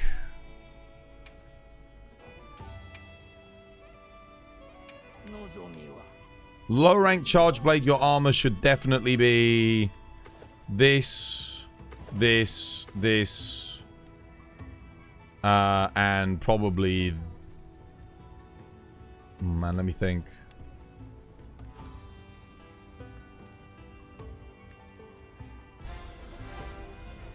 I guess this? And then you take the Guardian Arcveld for the Flayer. So you go with something like that. And that'll give you Burst Boost level 2. Boost all your impact file. And then you take the Lala Barina Charge Blade. And then at high rank, you don't want to run the same thing. When you get to high rank, a little bit different. So I would probably go... I wouldn't upgrade until I get to HR 21. There's not really anything good before HR 21, honestly, that I would go for. Why can't I craft that? Oh, my box is full. Right, of course, yeah. So I need to go do my talismans. When you get to HR 21, I'd go Blangonga, top. Let me think.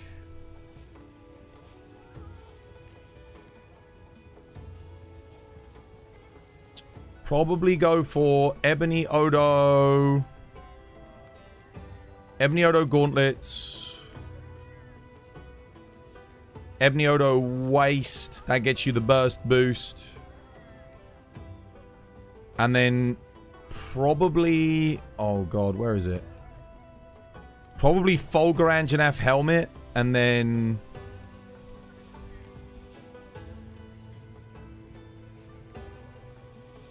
Maybe Blangonga Legs?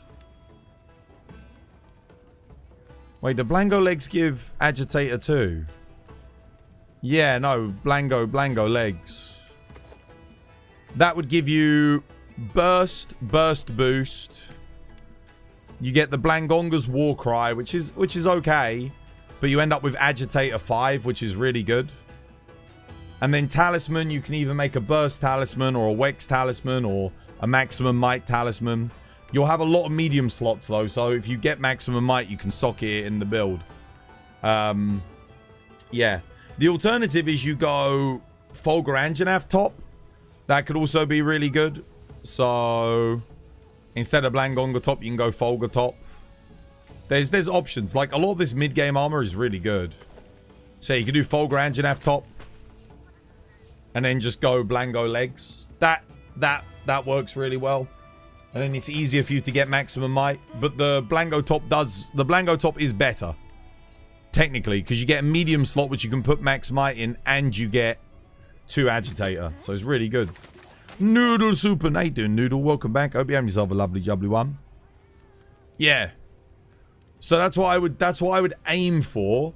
In terms of weapon in the mid game, I think Lalabarina is probably. I wouldn't do Element Charge Blade until you get to post game and you've got some Artium parts farmed up, because otherwise, yeah, they're not that great. Like a lot of the Element Charge Blades. At that stage in the game. Yeah, like this is good. This is a solid impact charge blade for mid game.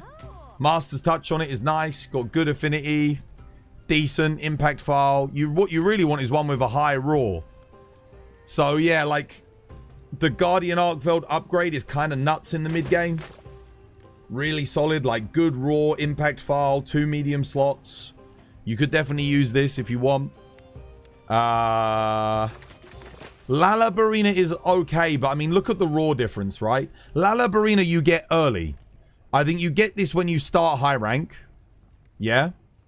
So this is what you get, 150. And then when you get to 21, you get Guardian, you get this.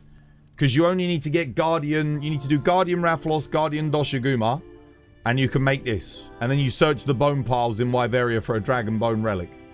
So this will be good at HR 21 for probably an upgrade. Are there any other alternatives? HR 21 Mitsu is very good. You get, if you do the Mitsu side quest at HR 21, this is really good. Again, great stats, good affinity. You get white sharpness, which is fantastic. So yeah, you could use this impact file. The reason I say impact file is it's just easier for armor. If you get the Mitsu armor, if you really want to farm the Mitsu armor, then you could probably start using the stuff in mid-game. But you need to have Coalescence then. So, yeah, and you'd have to stop to farm Mitsu. Mitsu at HR 21, if you want to do Element Charge Blade, is going to be fantastic. But you have to go do the Mitsu side quest. You need to get Coalescence decorations. So you have to do a little bit of decoration farming from investigations. But that would be worth it. At that point, you can go. You could take the Radau Charge Blade for Thunder. You could take the Hirobami Charge Blade for Ice. You could take the Rafflos Charge Blade for Element. Or the Udra. I think Rafflos is slightly better. But yeah, it just depends what you're willing to do. If you get the set that I said with the Folger Anjanath and stuff and the Blangonga, you only need to worry about impact file. That'll carry you all the way until Gore Magala. Then you get the Gore Magala armor. And you keep the Blangonga top. And again, you stick with impact file. At that point, you're basically looking to get the upgraded version of the Arkveld Charge Blade. And that's going to be nuts. Not this one. Not the 200 one with impact file. You want the 241 with impact file. This one's a lot better. Because it's got 20% more raw, which means your files are going to be doing 20% more damage. You're having a lovely jubbly one. I'm glad you're doing good, Noodle. Anything else? I think that's it. Like, generally speaking, yeah. Arkveld was one. Oh, yeah, I guess you've also got the Laggy Charge Blade. So laggy charge blade is incredible. You get this after you do Gormagala as well, before you do Arkveld. So you can go farm laggy, and you can get the laggy armor as well. The laggy armor is amazing for impact file charge blade. But again, that's impact file charge blade. You can use it with element file charge blade if you want. You could do. Yeah. Or you can go Gormagala Mitsu combo, and you do the Gormagala pieces with Coalescence on them, and then you get Mitsu as well. That's a really good combo. So if you get to HR 40 and you want to do element charge blade, you could do this. So just to kind of give you an idea of where you're at. I know I'm kind of info dumping here, but you can... All of my VODs are uploaded to YouTube, so you can just refer back to anything. If you miss something that I say, just go back to the VOD, have a look. So Mitsu, you could go like the legs, and then the top, and then you could take Gormagala. You can go waist and helmet. And that gives you a little bit of coalescence. And then for the top, you can... for the gauntlets, you can go... Oh, I don't know. What is it? HR 40? I mean, you could just use Arc Vulcan Beta if you're willing to wait to unlock it. Yeah, like you could totally do that. That would work for like a mid-get... For like a early, late game build. Yeah. But you need more burst. I'm trying to think. Maybe... Do any gauntlets give burst too? I mean, I guess if you get the... Is it the... I think... Where are they? Let's find them real quick. There you go. Ebony Odo. You could do that. Guardian Ebony Gauntlets, they work. That would be a good element build. For element charge blade. That gives you burst 5, 1 level of coalescence. You just need to get the extra coalescence in. And then stick some antivirus in there. You meant to say this earlier, but you got caught up in almost having to fill out a missing persons report. But you hope the charge blade gets all of its stuff you mentioned a bit ago. And Glaive gets it as well. Yeah, dude, I hope so, dude. I hope so. We'll see. We'll see. I reckon it will. Capcom, the thing is, I think Capcom are very in tune with the community. I would not be surprised if they don't have people watching my stream right now. Because the thing is, how many people in the Capcom office have been able to put 3,000 hours into this game? You know, off stream and on stream. Probably not that many. There's a lot of knowledge. Like, I really look into these games and try and work out what is it that makes something good versus bad. How can you improve something? Because that way I can give constructive criticism. It's no good. Like, a lot of people just go, oh yeah, that's shit. I'm not doing that. But being able to say why something's bad helps. Then you're being useful. Like, if you do something wrong, well, you see, what easy to say what someone did wrong. It takes effort to explain how they can improve. So, I like to take the time to explain what could be done to make something better. Because, hey, if someone from Capcom is listening, they might be like, oh shit, that's a good idea. We should do that. Or they'd be like, nah. We got a better idea. Or it might trigger a better idea. You know, because again, I'm just an individual. They're a collective. They've got an entire design team. So they can bounce ideas off of one another. I'm just me. Anyway, I'm going to get my tea. I'll be right back.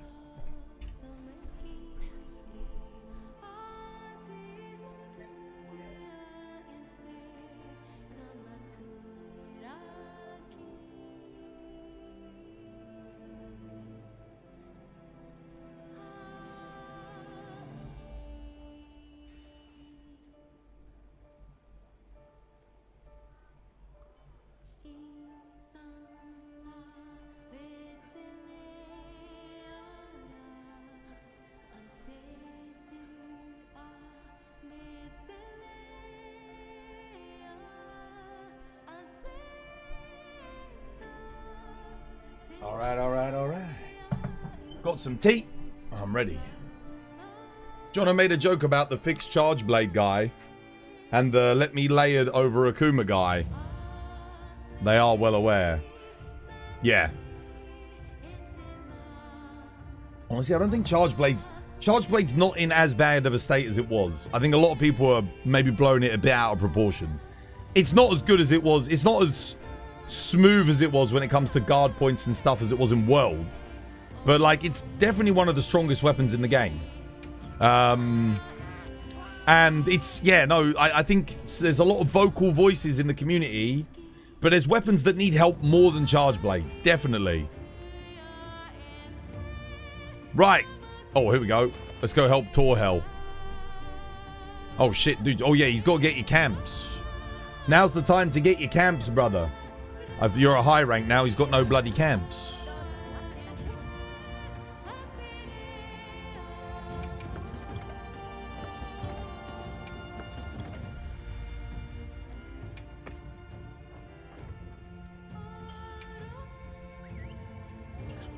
Can I ask, was there a UK movement called Stop Killing Games? Yes.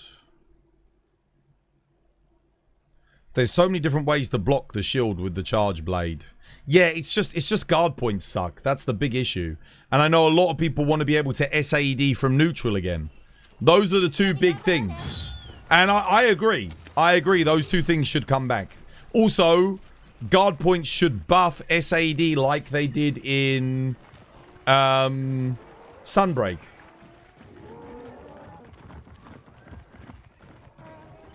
You don't think you got an answer? How can I improve at Arch-Tempered Jinderhad? Do 9-star Jinderhad first. Do Tempered Jin. Practice. You'll jump in the deep end straight into Arch-Tempered. He's one of probably the top 5 hardest bosses in the game. It's a difficult fight, you know. So maybe slow down just a little bit, just a tad, and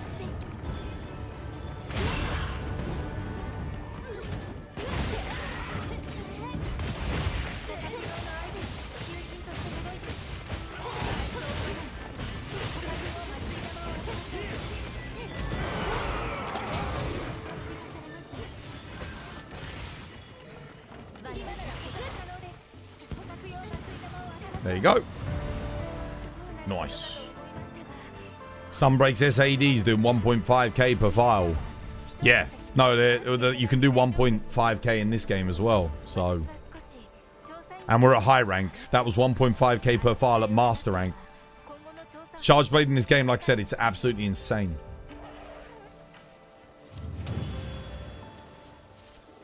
You don't seem to struggle with them as much as the Arch-Tempered.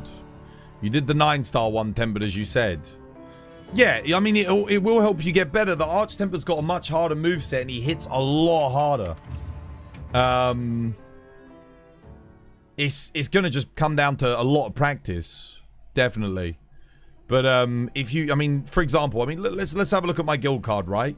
I haven't done that many Arch-Tempered... Laggy... Jinderhads, to tell you the truth. 188.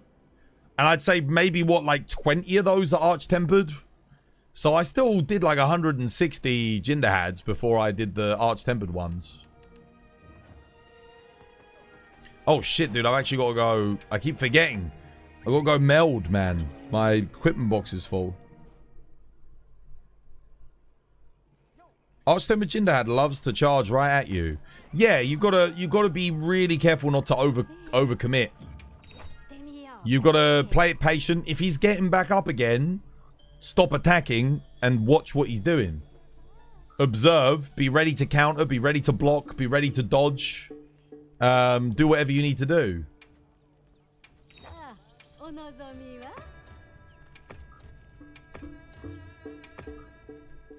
Right. I'm coming in. Is that time again, chat? Lend me your spirit energy.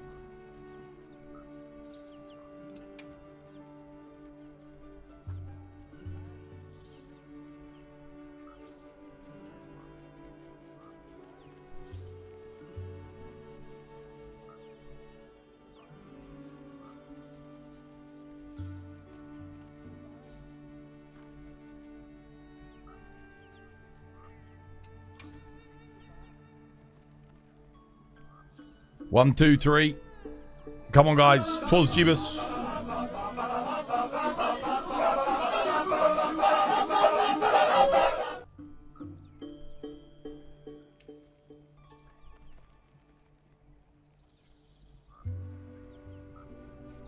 Who's my least hunted monster? Balahara.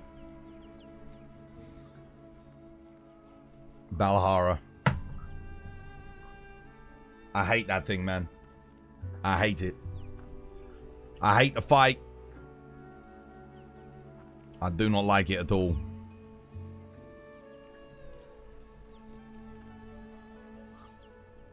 How many are we at? We're at 4. We need 6 more, guys. 6 more. Send them.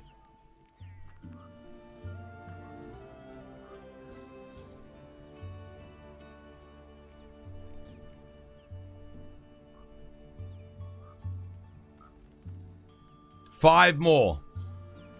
I need 5 more. 4 more. 3 more. 3 more.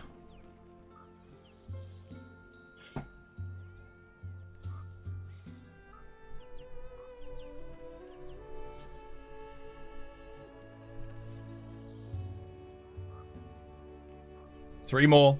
Who's got the emote? Come on, chat. Wakey, wakey. Everyone's got the TV on, but no one's there. Wakey, wakey, chat. Where's my 'Twas Jeebus? We need, the ritual must be completed. If we get lucky here, we get 1. We get lucky if we get 1. 2 more, 1 more. There we go. Now we're talking. Thank you, guys. The ritual is complete. Good RNG will now come my way. Witness. Shit. Look, don't witness. Don't look. Don't look. Didn't work. Freaking, it's admin, dude. He played the anti-Jeebus. Bro, it's admin. He ruined the ritual. He did the anti-Jeebus. Everyone else was true. And he did the anti-Jeebus, and look what happened. We get nothing.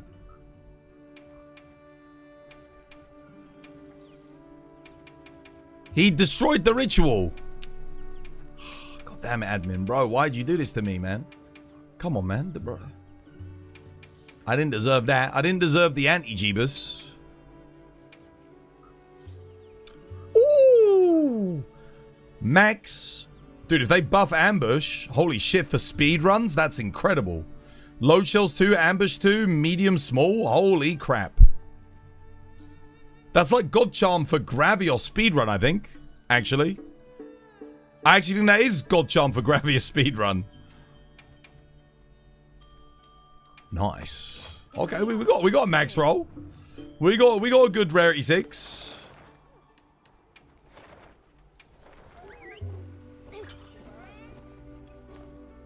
Next charm's gonna be God Charm, you reckon? You gotta pet the puggy. That's not my ritual. My ritual is we do the shoe buddy bop with the with 'Twas Jeebus. It's worked. It worked for a long time, but we were under drop rate today, so yeah, statistically we were unlikely to get 1. It's a 1 in 50 to get a rarity 8 from melding. 1 in 30 from normal. And I think it's like a 1 in... Oh, God, what is it? What is it from the boosted ones? A 1 in 10? Study. Oh, yeah, dude. Hell yeah. Freaking laggy. You gonna join in when the game is over? What? Argentina versus Ivory Coast? You watching?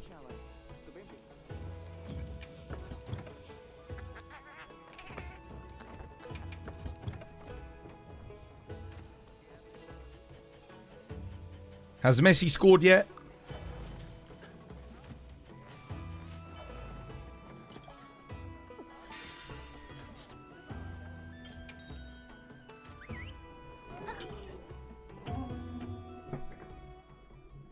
Dude, me and Studi readied up at exactly the same time there. Ba-ding. Let us go, brother. Let us fight. Let the laggy know fear.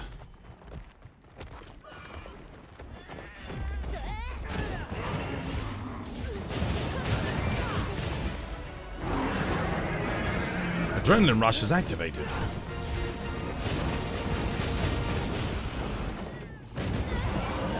Okay, that's not right. Okay, I think I've got a bit of latency here, because that ain't right at all. That's not right, chat. I know I didn't miss my X button press.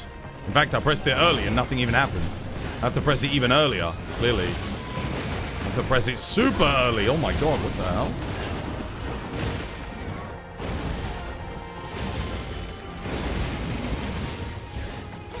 Yep. Okay, not that early though.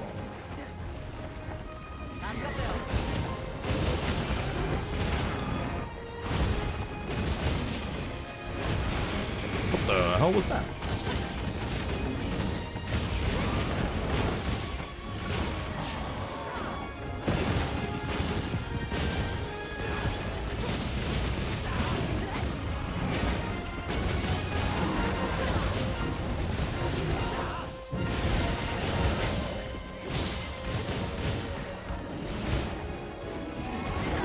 Shit.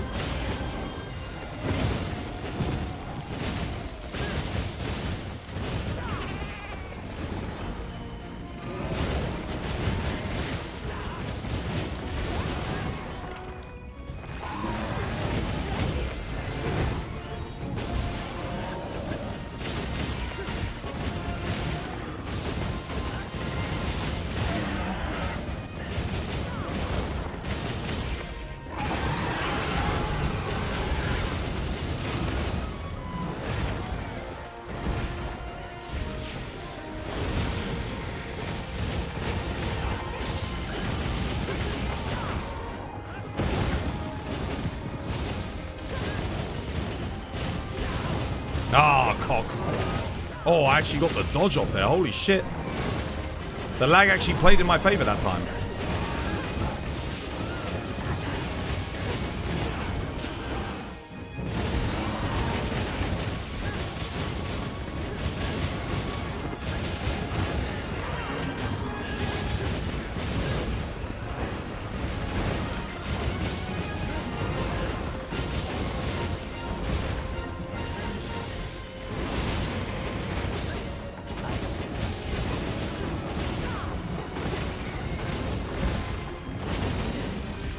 Oh,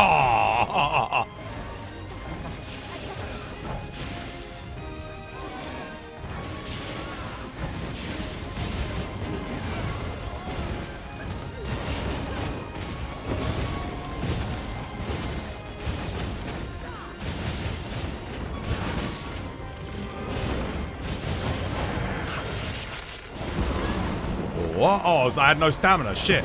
I was thinking to myself, wait, how did I get hit? Bro, no stamina.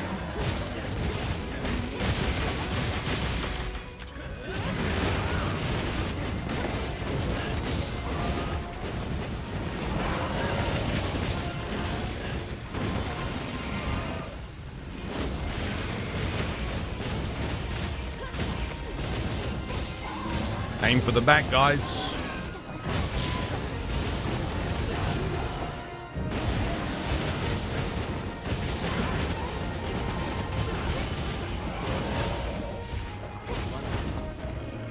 Oh, fuck a doodle fuck. I don't have a shock trap in there. Really? Oh, fuck me. Deploying anti-noob technology. Oh, the anti-noob technology failed us. There we go. I missed. Fuck.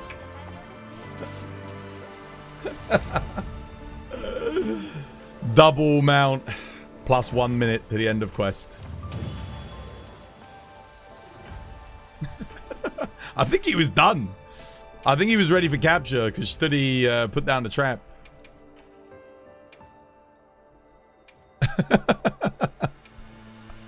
Oh shit, dude. Oh my god, can you imagine if they had one more slot without the iron skin? That'd be crazy. Damn. Iron skin sucks so bad, dude. 3 levels for a skill to prevent defense down. Are you taking the piss? It could be a one level skill and you still wouldn't bother running it. That's how bad iron skin is. God damn, dude. Awful skill. Absolute dog water.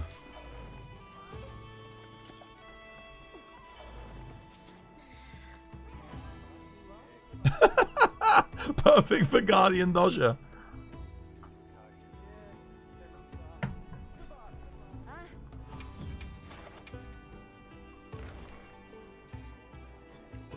There's another tempered laggy in the arena. Oh my god, they keep popping up. Should we go in study? Oh, I can't join. 1 of 1. What do you want to do next, dude? I'll let you post something. Tommy, thank you for the follow, by the way. Cheers, dude. Freaking legend. Thanks for the support. Goat.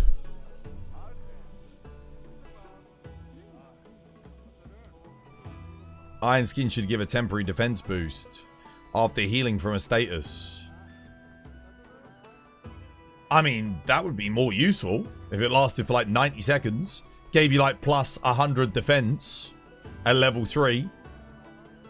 That'd be pretty good.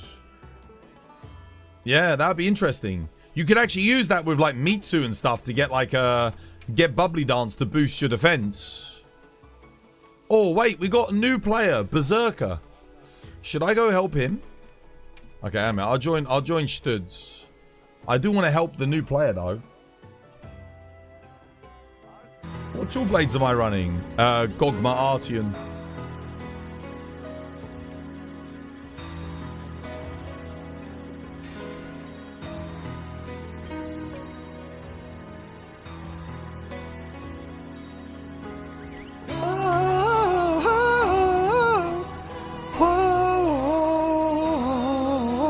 Honestly, it might actually be the best thing about like the original Berserk anime is the soundtrack.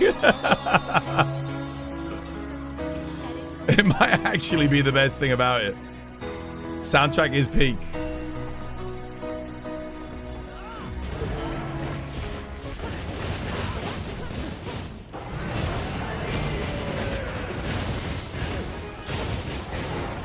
Oh, what? Dude, bro, I didn't get my dodge. That lined up perfectly, too.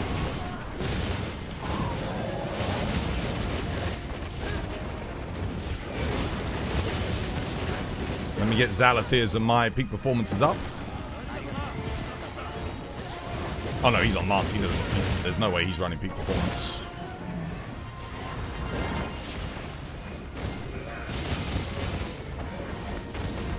Come on, guys. Let's try and stick together, work together, because we're all over the fucking place at the moment.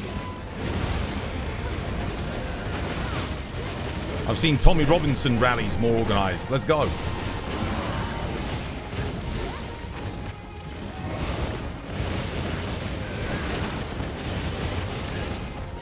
What the fuck was that? Why did he skedaddle?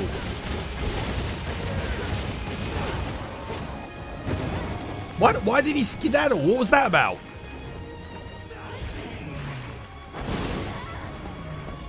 Adrenaline rush is activated. Dodge. What? Honestly, I swear, sometimes like the latency just like kicks it up a notch. Just to fuck with me.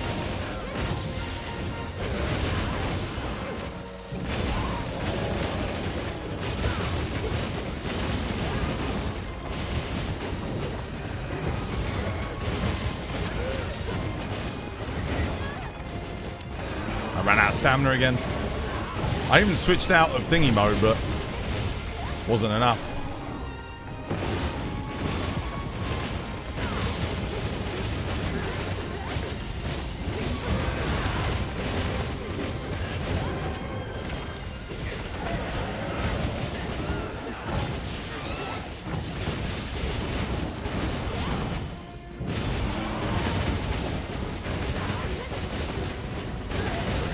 coordinating a bit now. Better.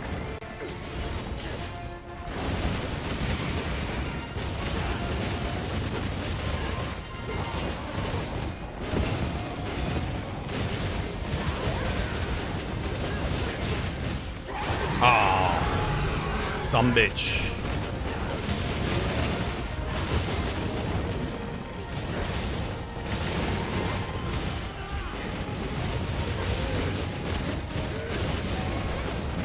Let me get everyone's peak performances back up.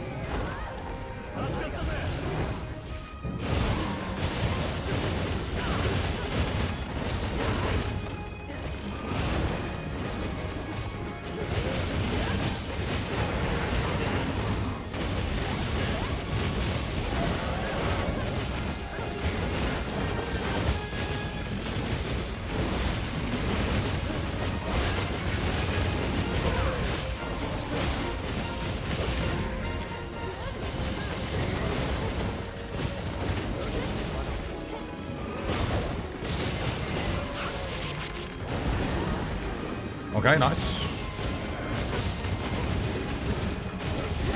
GG, well played. Is Twas the best skididdler? Wait, did you guys see him skedaddle? Did you guys see it? He did a thing where like he did a little shuffle and then he shuffled like that. What was that? He's like shuffling backwards. What's considered a new player? I don't know. Anyone with less than 1,000 hours in the series, I'd say, is probably quite new to the franchise. I reckon once you've got your first 1,000 hours into Monster Hunter, you're not really a greenhorn anymore. You got a bit of experience under your belt. You got 2,000 hours. Yeah, you're not new. You're not new anymore. People with less than 1,000 hours, you still got a lot to learn. Once you hit like 2,000, you still got a shitload to learn, but less. You've probably learned quite a lot. 3,000 more so. 5,000, okay. You're like you should be intermediate player at least at 5,000. Like if you're not intermediate, then you haven't been playing with the right people. You haven't been paying attention or learning anything. So you really want to like, at that point, you want to be picking up the game pretty good. This is across all games, by the way, not just like in one game. By the time you hit 10,000 hours in Monster Hunter, you should have probably mastered at least one weapon. At least one. With 10,000 hours. You should be like really good. You should know how to be super efficient with mechanics. There'll probably still be some stuff that you don't know. Like little intricate elements for certain weapons just because perhaps you don't play them or you've never played them as much, but you should have a really good knowledge of Monster Hunter in general. Even if you've got 1,000 hours spread between 10 games, like you should be pretty competent at the franchise. You know what is needed in each specific game. And then once you hit 20,000 hours, like, yeah, you're a veteran. Like, you must have been... At that point, you have to have been playing Monster Hunter for a long, long time. Because I've got, what, like, almost 30,000 hours in. If you're above 20k hours in the series, you've been playing probably as long as I have, since at least the PSP. Or either that, or you've got, like... Maybe you do have just, like, 7,000 hours in 4U, and you've been playing since then. You've got 7,000 in World, 7,000 in Sunbreak. That would get you above the 20k hours. So, yeah, I mean, I don't have 7,000 hours in Sunbreak. Probably got a good few thousand in... I got 3,500 Sunbreak. Got 7,000 in World. Definitely got a couple of thousand in 4U. We got a few thousand in this. We got a few thousand in 2G. We got 500 in, like, Frontier. Good 1,000 hours in 3U. Couple hundred hours in Tri. Good 500 hours in Portable Third. Freedom 1, I don't know. Again, a few hundred. PS2, like, not much. Probably less than 100 on the PS2. And then 2G, yeah, like I said, 2G, thousands of hours in 2G. 2G was like my Pokemon. I'm going to go help Raptor with his Lalabarina.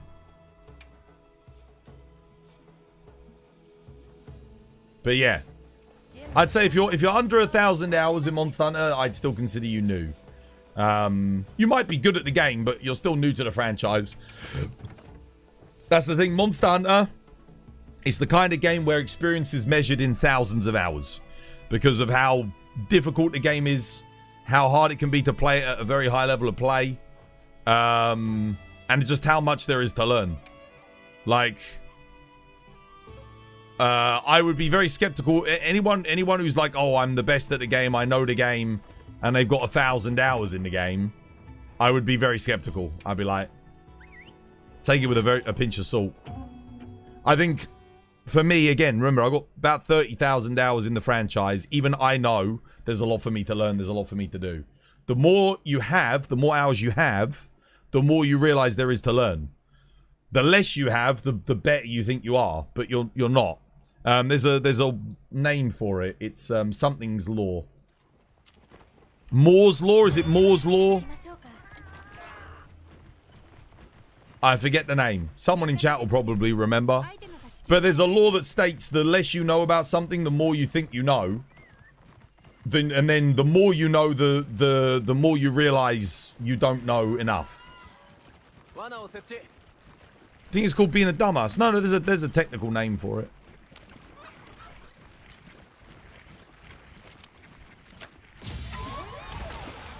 Like Moore's law or something along those lines.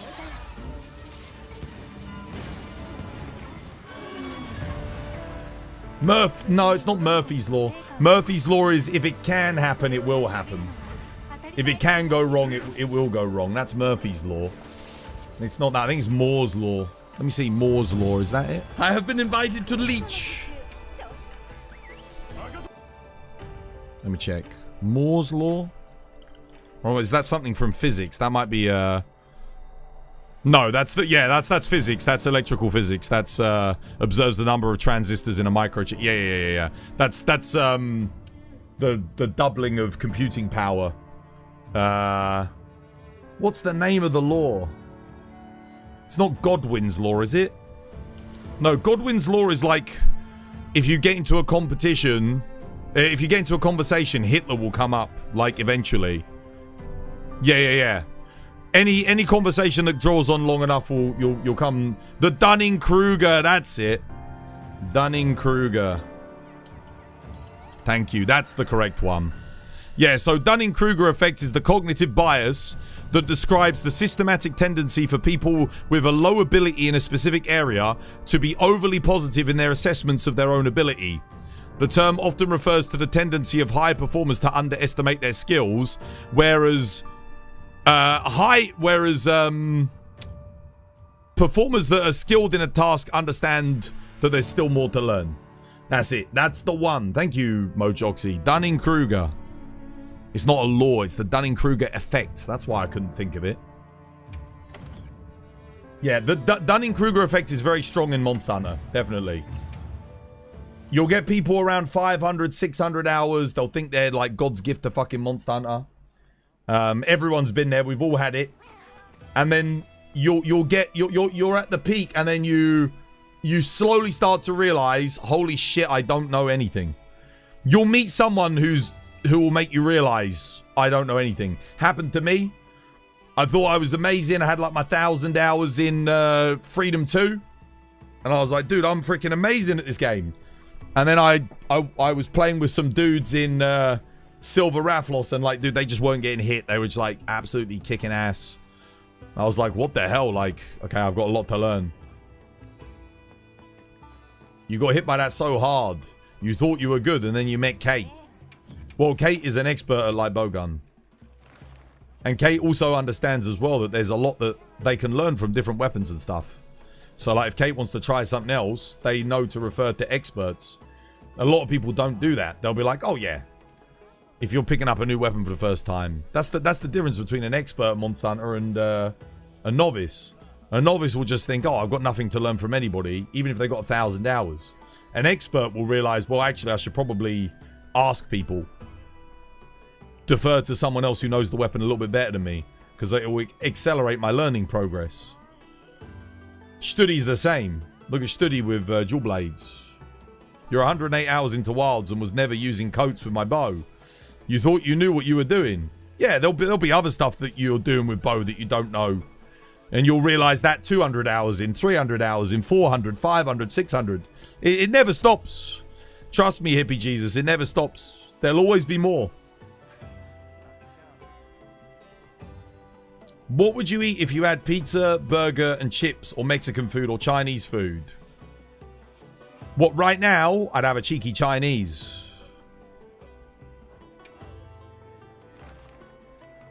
I'm going to go help Tor Hell with his Rathian.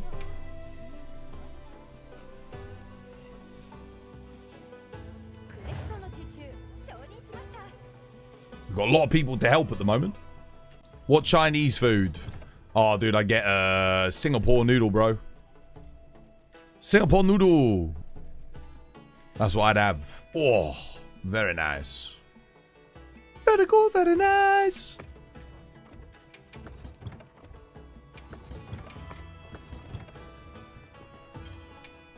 This is the type of game where you need to be open to others' opinions. Yeah, to an extent. A lot of, unless it's Reddit. Don't be open to everyone's opinion. A lot of people talk bullshit. Because they act like they know what they're talking about, but they don't. The people you want to trust are usually the people that, if they don't know something, they'll go, you know what? I'm not sure. Let me look that up. Yeah. Or if they defer to someone else. So for me, if I'm not sure, I'll be like, is that right, chat? You know? Double check. Someone who's uncertain about Monster Hunter is someone you can trust. Because there's so much to know in this game that, like, sometimes you gotta double check. Oh wait, is that I think that hits right. Yeah, it certainly does.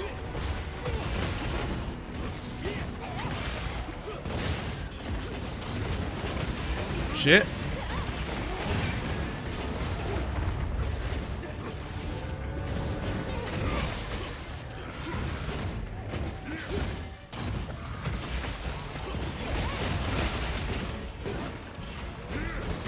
Oh, she done. Bro, Torhel was kicking her ass, man. I came in kind of... Yeah. Oh, GG, man. Well played.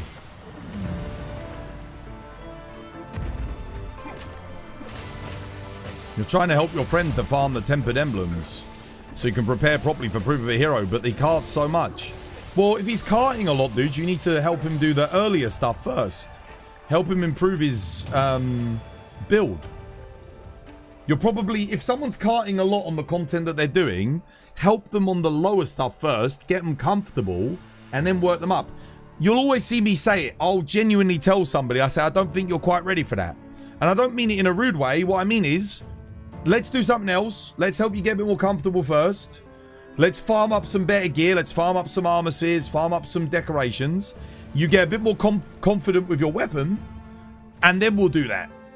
Because there's no point jumping in if you're carting 3 times on, I don't know, bloody Arch-Tempered Arkveld and your HR 120. Maybe do something else first. You don't have to have that right now. There's loads of other good stuff to have.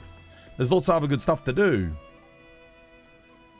You saw someone say that you don't need to ask any expert to learn a weapon. Absolute dog shit. They're talking out of their fucking arsehole. The deepest recesses of their bumhole. You absolutely do. 100%. If you want to get good with a weapon, you need to defer to someone else who is already an expert. 100%. It will expedite your improvement process substantially if you defer to others and learn from others. That's, yeah, that's nonsense. They said that they were 90% self-taught and that in Wilds was their first Monster Hunter game. 6,000 hunts with Greatsword and none with any other weapon. And was trying to give tips on longsword and bow. Wait, they were trying to give tips on longsword and bow, but they only play greatsword. Yeah, no. Nah. Even for me, it's you wanna defer to people who know more about a weapon. Like, okay, so for example, just to give you some numbers, I've got 2,000 hunts on light bowgun in Sunbreak. I've got like 1,000 in World. Before that, I've got maybe 1,000 across the other games with light bowgun, and I've got how many in this game? Maybe 500. So I've got a good like 5,000 hunts with light bowgun collectively across the series, right? I still defer to Kate and other people that main the weapon if I'm not 100% on something. Can I play the weapon effectively? Absolutely. But there's still always stuff I can learn. I can always get better. There is no, oh, I've got 6,000 hunts, therefore I'm self-taught, I know everything. No. Yeah, sure, you might be excellent with greatsword, but that doesn't mean you know all of the different elements of team composition, of what other weapons are particularly effective at doing and what they're not effective at doing. You don't know the weaknesses and strengths of other builds for different players. You don't know element versus raw motion values for other weapons for other players. There's so many other things to learn. You've got 1,000 hours in this game, 1,000 in Iceborne, and a few hundred in each of the 3 AS games. You're going to other people, always adds to your knowledge. Yeah, exactly. 100%. 100%. You trust me, you can always learn more from other people. Experts. You can always. There's always something. Trust me, every day I still learn something new. Maybe not today, but like almost every day. Which hunter rank sword and shield should you go for? Honestly, mate, you can have what at this stage you can go for whatever you like. The Lalabarina one's a decent one to get early on. It's not bad. Lalabarina weapons are always nice early on, like always decent. You have thousands of hours altogether and you still suck at this game. Again, like I said, I got 30,000 hours. I still make mistakes. I still don't know everything in the series. You know, there's always something to learn. And if I'm saying that and I've got 30k hours, there's going to be very few people in the world that have as many hours in Monster Hunter as I do. Dude, I've got almost 8,000. I think I've got like 9,000 hours across the console and PC just in world. Just in one game, I got 9,000 hours. A third of my playtime in the series is in one game. To be fair, I could have put probably 10,000 hours in Sunbreak, but I gave up on Sunbreak. I didn't like the end game in Sunbreak with the augmentation system and all that. It wasn't for me. It takes time and repetition. It does. It does. It absolutely does. The more you play, the better you get. It's as simple as that. I'm going to go help Raptor with his Lalabarina. We're helping 2 new players at the moment. Feel free to come and join us, Torhel, if you want to get some Lalabarina stuff, dude.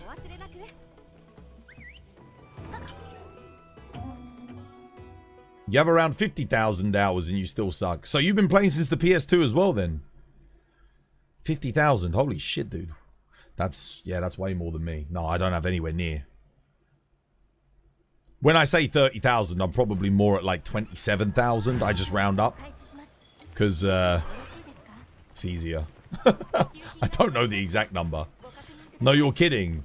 I was going to say, well, some people do, though. Some people genuinely do have 50,000 hours. Like, if you tell me you've got 50,000 hours, I believe you, because some of the people I know back from Monster Hunter 2G had 10,000 hours just in that game. And that was, you know, that was only like 4 or 5 years after it had come out. And they had 10,000 hours, which is insane.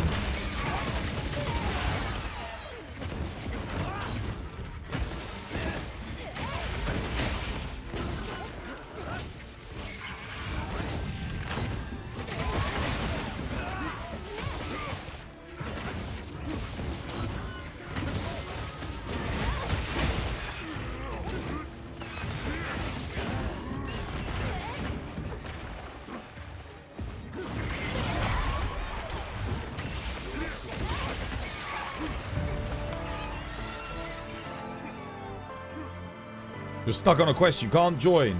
That's alright. We can do more. There's lots of event quests for Lalabarina as well that we can do. It's quite a prolific monster when it comes to, you know, the early game events and stuff. You started with Freedom Unite and you skipped till Sunbreak Iceborne. A lot of people I know dropped the game after Unite because it went to Nintendo. And people didn't play Portable Third, but Portable Third was awesome. It wasn't as good as 2G. The monster roster was smaller, but the combat was better. The combat was 2G combat, but better. That's how good Portable Third was. But again, the monster roster, and we never got a Portable Third G. Portable 3rd G would have been amazing if they'd given it to us. It would have been incredible. You started with Monster Hunter 4U and got addicted? Yeah, a lot of people did. I remember when... So back when Jake was doing the promotional stuff for Capcom, I was there with him. So we did all the promotional events for Monster Hunter 4U at Capcom in the UK. And he was the Capcom community manager at the time. And I used to go in and help him. I'd help him set up and, you know, get all the stalls and things together. Do all the electronics, get everything ready. And then we did, like, giveaways and stuff. It was awesome. Really good fun. I don't think they do them anymore, unfortunately. But Capcom used to bring in all the, you know, the UK content creators and stuff. It was great. You can't reach Jake anymore, sadly.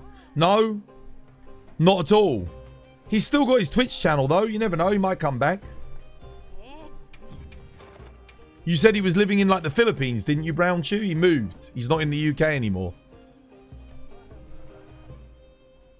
All right. I should probably... I might go help Berserker quickly. Help him finish this off. Make sure you bring low rank builds if you're joining, guys. Low rank builds, guys. Low rank builds if you're going to help with this. Honestly, he might already be done, but... Grab me low rank insect glade build. Woo!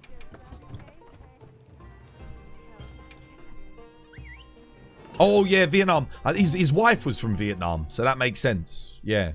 Not the Philippines. I'm thinking of somebody else. What would you say is an easy melee weapon for range users to learn? If you've played bow, you should do dual blades. That is the natural progression into melee is DBs. 100%. It's not easy, because dual blades do have a very high skill ceiling, but you have to do stamina management. You have a dodge, an iframe dodge on your X button. So yeah, that would be the natural progression as a bow player, would be to go to dual blades. And then from dual blades you can go sword and shield, or maybe long sword.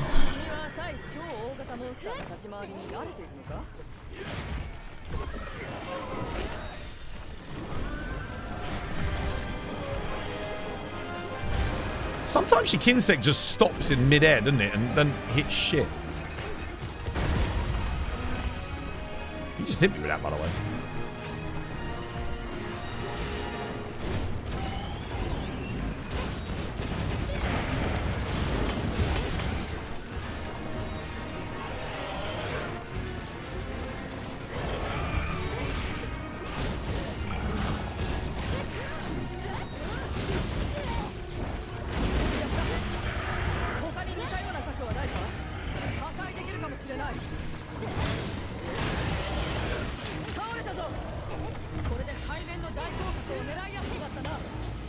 Shit.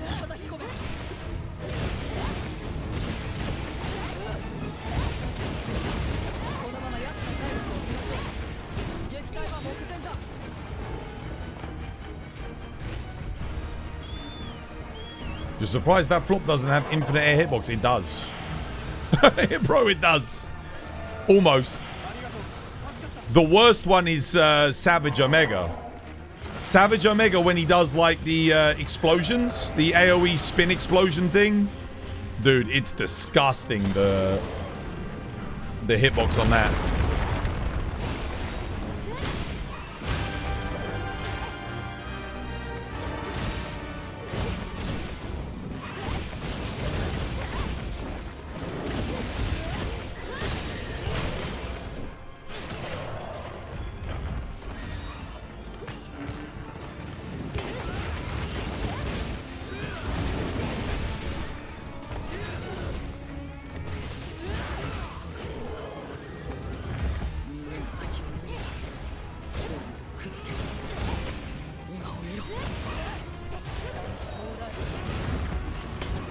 How did I not get my red?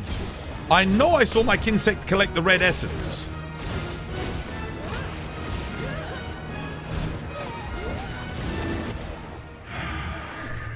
There you go. You're thinking about those. The Beyblade attacks is always funny to see. Yeah, the freaking dude, Savage Omega, dude. Savage Omega, when he does that spin. Oh. The hitbox on that is disgusting. What else? Big flopper. Big flopper. You could be... When he does the flop, I've had him target other players over there. I've been on Insect Glaive and I've dashed towards him. I've not even been above him or near him and I've gotten hit by some massive aerial shockwave. Yeah. The aerial hitboxes in this game are not good. Like, it's one of the things that makes IG awkward. Compared to Iceborne. Iceborne had really nice, clean, easy to read aerial hitboxes. And using aerial to get around attacks was a lot more reasonable. It's not in this game. They need to tighten up aerial hitboxes for sure in the DLC. Definitely, definitely. Because there are some issues. Right, let's see. Raptors doing La Labarina. Alright, I'm going to go help my boy. Let's go. Don't forget to get your camps. By the way, guys, if you're a new player, if you're at a high rank, in chat, type in !Wilds camps and watch the 2 little clips. That will show you what camps are good ones to get. Is it okay if you join the lobby? Of course, dude. What is he doing? Balahara, dude. I hate this thing, but...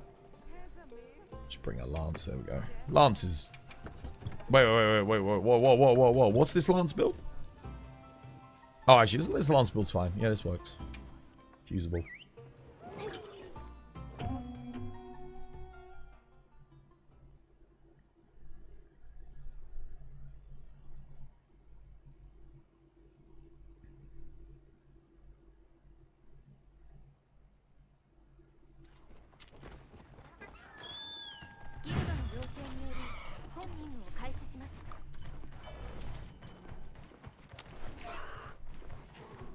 Heal my boy up.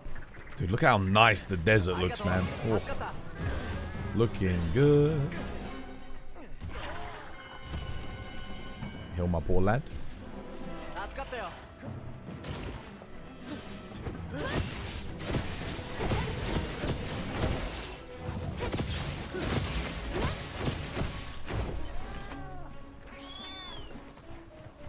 Where's he going? Over here?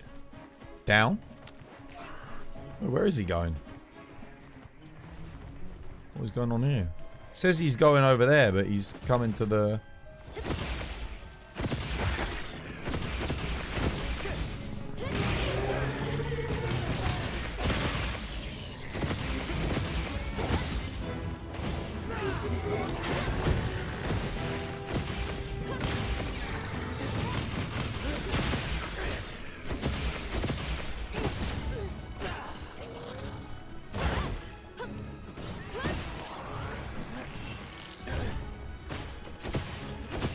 Again, I have my reasons for hating this thing. Its hitboxes are one of them. Like, it... You think it's going to hit you, you get your counter ready, and then it just misses you completely. And then you don't think it's going to hit you. Look, it just... Oh, God, the speed changes.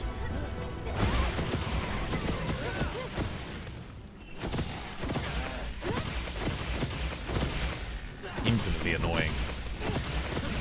But yeah, this is my least favorite monster in the game. It was my least favorite in the beta as well. Like, it hasn't changed my opinion of it.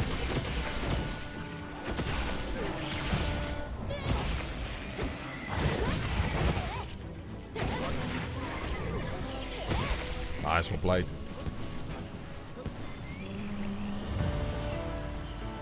Balahar is awful. Yeah, he looks cool and his armor's cool. But the fight itself is just like, oh. Needs some work, man. I'm just glad the other Leviathan monsters in this game, the fights are so good. Lagiacrus and Mitsu, oh my goodness, peak. I still say it.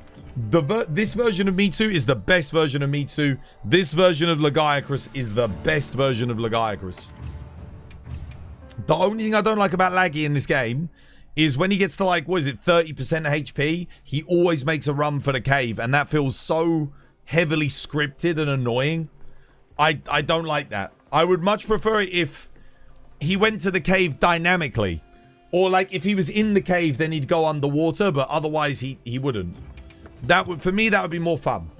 I don't like that. Having him do that is the only thing I don't like about him.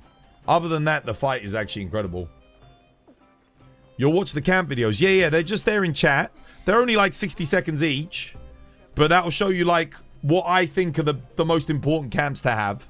And I think, well, I mean, I asked chat and everyone in chat, you know, the more experienced players among us, we all kind of came to that agreement. So this is the community's collective of like which ones you should have, and then what are the best optional ones. Like what ones are like, yeah, if you want it, take them, but you don't have to have them. Because there are some camps that I would argue everyone should have. Because they're so far away from the camp, it really helps. But yeah, if you're at a high rank and you don't have your camps yet, time to get them. So Torhel, for example, he's only got these ones. He should get his camps because there's some in area 15 and there's a lot of good ones he's missing here. You just realised you have Jake on Facebook. You'll shoot him a message and see if he's all right. Yeah, I mean, don't harass him or anything. If he's you know, if he's busy, he's busy. But yeah, I haven't heard from him in years. I think the last time I heard from him was when he was doing the whatchamacallit? When he was streaming. Because I raided into him. But I only saw him stream like twice and then that was it. I think he was streaming at a completely different time of day to me. But there was one time where he was up in the evening. And he was on after I was on.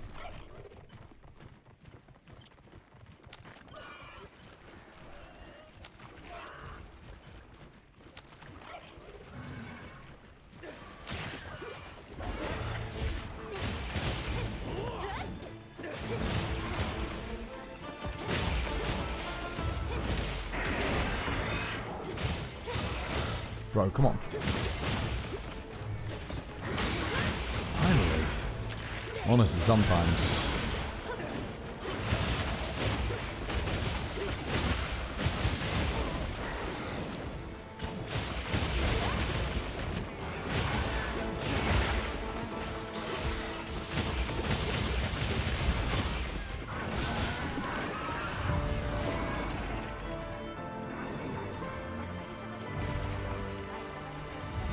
You want like spam him or anything? Yeah, exactly.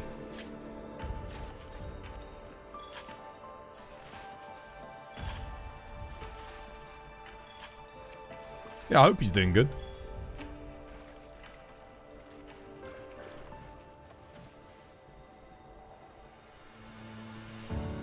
Him and Neil. I don't know who Neil's... Neil has been community manager for so many different companies, I swear to God. So Neil was the community manager for Capcom at the time, when Jake was the Monster Hunter community manager.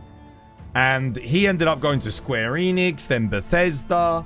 He's been, dude, I swear, he's been community manager for so many companies. It's unreal. He got you into the community in the first place. He got me back into the community. Because I'd been absent since, what, like 3U? Because I didn't get the 3DS. So he got me back into it with 3U. And then obviously we ended up doing 4U.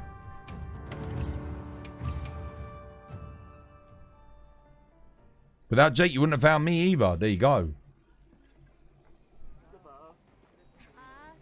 You've got some more camps. Yeah, dude, nice. Yeah. Good. Yeah, make sure you get your camps, guys. Like I said, if you're at a high rank right now, get your camps. How am I doing? Yeah, doing good, Space Monkey. How you doing, dude? Hope you have yourself a lovely jubbly one.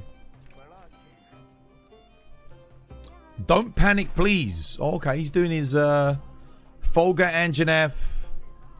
You again, get your camps. Get your camps, guys. Don't panic. You should do the same. Same as Raptor and the same as Torhel. Because you guys have got access to all the maps now, so you can find all the camps. It is time. I think I'm just gonna bring Hammer. Yeah.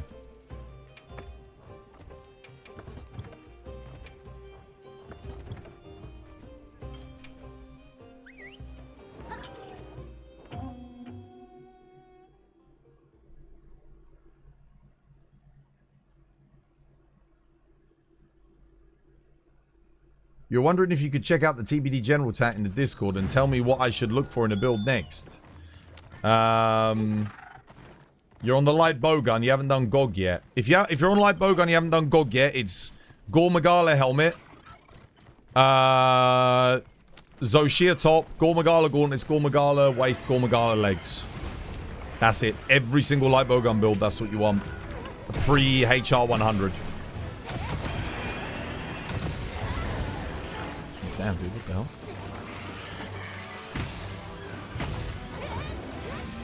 Oh, what the? I was holding triangle. Why didn't it?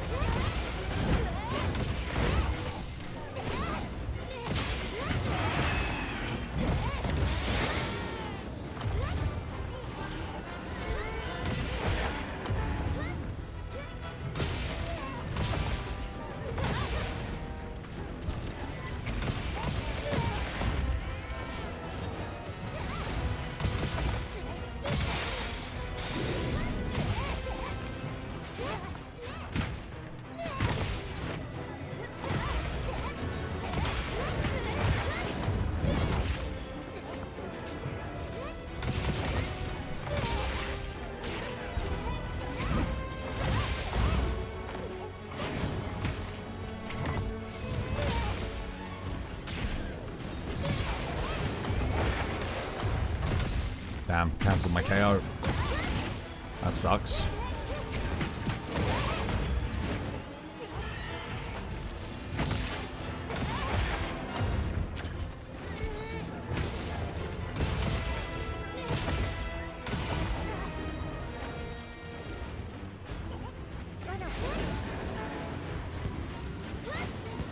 Don't forget your tail carb.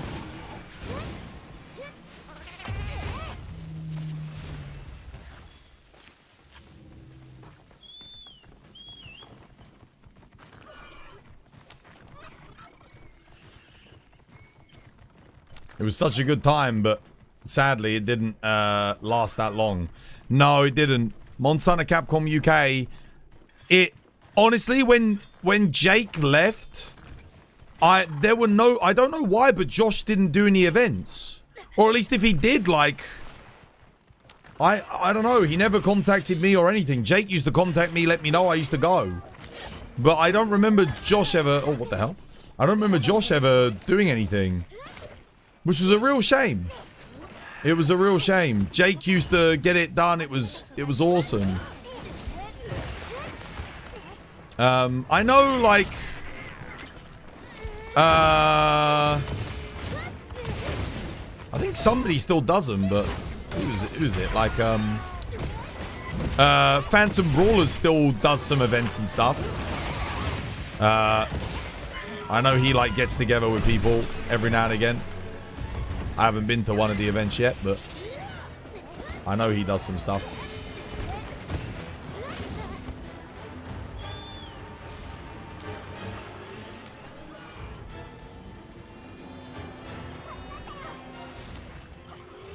Yeah, like I said, I don't know. Maybe Josh did still do events. Maybe he did, but like I said, I was never. I wasn't. Yeah, I mean, again, I knew Josh, and we got on pretty good, but. Yeah, I don't know. I was even streaming Monster Hunter the whole time Josh was community manager.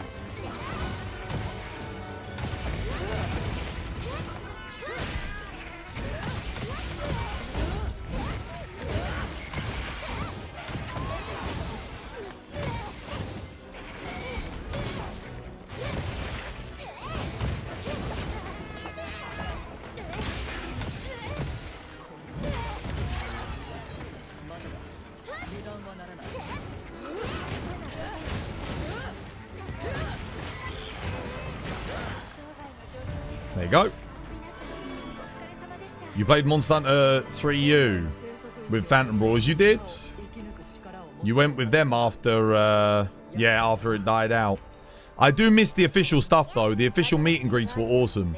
The giveaways, like going up to the Capcom offices, you know, meeting the developers, getting to meet Ryozo and everyone. Like, it was so good, man. Honestly, it was bloody brilliant.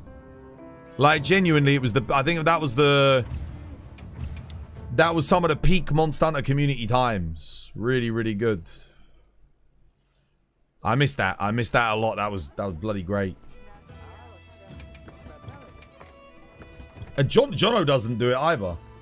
Jono's been working there for a long, long time now, and I don't think Jono's ever hosted anything for community, you know, creators. If he has, he's never invited me again, and I'm one of the creators in the UK, so I know I'm one of the bigger creators, but hell, like, I'm a Capcom creator. I'd go. I don't even know if the Capcom offices are still in London. They might have moved to a different city. Dude, I didn't just get to meet Ryozo. Ryozo and I played together, bro. We played together. We played 4U together on 3DS. Not just met. I've played with Ryozo, bro.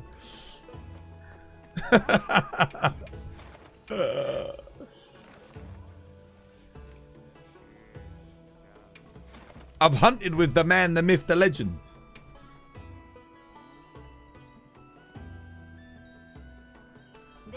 When it comes to Monster Hunter, I feel like you're definitely one of the bigger creators, and I'm still tiny.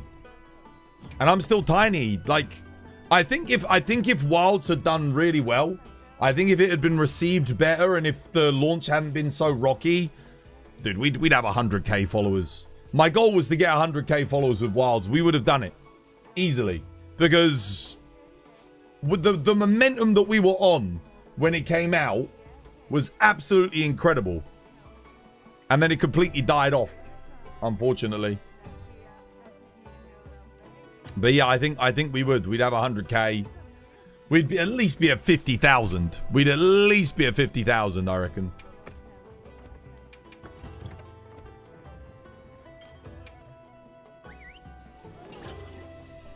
Maybe you'll get it when the Master Rank comes out. Nah, it's not going to. Master Rank won't do the numbers that the base game did. I'll tell you, because the people already have a negative impression of this game. It will do well, but you're never going to pull 1.4 million. You're never going to pull the viewers that we pulled back then. It's just not going to happen.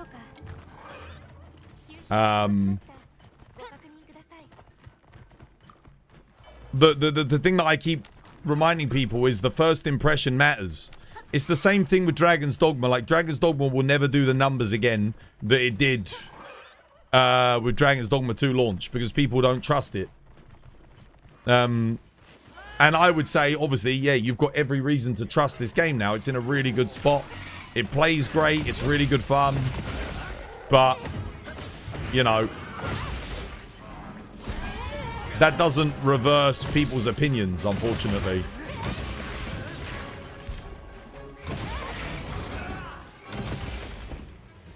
For me, I'll just be happy if we can get some of the community, some of the numbers back that we had back when the game came out.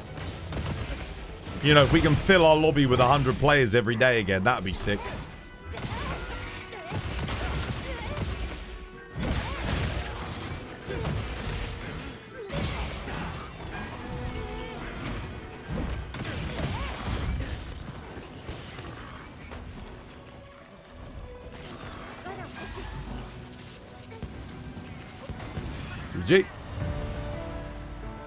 We definitely will. Maybe 400 to 600k. Well, active players, I think we'll be lucky if we get 90,000 to 100,000 on Steam. I'll be real with you. If we get above 100k, it'll be a miracle on Steam. I don't think you're not going to see 500k again. The marketing would have to be insane to get 500,000 people on the DLC.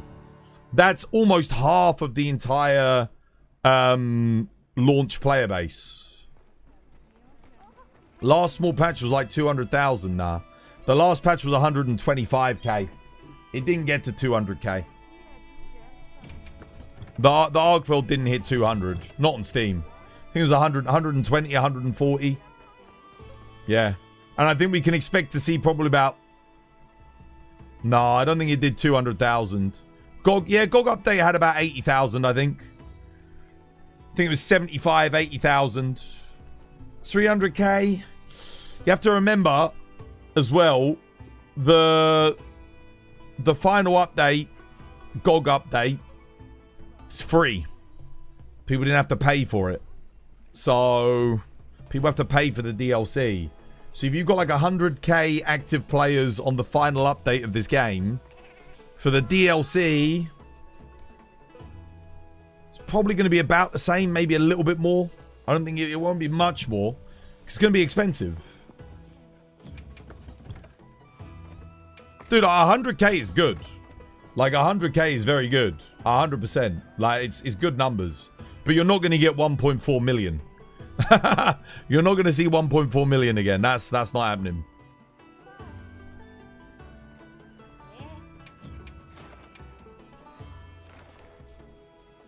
Oh, dude, everyone's doing ATR gold today. That's right. I'm happy helping at the moment. I'm having fun helping people. I think everyone's getting their camps. If I saw 1 million players come back for the DLC, there's a couple of ways Capcom could do it. Number one, you put Monster Hunter Wilds on like the craziest sale ever. You sell it for like 10 quid. That's number one. Number two, you let everyone know. You do marketing to return to Wilds, right? You let everybody know that the performance is improved. Number three, the beta has to be incredible. It's got to be a sick beta, great content. It's got to run really, really well. Okay? And finally, you cannot price the DLC at 80 bucks. It's got to be like 60 bucks. Got to be 60 bucks. If they do all of those things, maybe they could get like close to 1 million active players at launch. Maybe. But that's a lot of stuff they got to do. Alongside having amazing marketing campaign. Like, they've got to have some of the best trailers you've ever seen for Monster Hunter. It's a lot of work on the promotional side of things. And they got to do it all at the right time.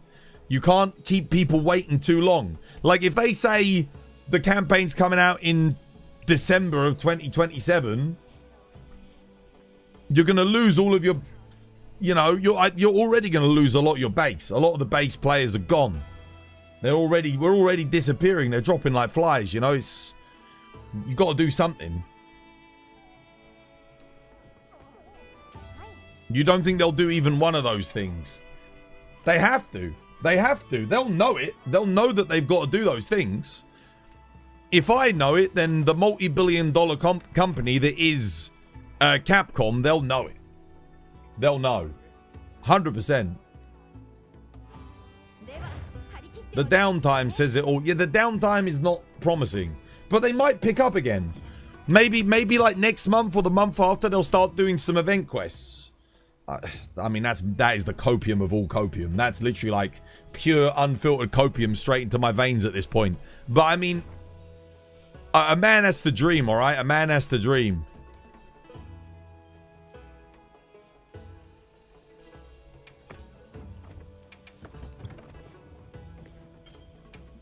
Hope and cope, yeah. Performance and price is how they're going to judge. Yep, that's it. Performance and price and content. The three biggest complaints: lack of content, lack of performance, and expensive. Wilds was 80 bucks, it performed shittily, and the content was not enough for most people. And of course everyone was going to compare it to Iceborne. Of course they were. I know... I always say to you guys, it's not fair to compare it to Iceborne because genuinely it isn't. But you've got to, dude, this game should have had more content than base world, not less. At the very least. So it even failed that test.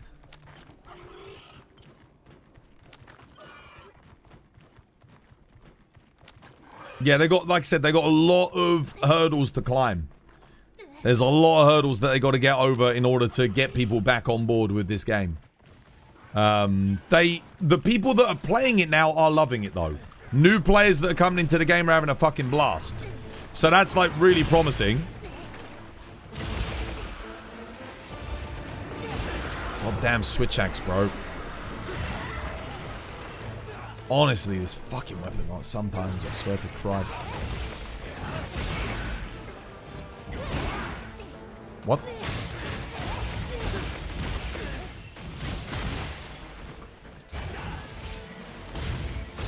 You stand in one explosion, you get into your counter stance, and nothing happens.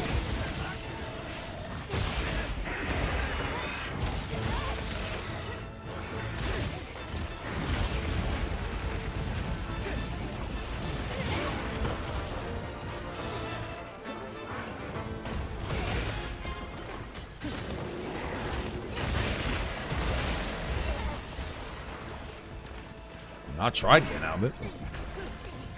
Bugger me.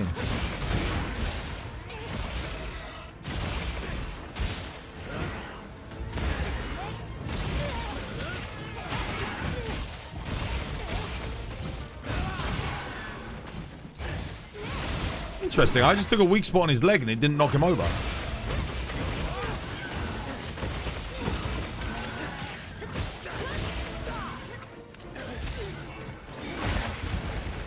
Finish him.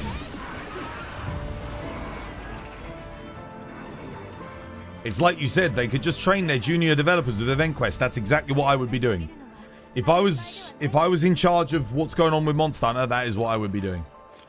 I would be getting every single one of my... I would be hiring in new junior developers and getting them used to the game and the programming language by getting them to make event quests for Monster Hunter Wilds in its current state. Like, it's free in-house training. You foster talent within your own company. You build loyalty with them. It's good, man. That's what you got to do, but they're not doing it. They're not doing it. Big mistake. Comparing base wilds to base worlds, World has more content-wise. I think World just has better event quests. I don't think the amount of content is more overall. And the quality of the content in this game is overall, I'd say, higher. I actually do think Ulfduna, New Udra, Arkveld, Raidal, and Jindahad offer a more varied experience than Kushala, Teostra, Nergigante, Valhazak, and Kirin. I think there's more going on with the Wilds endgame ones. And I'd say all the Arch-Tempereds are better in this game. The Arch-Tempereds in this game are... maybe Arch-Tempered Nergi is kind of up there, but... yeah. World late game was ass if you ask me. Some of it was good. Again, the event quests were good. But again, I'd argue Savage Omega is better than Extreme Behemoth. Gogmazius for me is better than... well, actually... Gogmazius... no, Kulv's better than Gog. Kulv's better than Gog. I prefer Kulv to Gog. Do you think the base game was supposed to be bigger? Yeah, well, they already said that it was. It was. But they had to please their shareholders. They had to get it out in the financial quarter to hit sales targets. Otherwise, the game might have been cancelled. So, because it had been in development for like 7 years. And it was costing them a lot of money. So they had to get it out. That's why it launched in such a rocky state. So, I mean, I'm glad that it's just a shame. Yeah, financial pressures, bro. Financial pressures.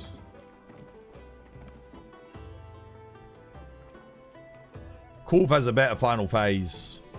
Yeah, Kulv was just good. I like the siege for Kulv. I like the fact that you didn't actually get to kill her at high rank as well. You had to, like, scare her off, repel her. Imagine if Gogmazius in this was a repel quest at high rank. So you repel him, you don't kill him. And then at master rank, you kill him, and there's, like, another phase. That'd be pretty cool.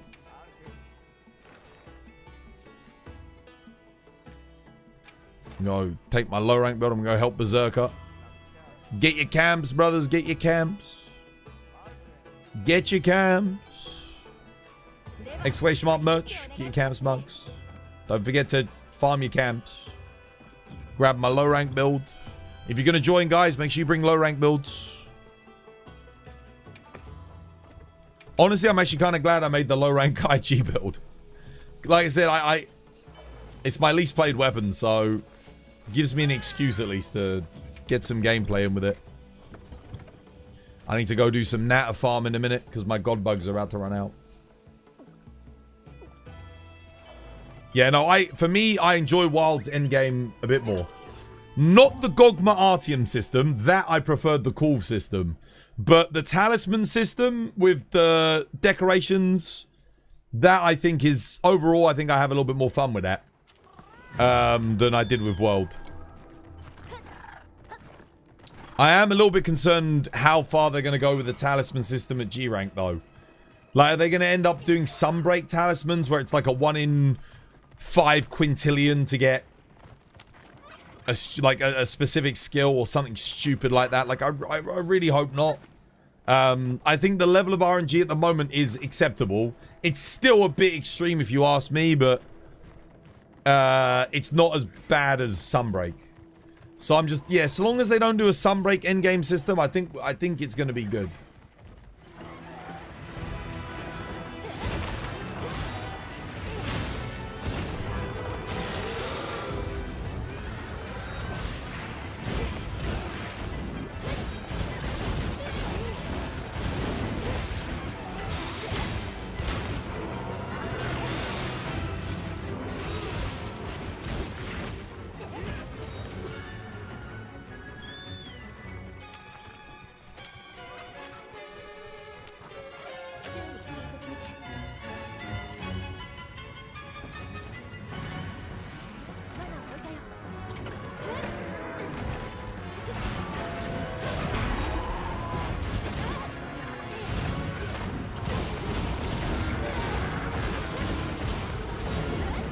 Oh, wait, does he have to leave?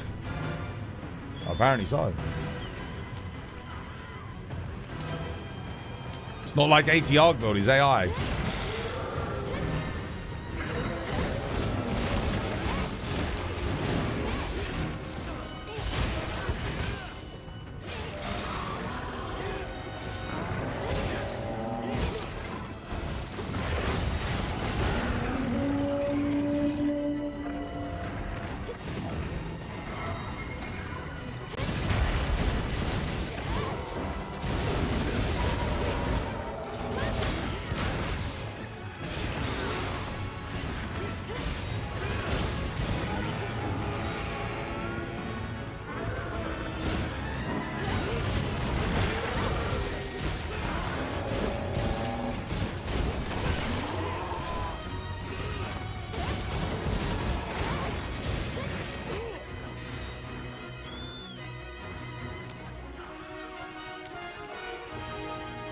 They need to make the late game at least a bit more fun. And not just a bad copy of World's late game. World's late game was... I liked it, but the build... Like, what? Honestly, World's late game is just so good in terms of, like, build variety and stuff. I know we're all using Gogma weapons, so that sucks. But think about all the different armors that are viable in this game. Even at the mid-game. Compared to World, like... So much better.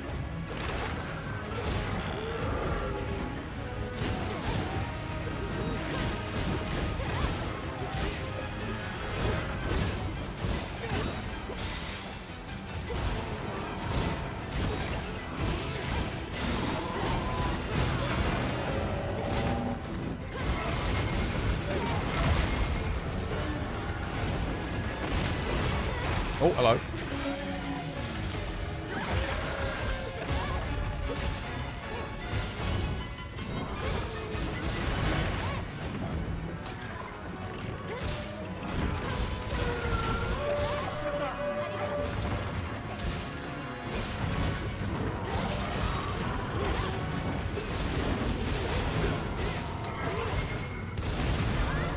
Oh, bro, dude, those infinite vertical hitboxes. I pressed triangle circle, why didn't you do your thing? Didn't do my offset.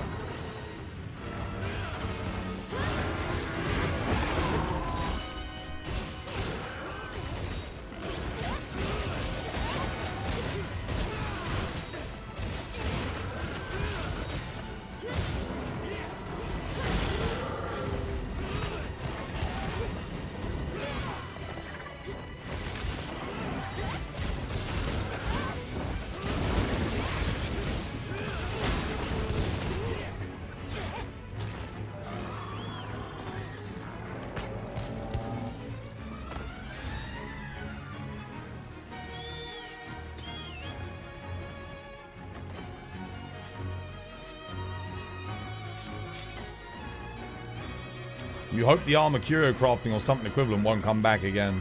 You and me both, bro. Curio crafting was absolute anus.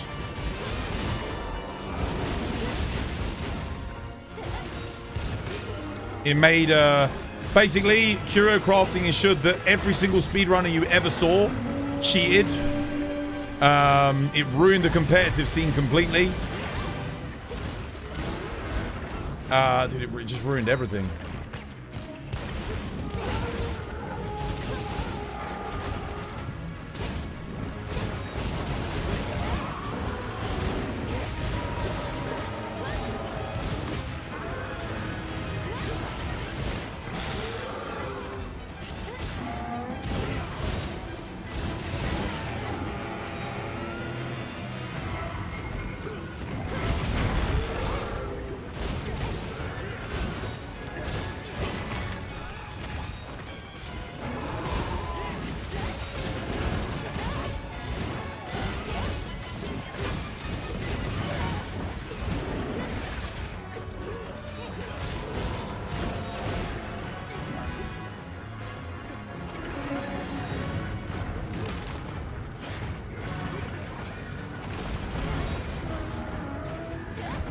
Ah, I missed it.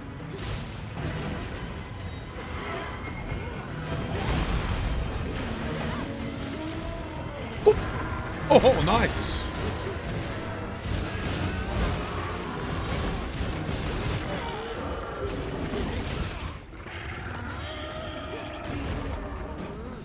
Correct me if I'm wrong, but does GOG's arting system practically function like Kulv? No. So Kulv Taroth, all you had to do with Kulv was you fought Kulv and you got weapons from Kulv. That was it.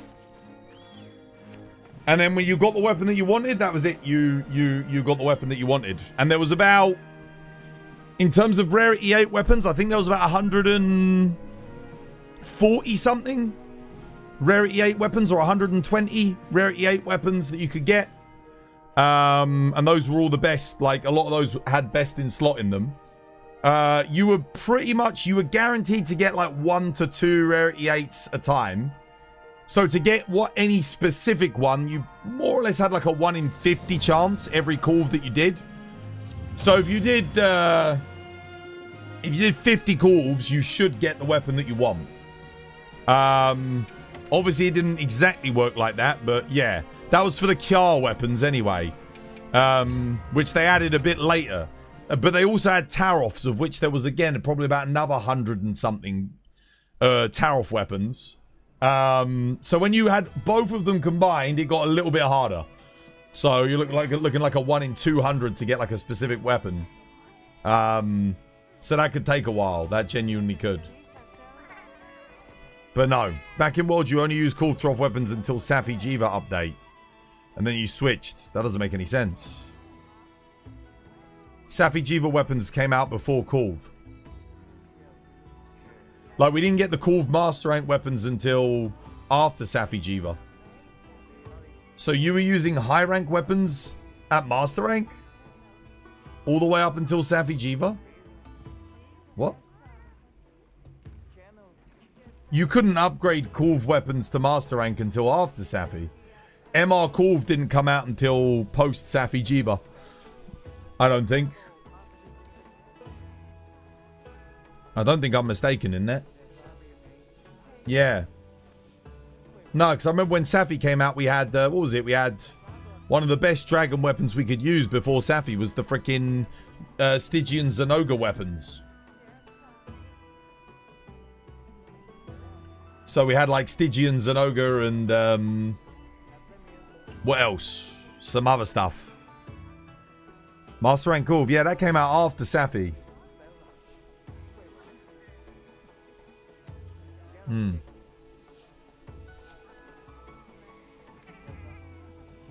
You don't seem to remember the timeline. Yeah. You couldn't have been. You would have been using Safi weapons. Safi weapons are similar to GOG, but way better. So I'll tell you a couple of reasons why they're so much better. Number one, you just make the Safi, you get the Safi weapons straight up. You don't have to craft them. So you don't have to like go around, collect a load of materials, make a weapon, and then roll it to try and get good stats. You don't have to do any of that. So scrap that entire thing, gone. All you have to do is, let's say I want an insect glaive from Safi. When I pick up my rewards, I equip an insect glaive, and I will get one of the insect glaives. So I'll get poison, para, sleep, dragon, fire, thunder, ice, water. I'll just get one of those. So I've got a 1 in 8 chance of getting one of the insect glaives that I want.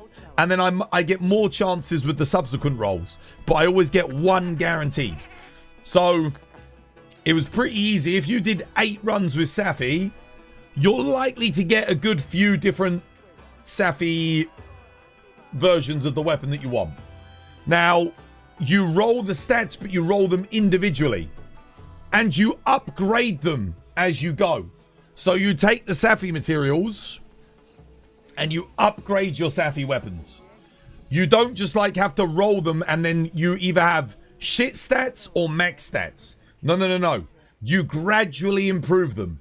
The more you fight Safi, the more you improve the Safi weapons. And you get to pick the exact things that you want as you roll for them. So again, very, very comfy. Nothing like, yeah. So much better, dude. So much better. If Gogmazius let us roll one thing at a time, let's say I've got all 5 of my things, and I can roll this one until I get attack, that one until I get attack, that one until I get attack, that one until I get sharpness, and that one until I get affinity. And maybe it's a bit more expensive, but if they let us do it that way, then the Gogmatian system would be objectively better than the Safi system. And if they let us roll the set bonus and the group bonus separately, again, it would be objectively better than the Safi system. But they don't let us do that. And because they don't let us do that, it is worse. It's a worse system. Absolutely. Worse system all around.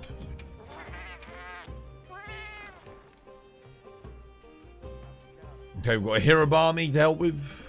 Cheeky Hirabami. Aqua Shot's working overtime. The Aqua Shot was OP. That's the thing. Well, the reason why it was so good was because Safi was equally weak to all elements. And the Aqua Shot had sleep, paralysis shot, and KO. So it was an amazing CC weapon as well. Really freaking good. There is a way to farm the materials to craft area heals in wilds. Natter farming. I'm going to have to go do some Natter farm in a bit. Because I'm about to run out of some Godbug essence. But yes, go to Natter. Make sure you've done all of your side quests to fully upgrade the farms. And then you go into the tent and you just rest. Rest 8 times. It fills up. You put Godbugs in there. And you put Gloam Grass on there. Just rest 8 times. Simple as that. That's all you got to do.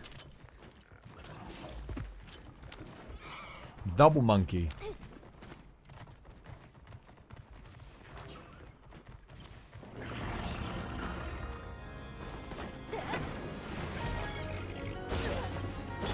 Hell, bro. Chill.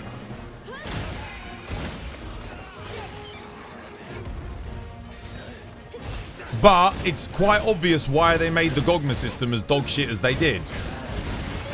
Because Monster Hunter Wilds G-Rank isn't coming out until next year. So the reason it's so bad is because they wanted to make sure that people were stuck doing the content for like an entire year without anything new. So basically the whole reason it is the way it is because they wanted to bloat.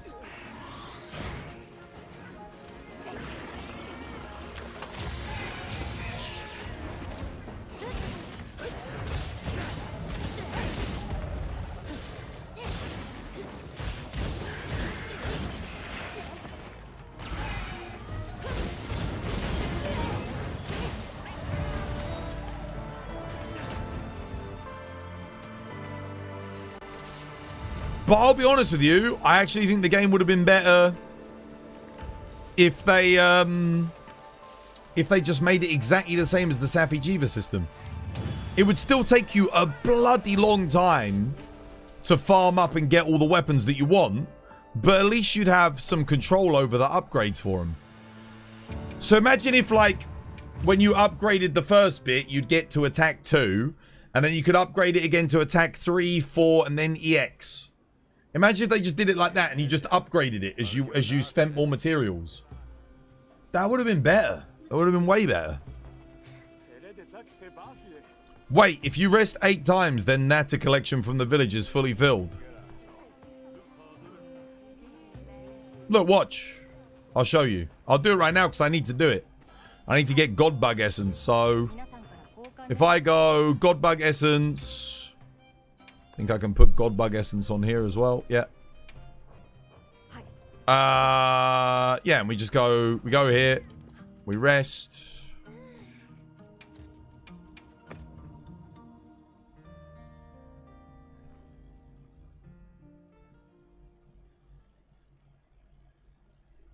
And whilst you're doing this, if you want, you can check the map and see if you get any good quests. There you go, Seregios in the arena. So, if you need good investigations, you kill 2 birds with 1 stone.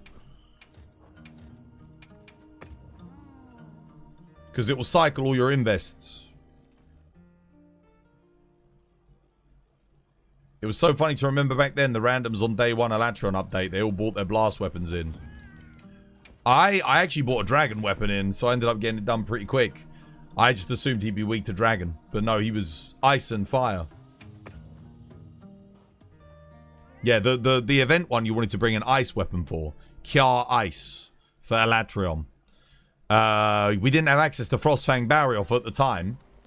So it was Kjar Ice Longsword ended up being like the best longsword. Kjar Ice Dual Blades, Kjar Ice Charge Blades, stuff like that. Really, really good for the fight.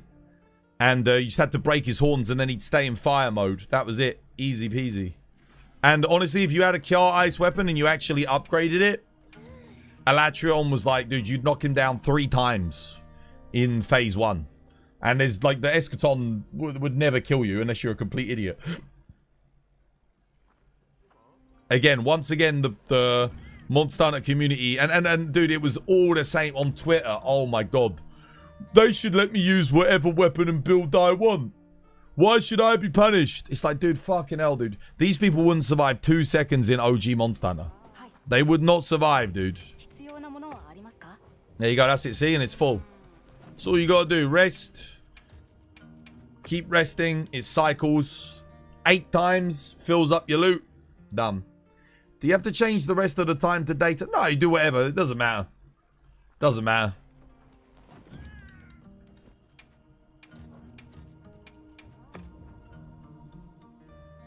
Just keep cycling it.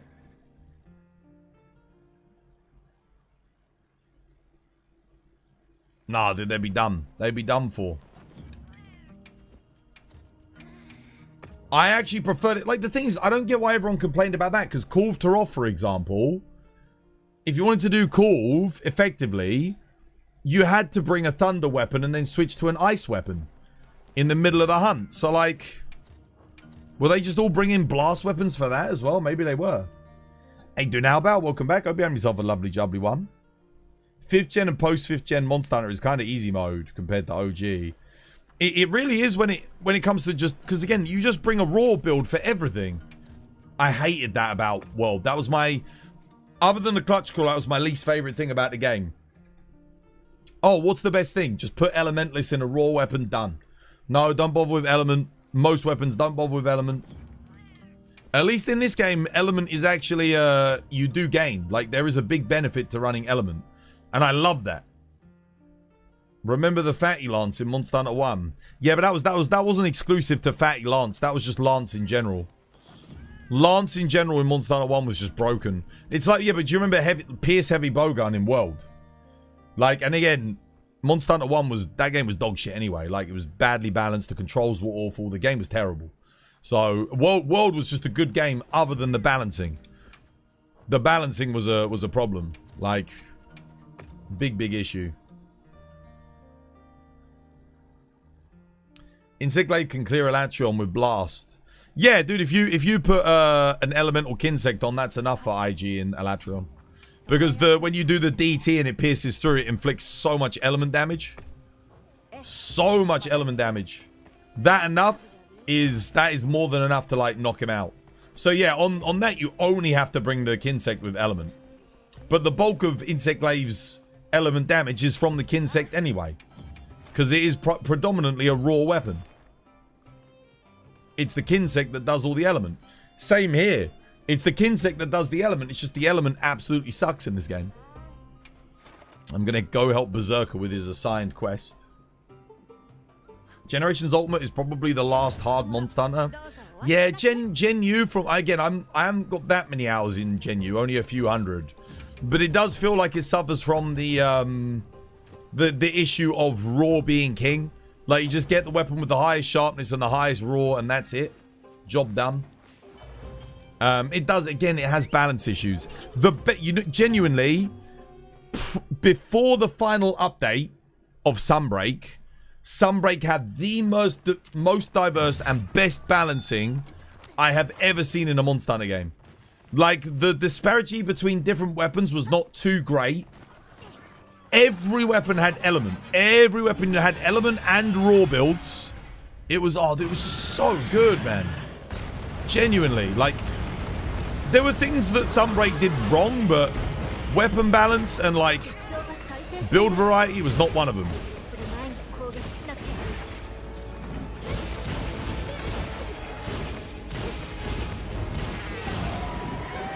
Why am I struggling to always get orange, man? Come on, like, seriously.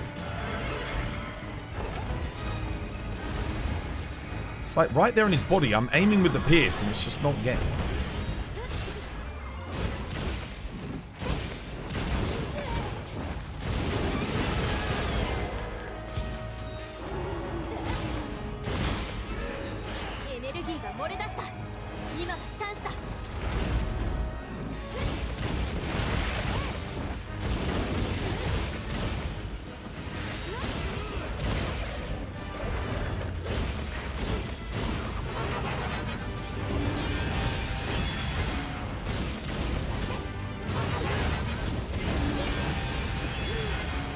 Right, on me, lad.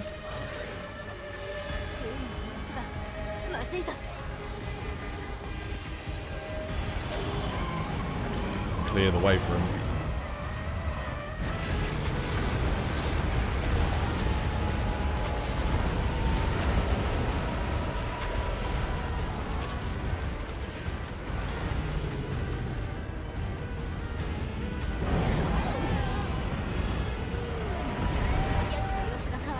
Stick with me, stick with me. Hold here, hold here.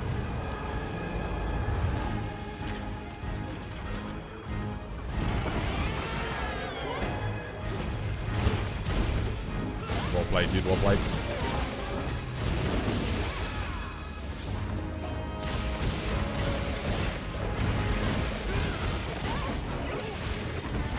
Oh, shit. Oh.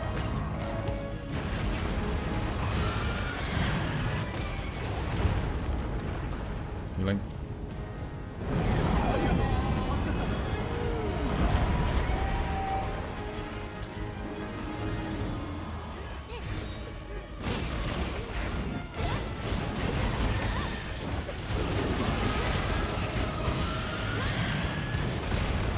Shit, I'm landing right in that. I freaking knew it. Whoop.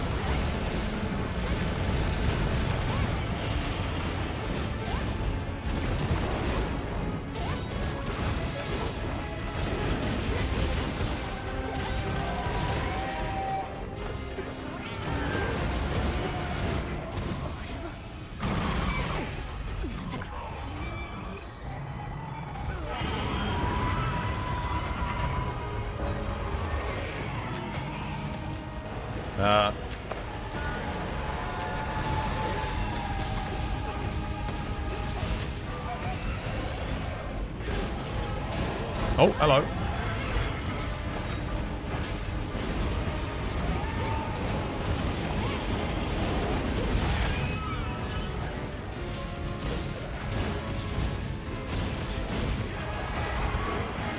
Only red. That's good. Can I hit him with that? Maybe. Yes, I can. Sit down, bitch.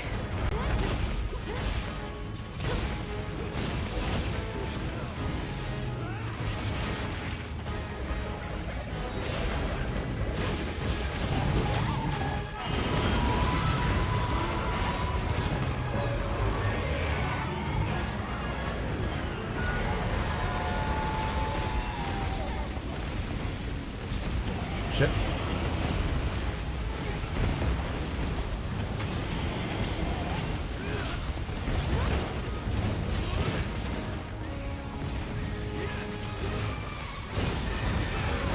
GG, well done, mate. First Zoshir of many done. Nice. How is the insect glaive against Gog? The biggest problem is when Gog gets knocked over, all of the damage you want to do is on the wings, right? But his wings lie flat on the ground, so the RSS, because it goes up, it can't hit it very well. The damage on his head and that is good, but you can't knockdown chain him with IG very easily. So ultimately, it doesn't end up being one of the better weapons. It's a lot better on Zoshir because Zoshir's arms are really thick. You can actually get the knockdown chain. Have you experimented with smoke bombs at all in this game? Honestly, no. Oh wait, or have I? They're not quite as good as they were in World. Like you can't use them in the same way to like make a monster lose track of you as easily. Maybe they'll change that though. Sonic bombs and smoke bombs could definitely do with a little bit of a rework, I think. In the G rank.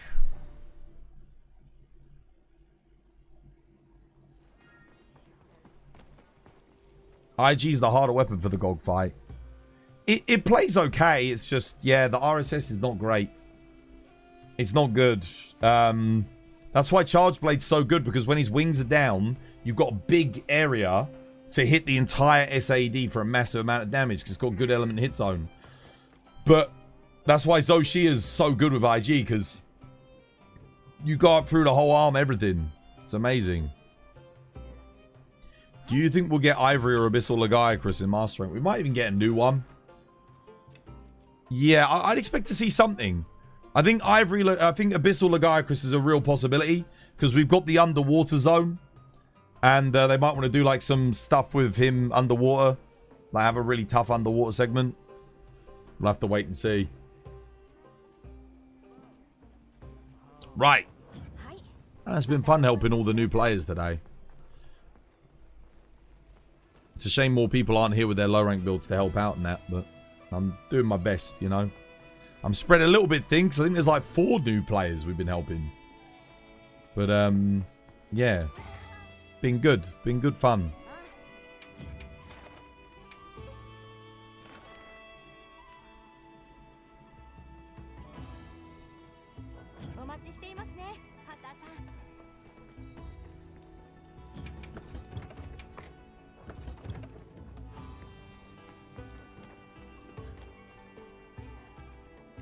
Right, who's next? How did everyone get their camps that was farming for the camps? If they're generous, they'd give us all the subspecies. I will say this, implementing the subspecies into the game is a lot easier than them implementing completely new monsters. Because they've already got the baseline moveset, animation, and 3D models.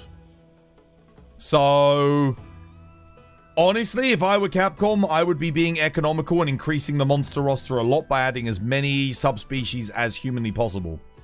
Just because it adds a lot of content to the game with a lot less effort than it does to add new monsters. Now, that's not to say I wouldn't add a lot of new monsters as well. I definitely would. But I think it's just sensible allocation of time and resources. Tips for defeating the spider robot, please. Make sure you bring an Artian thunder weapon. Make sure you get it as good as you can for what it is that you need. Like, fully upgrade it. Make sure you farm all your decorations. If you've got a shield weapon, make sure you're running guard up. Very important. Make sure your build is maxed. Do not scrimp on damage because you've only got 30 minutes. And if you're a newer player or you're still learning and struggling, you need as much damage as you can get. Otherwise, you won't kill him in time. Make sure you bring a fire weapon for the Nasilla phase. So your secondary weapon should be a fire weapon. Ideally, let's say you're running Thunder Lance, you bring a Fire Lance for the Nasilla. So it still works within your build parameters. Yeah, like I said, make sure you fully upgrade your armor. Make sure you bring Dust of Life, Max Potions, Ancient Potions. Yeah. And then, like I said, you should have Weakness Exploit, Agitator, Maximum Might, whatever damage skills you need. It's a tough fight. Don't scrimp on damage.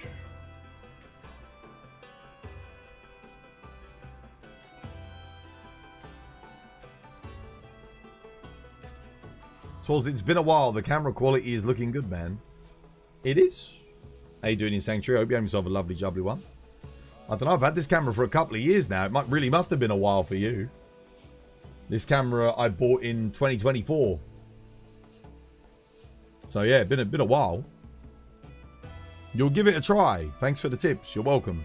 Just don't jump in unprepared. Your bare minimum build should be 2-piece Legiacrus with 3-piece Gamma. So 1-piece Udra Gamma and 2-piece Radau Gamma.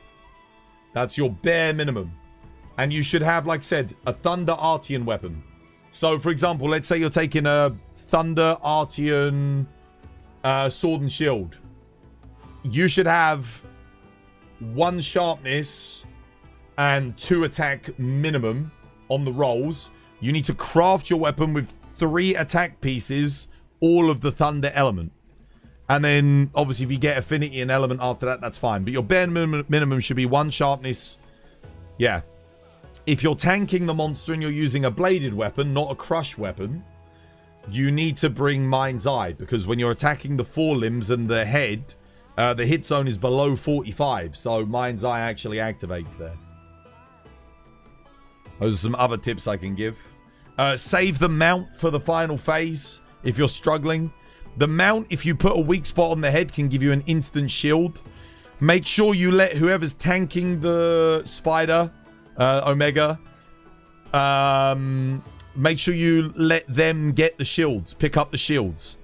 And if they don't pick up the shields and you see a shield in an area because you broke one of the legs, pick it up for them. And then after you mount in the final phase and make a shield, when that shield runs out, you can put a shield down for them to help them out, okay? Any other tips? I mean, that all sounds about right.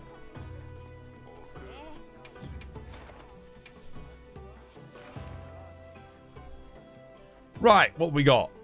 Marshy's doing that. Got that, got that. Okay. Where are all of our new high rank players? There were loads of them. Are they still in the lobby? Oh, they might be getting their camps, actually. Hopefully you guys are getting your camps. Oh, yeah. No, Berserk's still here. He's doing thingy. Raptor's still here. I think he's probably getting his camps. One of the other ones logged off. I'm not sure who the other one was. It was Trick. Oh, I can't remember their name, actually. Oh, Typhop. That was it. There you go. Or Thyphop.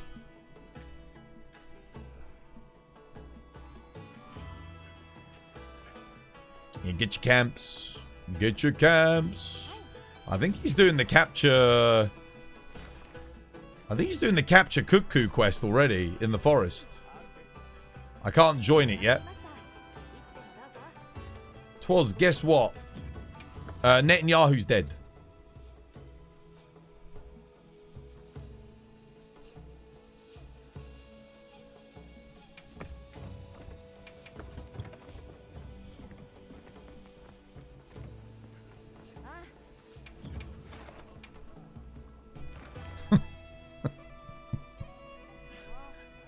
Bro, he told me to guess. I guessed. Are you helping subs? Yeah, I'm helping new players at the moment. We're chilling. We helped 4 people today do their low rank Zoshias.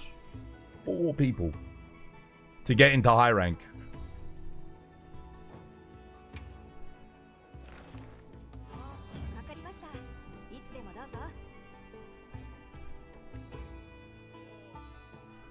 Ah.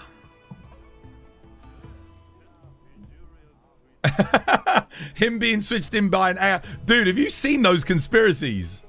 It's because whenever they film him, like, there's something a bit weird. Because there was that, like, missile that was dropped on his house, wasn't it? And he was there. And there's this whole idea where people are saying, like, they're manipulating the footage and they have a body double and they're, like, projecting his face onto it. And, yeah.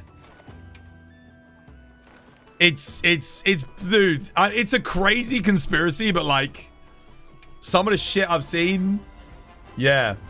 Rimaroom, thank you for the follow. Welcome. It's good to have you with us. I have seen that conspiracy, though, yeah. Crazy, but, like, I can see where people are coming from with it. It's not impossible, I guess. In this day and age, it's crazy to say it, but it's not impossible to fake someone being alive. I mean, we've all seen the Tupac stuff, like, and like, you know. Where it's like, what the hell, dude? Like, yeah. Like, yeah, it's crazy. It's crazy what AI has kind of done. You got, this is what, so what you've got to do now, Berserker, is you got to go get your camps, brother. So after this quest, because look, I'm going to have to spend 5 minutes running across the map because you got no bloody camps. After this quest, you need to watch in the chat. Someone will put the link for you. ! Wilds camps. Watch the 2 clips. And that'll teach you what camps you want to get.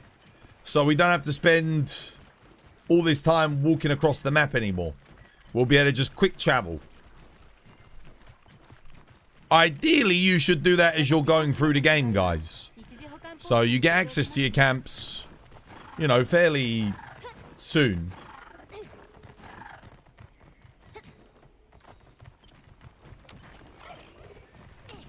How do I enter in this place? I mean, find this place. What place? You want to see a solo Thunderhad with Gunlance? I'm not going to get the chance today. I'm too busy. I had done a solo Jinderhad with Lance, though, when he came out. So if you want to go watch that, yeah. Did it with... oh, hello.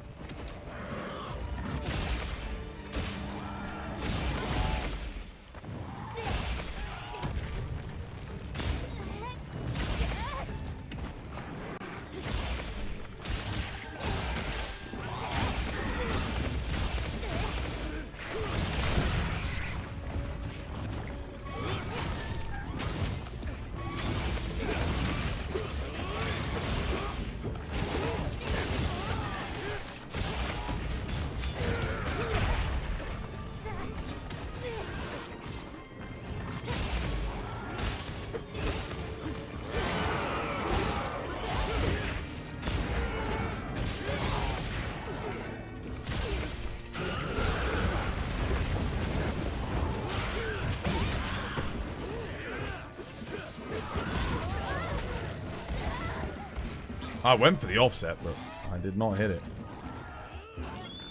Dude, Rocksteady Mantle really does not last long in this game, does it? Holy shit. That was like barely 20 seconds. It'd be kind of nice to have Rocksteady actually last the 90 seconds. Like, regardless of whether or not it procs or not.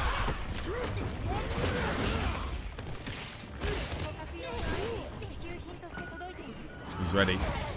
Cap him.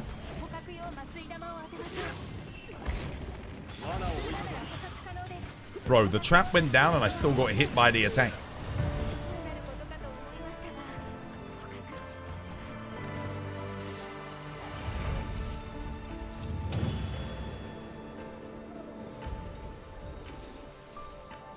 You wonder which Elder has a good skill. What, in this? All I'll say to you is this. The Nergigante skill, if he comes back, is no longer going to be dog shit. How do I know that? Because Argveld has the Nergigante skill. The Guardian Argveld armor is the gradual... the hasten recovery. So, like, Nurgle, yeah, and if Val Azak comes back, his set bonus is not going to be dog shit either. Because, Zoshia's got that dog shit skill. Teostra won't have Master's Touch anymore, because that's not a set bonus. What else? Like, I'm thinking, like, what other ones? Like, Kush's bonus is just wind resistance. It's not going to be that anymore. Because wind resistance 3 just gives you full-on wind resistance. So, it actually works as intended. You don't need the special skill to counter it. So, yeah, that's not going to be dog shit. Lao's set bonus was, like, the earth, wind, and fire one, wasn't it? Like, it was the... You get earplugs, windproof, and quake resistance. I think that was Lao's set bonus. Well, not set bonus, but that was like its, yeah. It kind of like, well, also, was it Yamasukami had that as well? Yamasukami had earplugs, quake resist, windproof back in the day. He'll probably have that. I reckon that's what they're going to do with Lao. They'll give him... It's either that or they give him... What was that skill that we got? What was the Flaming Espinash unique skill from Sunbreak called again? Intrepid Heart. I feel like they could give him Intrepid Heart, where if you attack enough times in succession, you get Hyper Armor. That would be a good set bonus for Lao Shanglung. Intrepid Heart is sick. That would be awesome. Yeah, I think you're right, Edaru. I think Powdered Mantle will be the new thing. Definitely. I think that'll be the new set bonus, probably. I think you're right, dude. I don't know what they'll do for Kush. I don't know what... Oh, what did Kush have? Kush had Wind Mantle. Boost ice attacks and... Yeah. They'll probably do that for Kush. I would love to see the Kush set bonus be Wind Mantle, right? But what it does is when a monster makes contact with you... So let's say you counter an attack or something... or you offset an attack, it does damage. That would be awesome. Because you know how, like, Kush, when you attack it, you get knocked down because of the wind aura. Imagine if we got a wind aura, and then if a monster attacks us, they take a bit of damage. It's kind of like Thorns, but not quite. Because if you counter, like, it does bonus damage. It, like, boosts counters by giving them damage. So let's say if I do a Switch Axe counter, I get a little bit of damage inflicted from the monster just attacking into the counter. That would be awesome. That would be so good, dude. That would make an awesome set bonus. So you use it with, like, counter-based weapons. And it rewards high skill play. So if you're doing lots and lots of counters, you get lots and lots of extra damage off of it. So it pairs well with things like Dual Blades and Longsword. That would be good. Oh, okay, Gypsy. Get your camps, guys. You're missing your camps. You need to stop progressing, guys. Stop progressing. And time to get your camps. New players. We're in high rank now. You should have your camps. If you have camps that are dog shit, because a lot of camps that the game gives you by default are completely useless. What you want to do is come to this cap. You go manage pop-up camps. Select the Windward Plains, for example. You've got this camp. Area 14, Groundwater Vein. Dog shit. Nothing spawns here. One of the worst camps. Remove it. You select it. You go remove. And then you can put one of these camps in. Like Area 4 West, which you don't have, Raptor. One of the best camps in the game. So, yeah. Make sure you get your camps, guys. Now's the time. Now's the time. Your quests will go a lot faster if you can quick travel to the starting areas of monsters.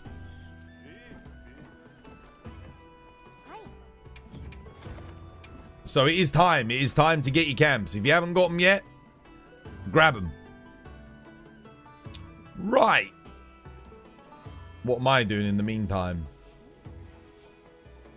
I don't know, man.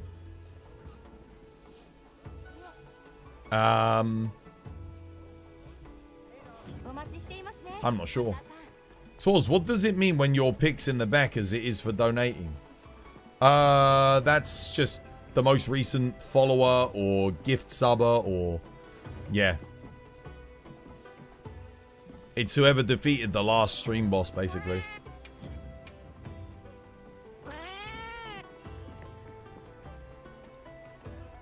Velkhana set bonus is good. I actually want Velkhana to come back just for Frostcraft because of how cool Frostcraft is. I think Velkhana would fit in well in the Ice Shard Cliffs as well. So, yeah. Velkhana, Nergi, and Malzeno. Out of the modern Elder Dragons, those should be the three. Velkhana, Nergigante, and Malzeno. From the modern Elders. I would love to see a new Elder Dragon. Obviously. Like, Malzeno was so good. Velkhana was amazing. Nergi was amazing. One of the biggest weaknesses of this game is there's no new Elder Dragons. Not a single new Elder in this game. That's one of the biggest weaknesses from Wilds. Is no new. I think even if we just had Nergigante, Malzeno, and Velkhana as the returning elders, which it's not going to be because we've got Kushala, but even if those were the only other returning ones, so long as we got some new ones, I would be happy. Definitely. I get that Kush has to come back. It is the title monster of the second generation. So it's very significant within the lore and place of Monster Hunter. But I would argue Nergigante is at this point a more important Elder Dragon for the series than Kushala. Because Nergigante represents the modern generation of Elder Dragons, and he also represents the biggest generation of games, which is the 5th generation. So he has to come back. I don't think you can't have it without it. Right. Let me know when you got your camps, and we'll do some more quests. I think Nergi just has to. I know a lot of people hate him and they shit on him on Twitter, but that doesn't mean he isn't popular. That doesn't mean there's not people that love him like myself. Dude, I love Nergigante. I think the idea of an Elder Dragon that subsists on eating other Elder Dragons is really freaking cool. Yeah, and he doesn't have anything about him in terms of he doesn't influence the environment. He literally he's just a force of nature. Brute force. Giant spiky boy. I love that. That's great. You like Nergi more than Kush. I like Nergi more than Kush. I like Kush. I think old gen Kush is way better than new gen Kush. I think Kushala peaked in Monster Hunter Frontier G rank. That was peak Kush. Everything since then is like been trying to ride off the hype. Risen Kushala is okay. Risen Kushala is okay, but World Kushala, it's just not interactive enough for the majority of players. The problem with Kushala in World is he flies too high off the ground. So if they made Kush hover off the ground like he used to in the old gen, where you could hit his legs and his tail all the time, it wouldn't have been as much of a problem. If they made his rear legs a decent hit zone, his tail's already a good hit zone, that would have been, I think that would have been fine. But unfortunately, it ended up just being either a headlock spam fest or a range weapon spam fest for Kushala. Yeah, Malzeno should come back. Malzeno should definitely come back. Sure. I'll go help Julia with a quest. Why not? Why not? Might as well. But yeah, I would love to see a new Elder. Other than that, I think returning monsters, I'd like to see endgame returning monsters that didn't get any love. So like Zamtrios, Gammoth, Hellblade Glavenus, stuff like that. I would love to see things like that get their chance to shine. I think they kind of deserve it. There's other examples. A Cantor. Eucanlos. Yeah. I mean, all in all, I just hope the roster is massive. I hope it's like... I hope it's a roster that really shines through. Gives us a ton of content. Yeah, Zamtros would be good. He doesn't work in the Ice Shard Cliffs currently, though. That's the only problem. They would have to expand the Ice Shard Cliffs map. I tell you who does work in the Ice Shard Cliffs currently, and that's Goss Harag. Goss Harag would be just fit right in. He would be amazing. He works on that map perfectly. You don't even have to change anything about it. Guys, I'm going straight for Arkveld, by the way.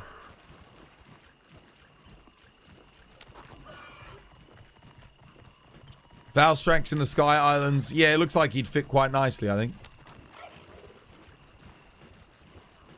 Well, we've definitely got some lag on this quest. Fucking hell, bro. Oh, dear.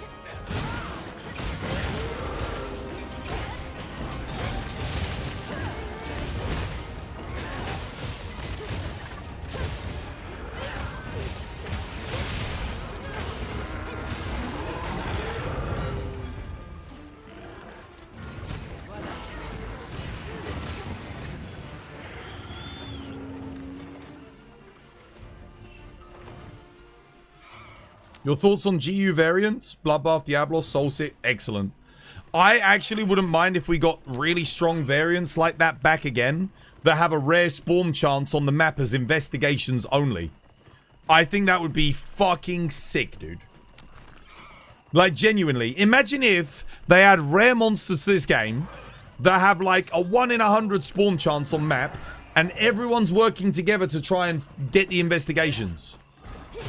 Like, think about how good that would be. And you can't, like, you can't get them as event quests. You can't get them as optional quests. The only way to get them is by having them, like, randomly show up on the map. And they have to spawn.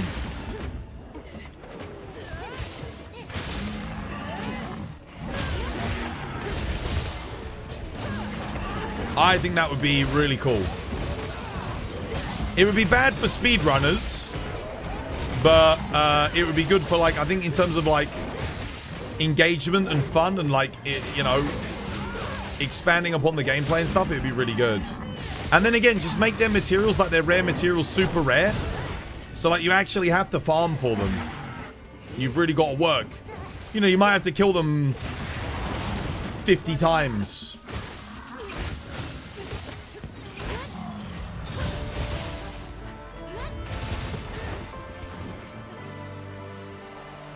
That's why you think GU is the peak of Monster Hunter.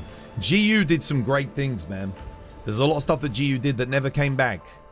The thing that bugs me is, so they had like styles, right? And then we had switch skills in Rise. Switch skills in Rise, I think, were perfect.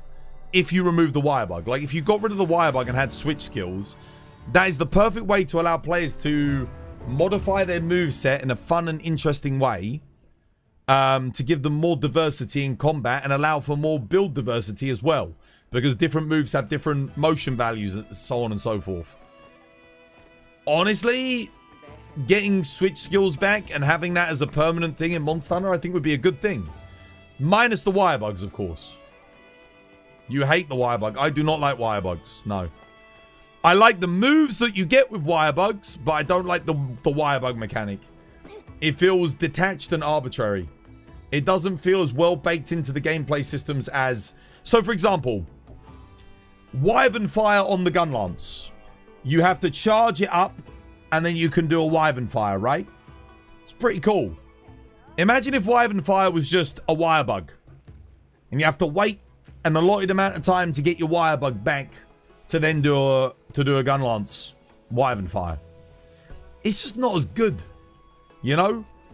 I think a lot of the moves that the wire bugs brought were freaking awesome. But some of them didn't even make any sense. They're just like, well, how's a bug... Like, yeah. I would much rather they... Like, I like the movesets that they bring. I just don't like the idea of the bug and waiting for it to recharge. There were some weapons that were so dependent. Like Helmbreaker on Longsword and the counters on Longsword, the wire bug counters. Switch Axe wire bug counters. Like, you had to have a very specific build in order to be able to use your moves effectively to make it work. Which means you had to have very specific rolls on your talisman and on your armor at endgame. And that was frustrating. Like, you had to have the, what was it, the Wind Rush ability for Kush. The one that, like, let your wire bugs come back faster. Making you go like a rocket on gun lance is hilarious. It's awesome. It was awesome, but they could bring that back without wire bugs. Like, we don't have to have wire bugs to have that, right? Not at all. Yeah, Water Strike, for example. Water Strike wasn't a wire bug thing. That was just a switch skill, right? That's awesome. That should have been a default move added to Hammer after they put it in. Like, Water Strike, I'm sorry, that should be on every single Hammer going forward in the franchise. It's so good of a skill. It's frustrating when really good ideas happen in the non-mainline games, and then the mainline team don't look at those ideas and implement them into their game. It's really frustrating when that happens, because the portable team do come up with some banger ideas. Genuinely, some of the stuff that they implement is just like genius. So that should stay in the franchise. But a lot of it just gets left by the wayside and forgotten about. So much of the stuff in GU, forgotten about. So much of the stuff in Sunbreak, forgotten about. Like, it never made it back to Wilds. And that's a shame. That is a shame. Right. How's the camp collection going? Is everyone doing good? Searching for their camps? Probably your reason for not returning to Sunbreak after finishing it. My reason is just the talisman and armor RNG is ridiculous. And I'm telling you, dude, everybody that I was playing with had just modified their armor and their talismans. I'm telling you, they had less hours than me and they all had better gear than me. People were just spawning it in, and I was like, I don't want to play with this. I don't want to do this. I was thinking, what's the point in even grinding and trying to get better stuff if everyone else is just cheating it in? There's no point. Like, did I get some really good stuff? Yeah, I got some good stuff, but like, when you play all of the weapons, dude, it's what I would call an infinite grind. There is no amount of time from now until the heat death of the universe to be able to get max builds for every single weapon in that game legitimately. It's just not happening. That's how rare shit is in Sunbreak. It's that rare. And that's stupid. I didn't like that. I didn't like that. They should have made things a bit more reasonable. For me, and this is, again, feel free to disagree with me on this, but I think the highest rarity of any individual item in Monster Hunter should not exceed a 1 in 5,000 drop rate. I think if an item that someone is seeking exceeds a 1 in 5,000, you've gone too far. And a 1 in 5,000, mind you, is still super rare. Like, that's a lot, right? You think about that, or 1 in 5,000, that's going to take ages. But, like, if you've got items in the game that are going rarer than that, it's too much. And that 1 in 5,000 item better be like the omni item. Like it better be the omnipotent power item. So yeah, like Pokemon shiny odds. I think that is the rarest in a game like this. That is the rarest something should be, where people can still grind it within a reasonable amount of time, and it feels rewarding but not impossible. Pokemon shiny odds is like that is it. When you go into MMOs, sure, you can have things that are 1 in 10,000, 20,000, 100,000, because you have a player economy. People can get those rare items and trade them. So if they don't need it, other people can have it, and you can collectively all get stronger as a community. There is no trading in this game. So if I'm a Gunlance main and I get, I don't know, a Focus 3 God Charm, and I don't play Greatsword, I can't trade it to a Greatsword player and they've got an Artillery Charm, God Charm. I can't do that. Like, there is no option for me to do that. Actually, that would be a fucking awesome addition to Monster Hunter.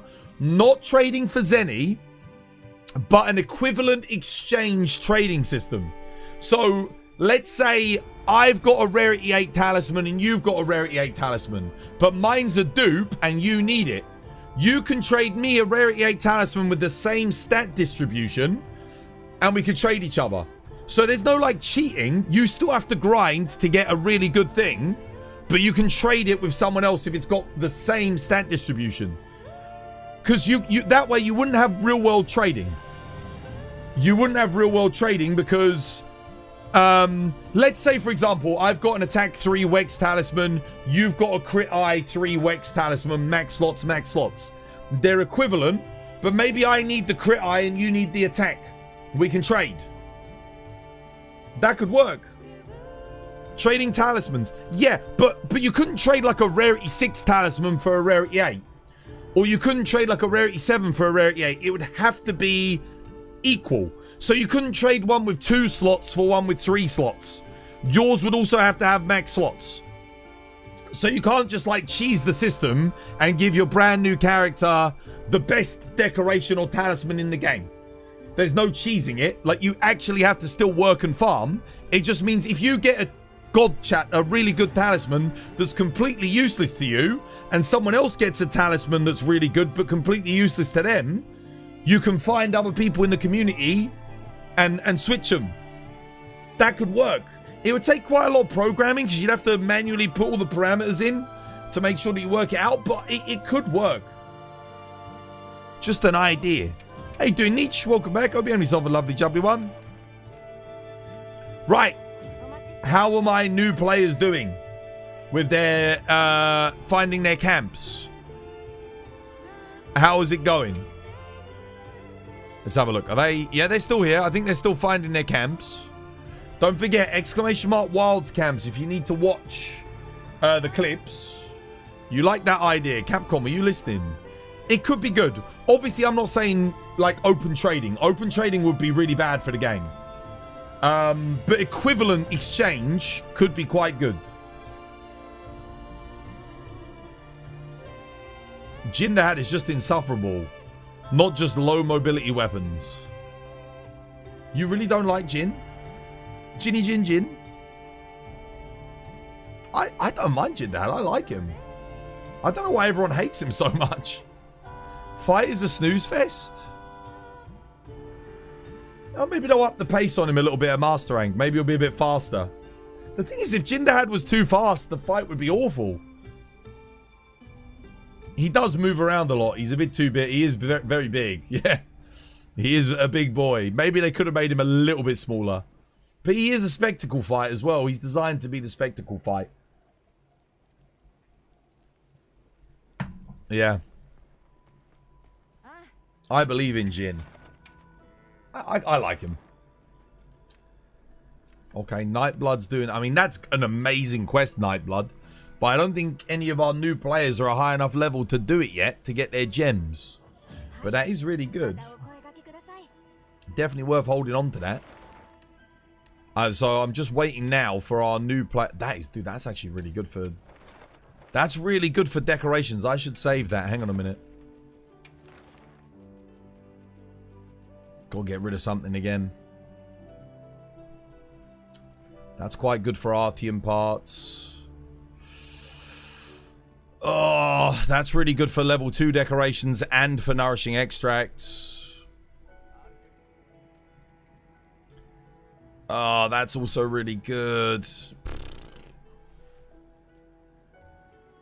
Nah, that's also decent. That's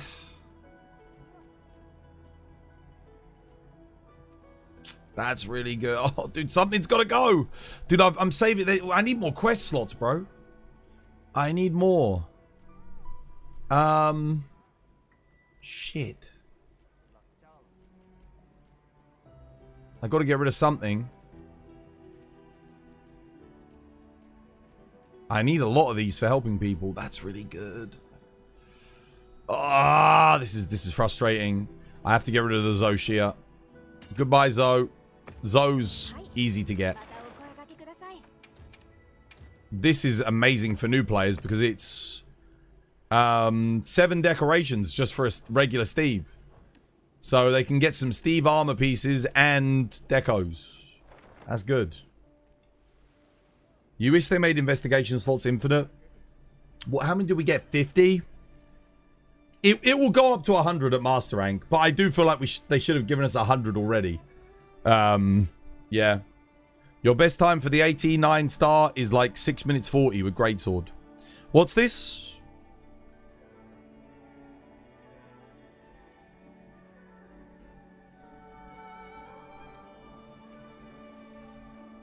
Nine-star raid out?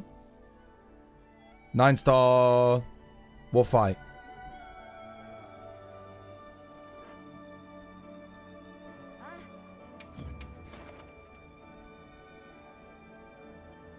Heroics build, Jindahad.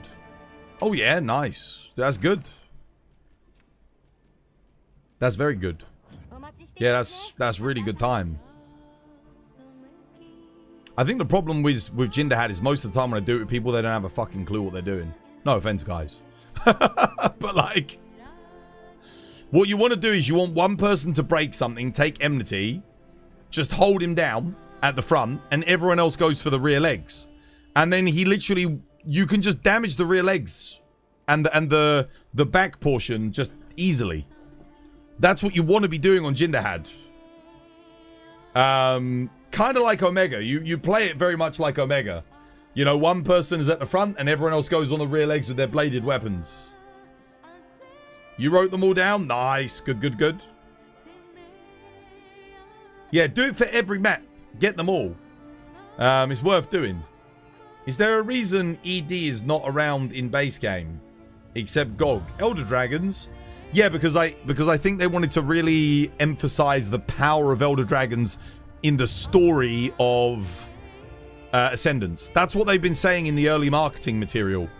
They want Ascendance to be about Elder Dragons.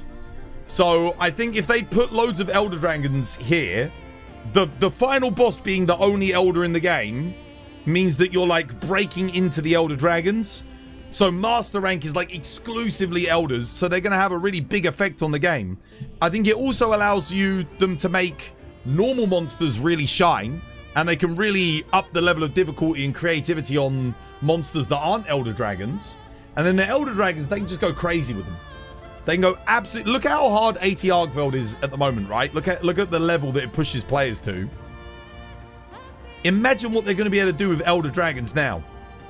Imagine Nergigante with the pacing and speed of this game and the mechanics of this game and how fast AT Nergi is. I mean, AT Argveld.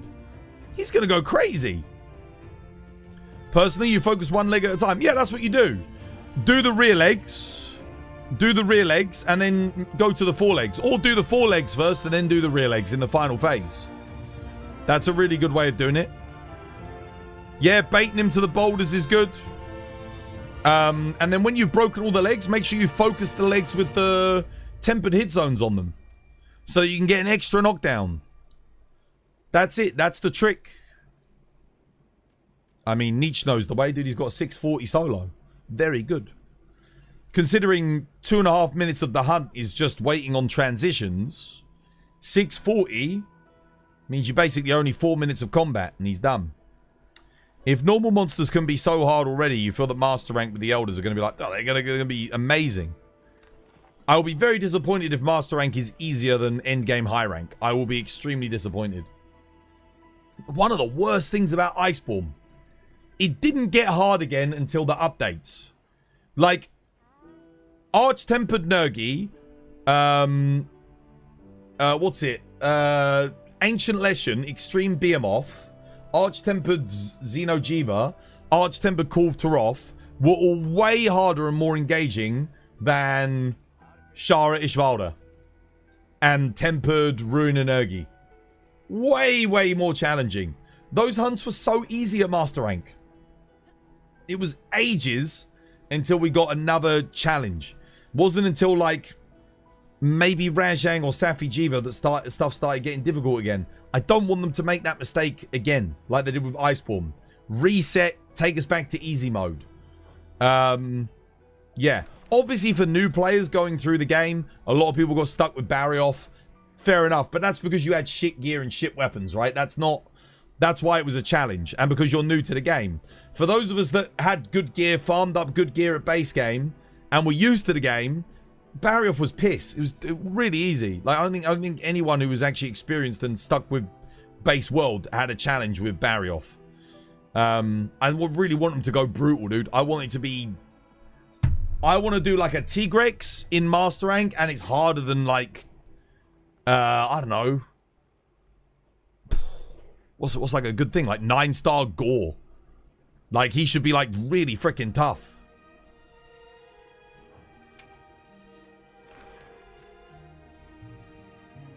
I'm still waiting. Are we doing any more quests? Or am I... What's the dealio, guys? Okay, Berserk's AFK. Raptor's in the plains. I think he's getting his what are they called? He's almost HR 21.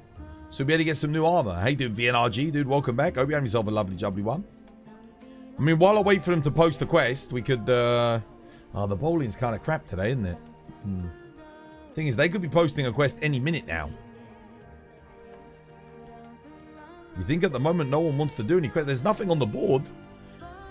The players that I'm helping, I know they're getting their camps. That's good, though. They do need to get their camps.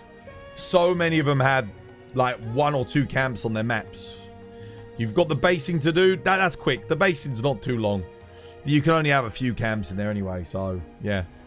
That's all right, dude. When you're done, we'll do a quest. I'll wait for you. I'll wait. Take your time. The most important one is the camp outside the new Udra nest in the basin. That's the most important one. The one down the bottom in the lava-y region. That one's really good. You got wrecked again by Barrioff. You used the sword and shield to take it down. Yeah, like I said, I think a lot of people that struggle with Barrioff, you know, if it was their first time, because a lot of people skipped through the base game with their defender weapons, super OP, and then they got stuck at Barrioff with their defender weapons. They hadn't learnt the mechanics of the game. You know, craft new armor, craft new weapons, upgrade, upgrade, upgrade.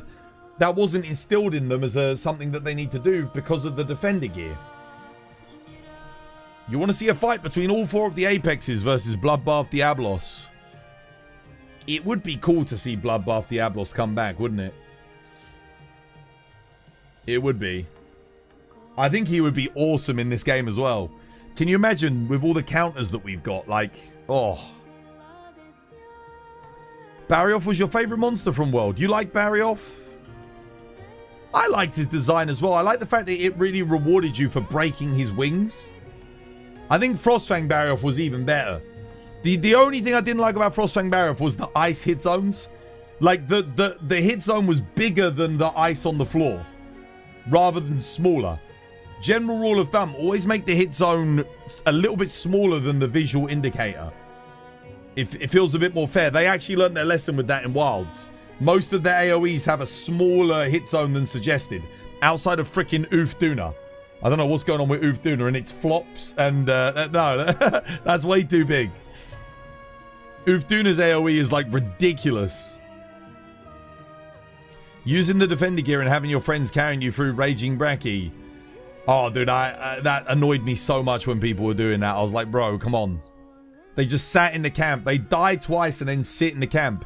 The amount of raging brackies, I would just be like, listen, bro, if you're just going to sit in the camp with your defender gear, I'm out. Like, come and face him and die with honor, and we fail, or I'm done. I ain't carrying you. And then they die, and we'd go and help them upgrade their gear. We'd farm some Frostfang Barrier off, farm some Teostra, get them some Master's Touch, and then we'd go back and do it proper. That's the way to do it, man. That's the way to do it. Barrioff was a new monster in World? No. Barrioff was added in 3rd gen. He was, yeah, 3rd gen. Tri and Portable 3rd, 3U. That was where he first appeared. He was basically the icy, more aerial equivalent of Tigrex. Really good fight, though. Really good fun. Yeah, I like his design a lot. Actually having a benefit for breaking the arms. I like that. Yeah, I like that. I love it when monsters have that. It rewards you. You know, you can control the fight. I love that, especially on Frostfang. Like, it's what you want to do. Get the arms broken, reduces mobility, control the fight. Really added like a level of skill to the fight. So you'd actually, and his arms had a better element hit zone, and his head and his tail had a better raw hit zone.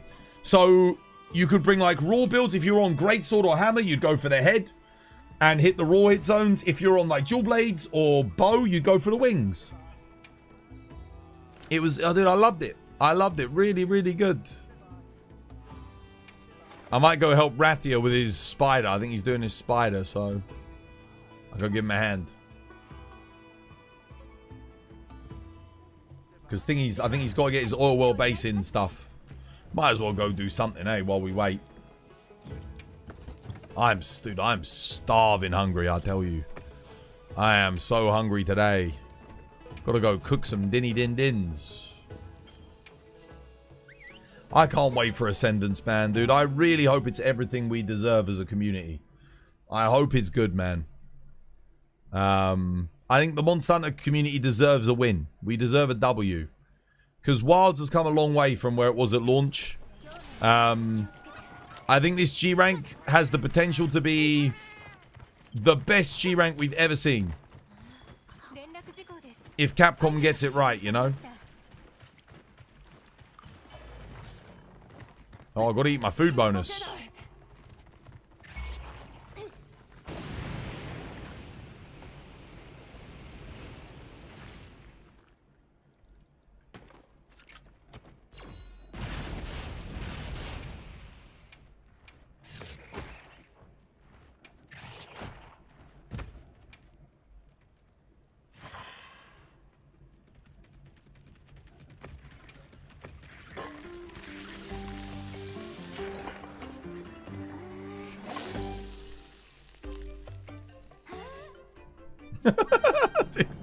After emergency meal, chat. Emergency meal. Dude, I can't watch that cutscene. I'm too hungry. That's gonna do me in if I watch that.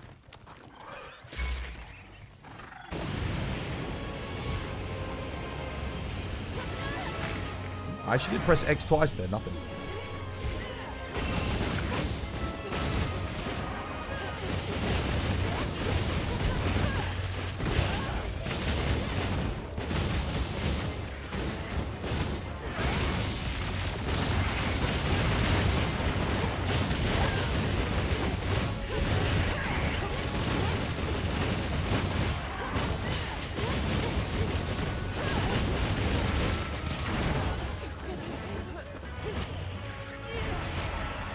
Oh, nice. Good offset.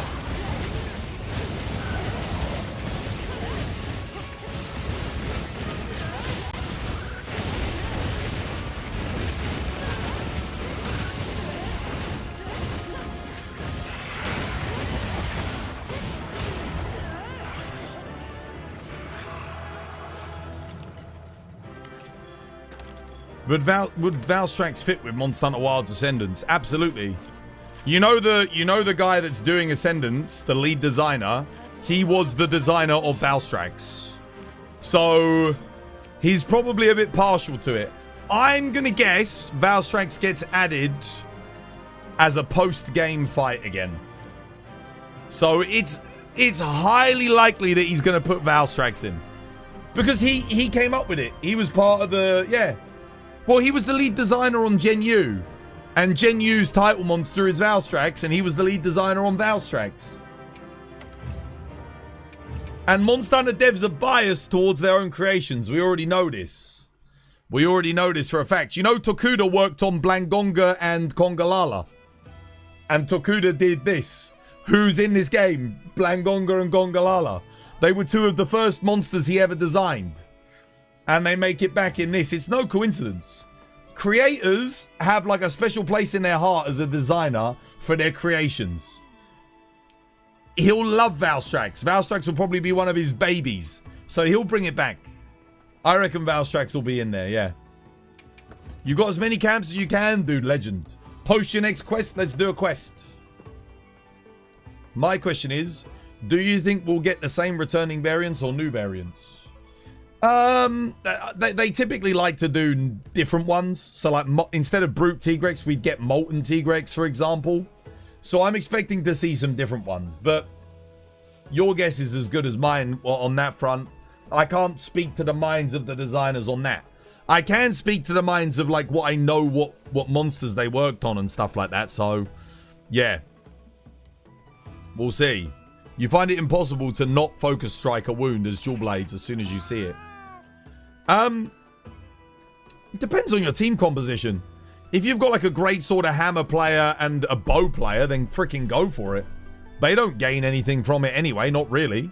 So, yeah. But if you've got like an insect glaive, a longsword, and a hunting horn player, maybe hold off on it for a little bit. Just to give them a chance. Let's see what we got. We doing this? Lovely. Alright, I'm coming, brother. I'm on my way. Bow takes way too long to focus strike. It also has the highest damage focus strike in the game. So there is that. There's a reason it takes a little bit longer. It's OP. It's freaking strong.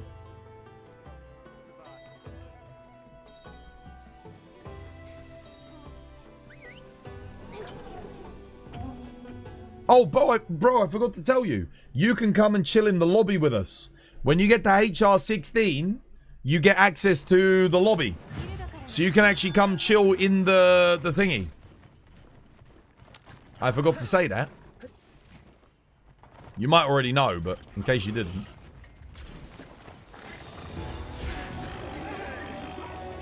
Why did I bring dual blades on this fight? Dude, am I an idiot? This is actually probably the only dual blades matchup that's bad. I forget how slow they are.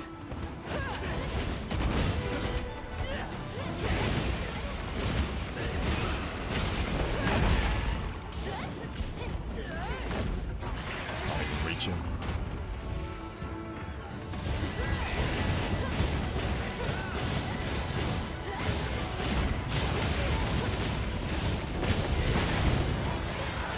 So I've got a switch axe in this hunt. So I'm trying to leave the focus strikes for them. Because switch axe actually does benefit from it. But see, there's like 4 focus strikes on there now. I can take one of them. You know, nothing wrong with taking one. As long as I leave at least one for the switch axe.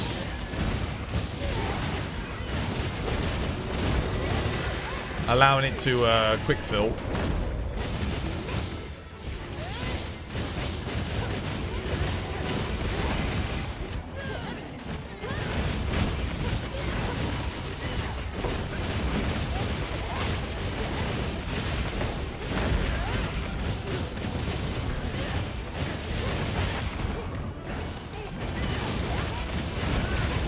Oh god, it's 2 AM already.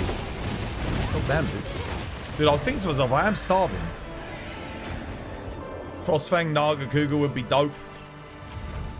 So, you want to know what I think? I think they're aiming to get... Because the 20th anniversary for Wilds happened when they announced... Sorry, for Monster Hunter happened when they announced Wilds, right? That was the Monster Hunter 20th anniversary.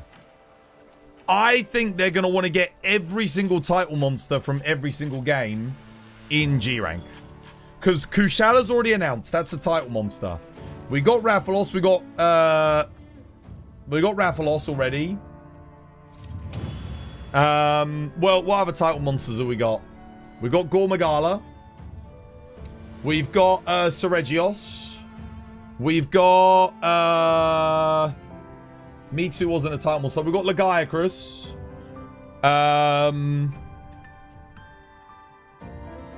What other title card monsters have we got? Any others? So I think we will get Zenoga. We're obviously getting Kushala. I think we'll get Malzeno and Nergi. I think we'll get Nagakuga, Tigrex, and I think we'll get Magnamalo probably. Malzeno. So I think we'll end up with all 8 of the remaining title card monsters that we don't have. And then Azure Rathalos. So we'll get Azure Rathalos, Pink Rathian. Amatsu's not a title monster. he's not a title monster.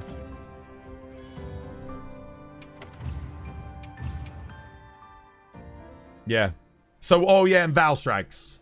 Valstrax and Glavenus. Valstrax and Glavenus. We'll get those as well. So that makes up 10 monsters, right? And let's see, how many of those monsters are pretty good? So Azure Rathalos, I'll take it or leave it, but Rathalos is actually really good in this game. So I could see Azure Rathalos being pretty good. Kushala, they improved upon Kushala quite a bit in the modern games. I think there's a lot of room for improvement. So I can see them making Kushala pretty good. Tigrex, yeah, he's going to be awesome. I love Tigrex. Great fight. That'll be sick. Nagakuga, absolute peak. The best of the flying wyverns. I love Nagakuga. That would be awesome. Moving on to Tri. We've already got Laggy. Laggy's awesome. 3U, Brachydios. Yeah. I don't think anyone would complain about having Brachy as an endgame brute wyvern. Tri, Zenoga. Don't need to say anything about Zenoga. One of the best fights ever. Zenoga, absolutely, yes. We got Seregios and we got Gormagala. So then Glavenus, peak. Glavenus in this game would be like the greatest fight. It would be so good in this game. It'd be amazing. So yes, Glavenus. Valstrax would be fantastic in this game, obviously. Nergigante, 100%. Nergigante, amazing. Velkhana, yes, absolutely would be great. Magnamalo, there's a lot of improvement for Magnamalo, but he would work. Malzeno would be awesome. So if you take all of those, they're all good fights. You could add all of those, and I don't think anyone would complain.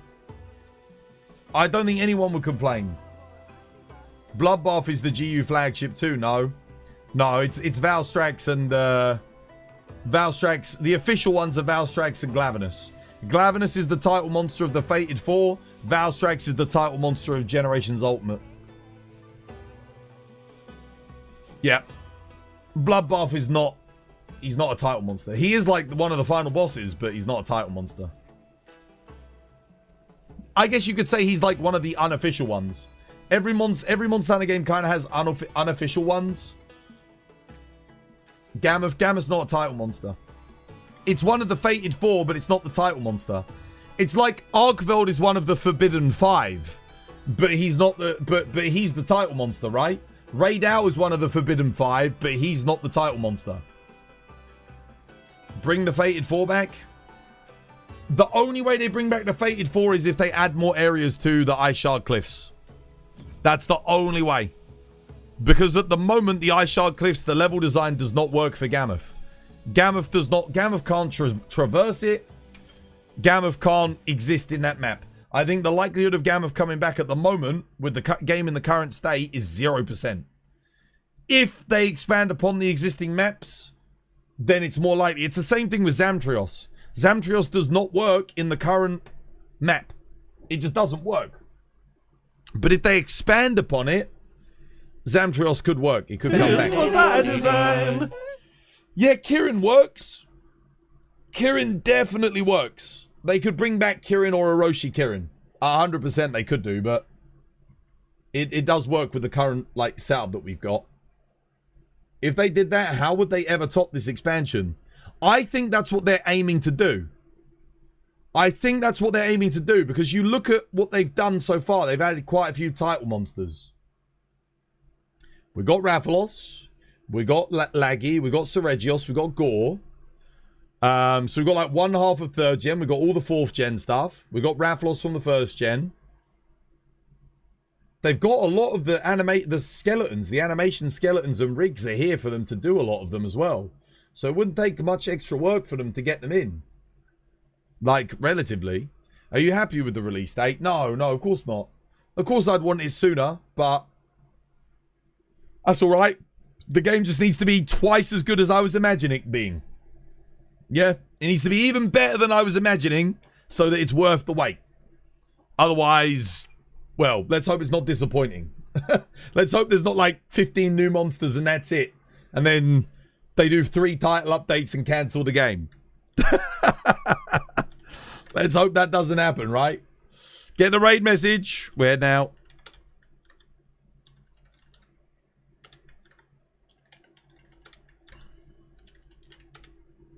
Oh, for God's sake. I think Monster Hunter's on sale on my Nexus, guys. So definitely check out the Nexus. Anything else? I think that's everything. TikTok. Oh, yeah. YouTube, yeah. Twitter, yeah. Merch. Oh, yeah. Discord. There you go, guys. Discord. There's all the links. There's all your links for today's stream. If you need anything, it's all there. Let's have a look. Getting Twitch open. Let's close this. Yeah, take care, everyone. Have a nice weekend. I've got the footy. I've got the footy to enjoy.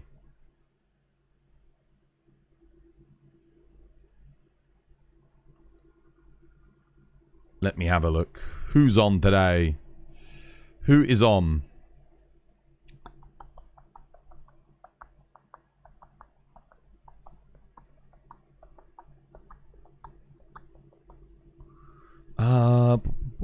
Oh, dude, Buck. We could go raid Buck. He's playing Helldivers too.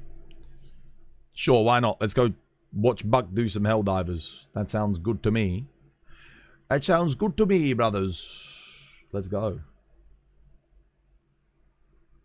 Alright. Everyone got the raid message copy and pasted? We're heading out, guys. Take care. Have a nice weekend. I'll be back on Monday. Same time, same place. 7 p.m. through to 2 a.m. GMT. Lovely. Oh, I need a capital in there. Right. But yeah, got the football. Football to watch. Wish us luck. Sunday, guys. Sunday. Well, no, Monday morning. Early hours of Monday morning. We got the footy. So I'll be up late watching that. Hopefully it will win and it will put me in a good mood for Monday. Otherwise it'll be a bit of a shame. It's going to be a hard fight though. Mexican, man. The Mexicans. We've got to fight the Mexicans. Shit. In their home turf at 25,000 meters above sea level. So not 25,000, sorry, 2,500. 25,000.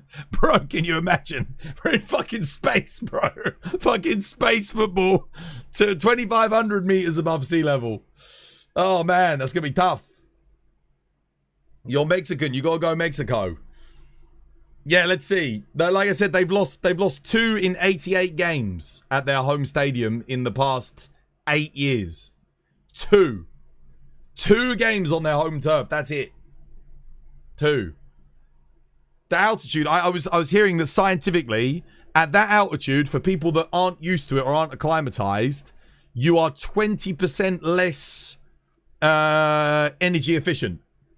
So what they mean by that is you'll get tired 20% faster from doing physical activities at 2,500 meters above sea level. So our England team, the Mexicans are used to it. You guys are used to it. But the Brits, we're not used to it. So we're gonna suffer because England's quite we're only 50 meters above sea level. in the UK. That's it. In London, we're 50 meters at Wembley Stadium. So we're adding 2,450 meters to play. Oh, dude, yeah, it's going to be tough, man. I reckon a lot of our players are going to look physically unfit, but it's not going to be their fault. It's going to be the atmosphere and the lack of oxygen. But we'll see. We'll see. Again, the English team, let's be honest, the English team is better than the Mexican team. But the Mexican team playing on their home turf, that's a massive advantage because of the topography. The topography alone is giving them a boost because they're used to low oxygen levels. There you go. England has some mountains. No, dude, we don't have, I don't think a single point in England reaches 2,500 meters above sea level. I don't think anywhere in England is that high. So, like, no British person has grown up being used to that. So, yeah, no, that Mexico City is, yeah. It's going to be crazy, dude. Anyway, guys, we're off. We're off. Take care. Have a nice weekend. Enjoy the football. And get some nice food. Some drinks with the family and friends. All right, much love. Take care, guys. I'm off. 1, 2, 1, 2, 3, go. Twas by design. Twas by design. Twas by design. Twas by design. Twas by design. Twas by design. Twas by design. Twas by design. Twas by design. Twas by design. Twas by design. Twas by design. Twas by design. Twas by design. Twas by design. Twas by design. Twas by design.